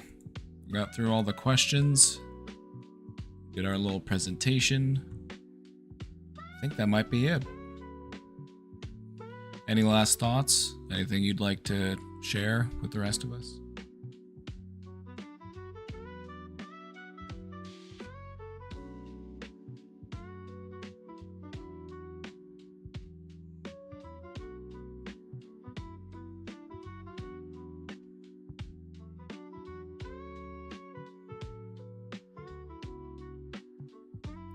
With regards to the previous question, she can also set goals, like she only wants to process this one thing. It's true. See, that to me says that it's important that you do want to process those things because you're so avoidant of those things. They're clearly causing you a lot of stress in your life, and it could be helpful for you to talk about those things, you know, to not let them stress you out so much. But we'll get there in time. You know, we don't have to worry about that being something that we're going to do right away or in any short amount of time at all. You know, this could be something that we do in months or years from now. Who knows?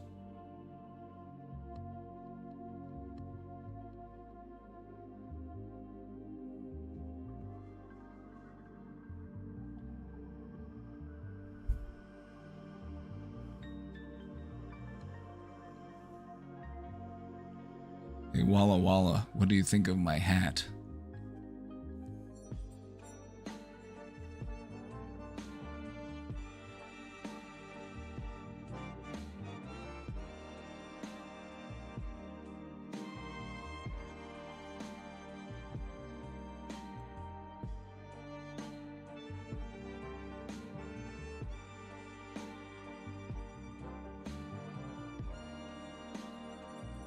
When am I moving to Montana? Maybe someday. Maybe someday. Thanks for the presentation. Good stuff. Glad you enjoyed it. In case you missed it, our presentation was all about a manipulation tactic known as DARVO.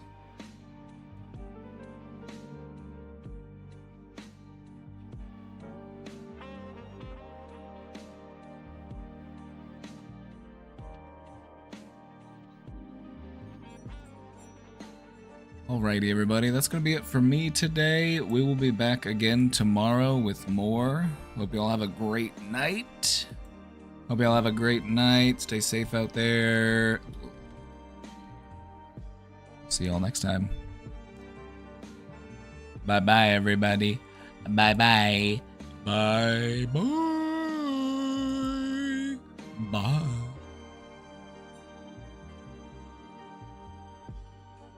Bye.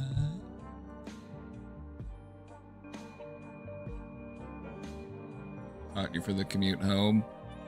Hey, one day closer to Friday. Tomorrow's Friday. Happy Friday Eve.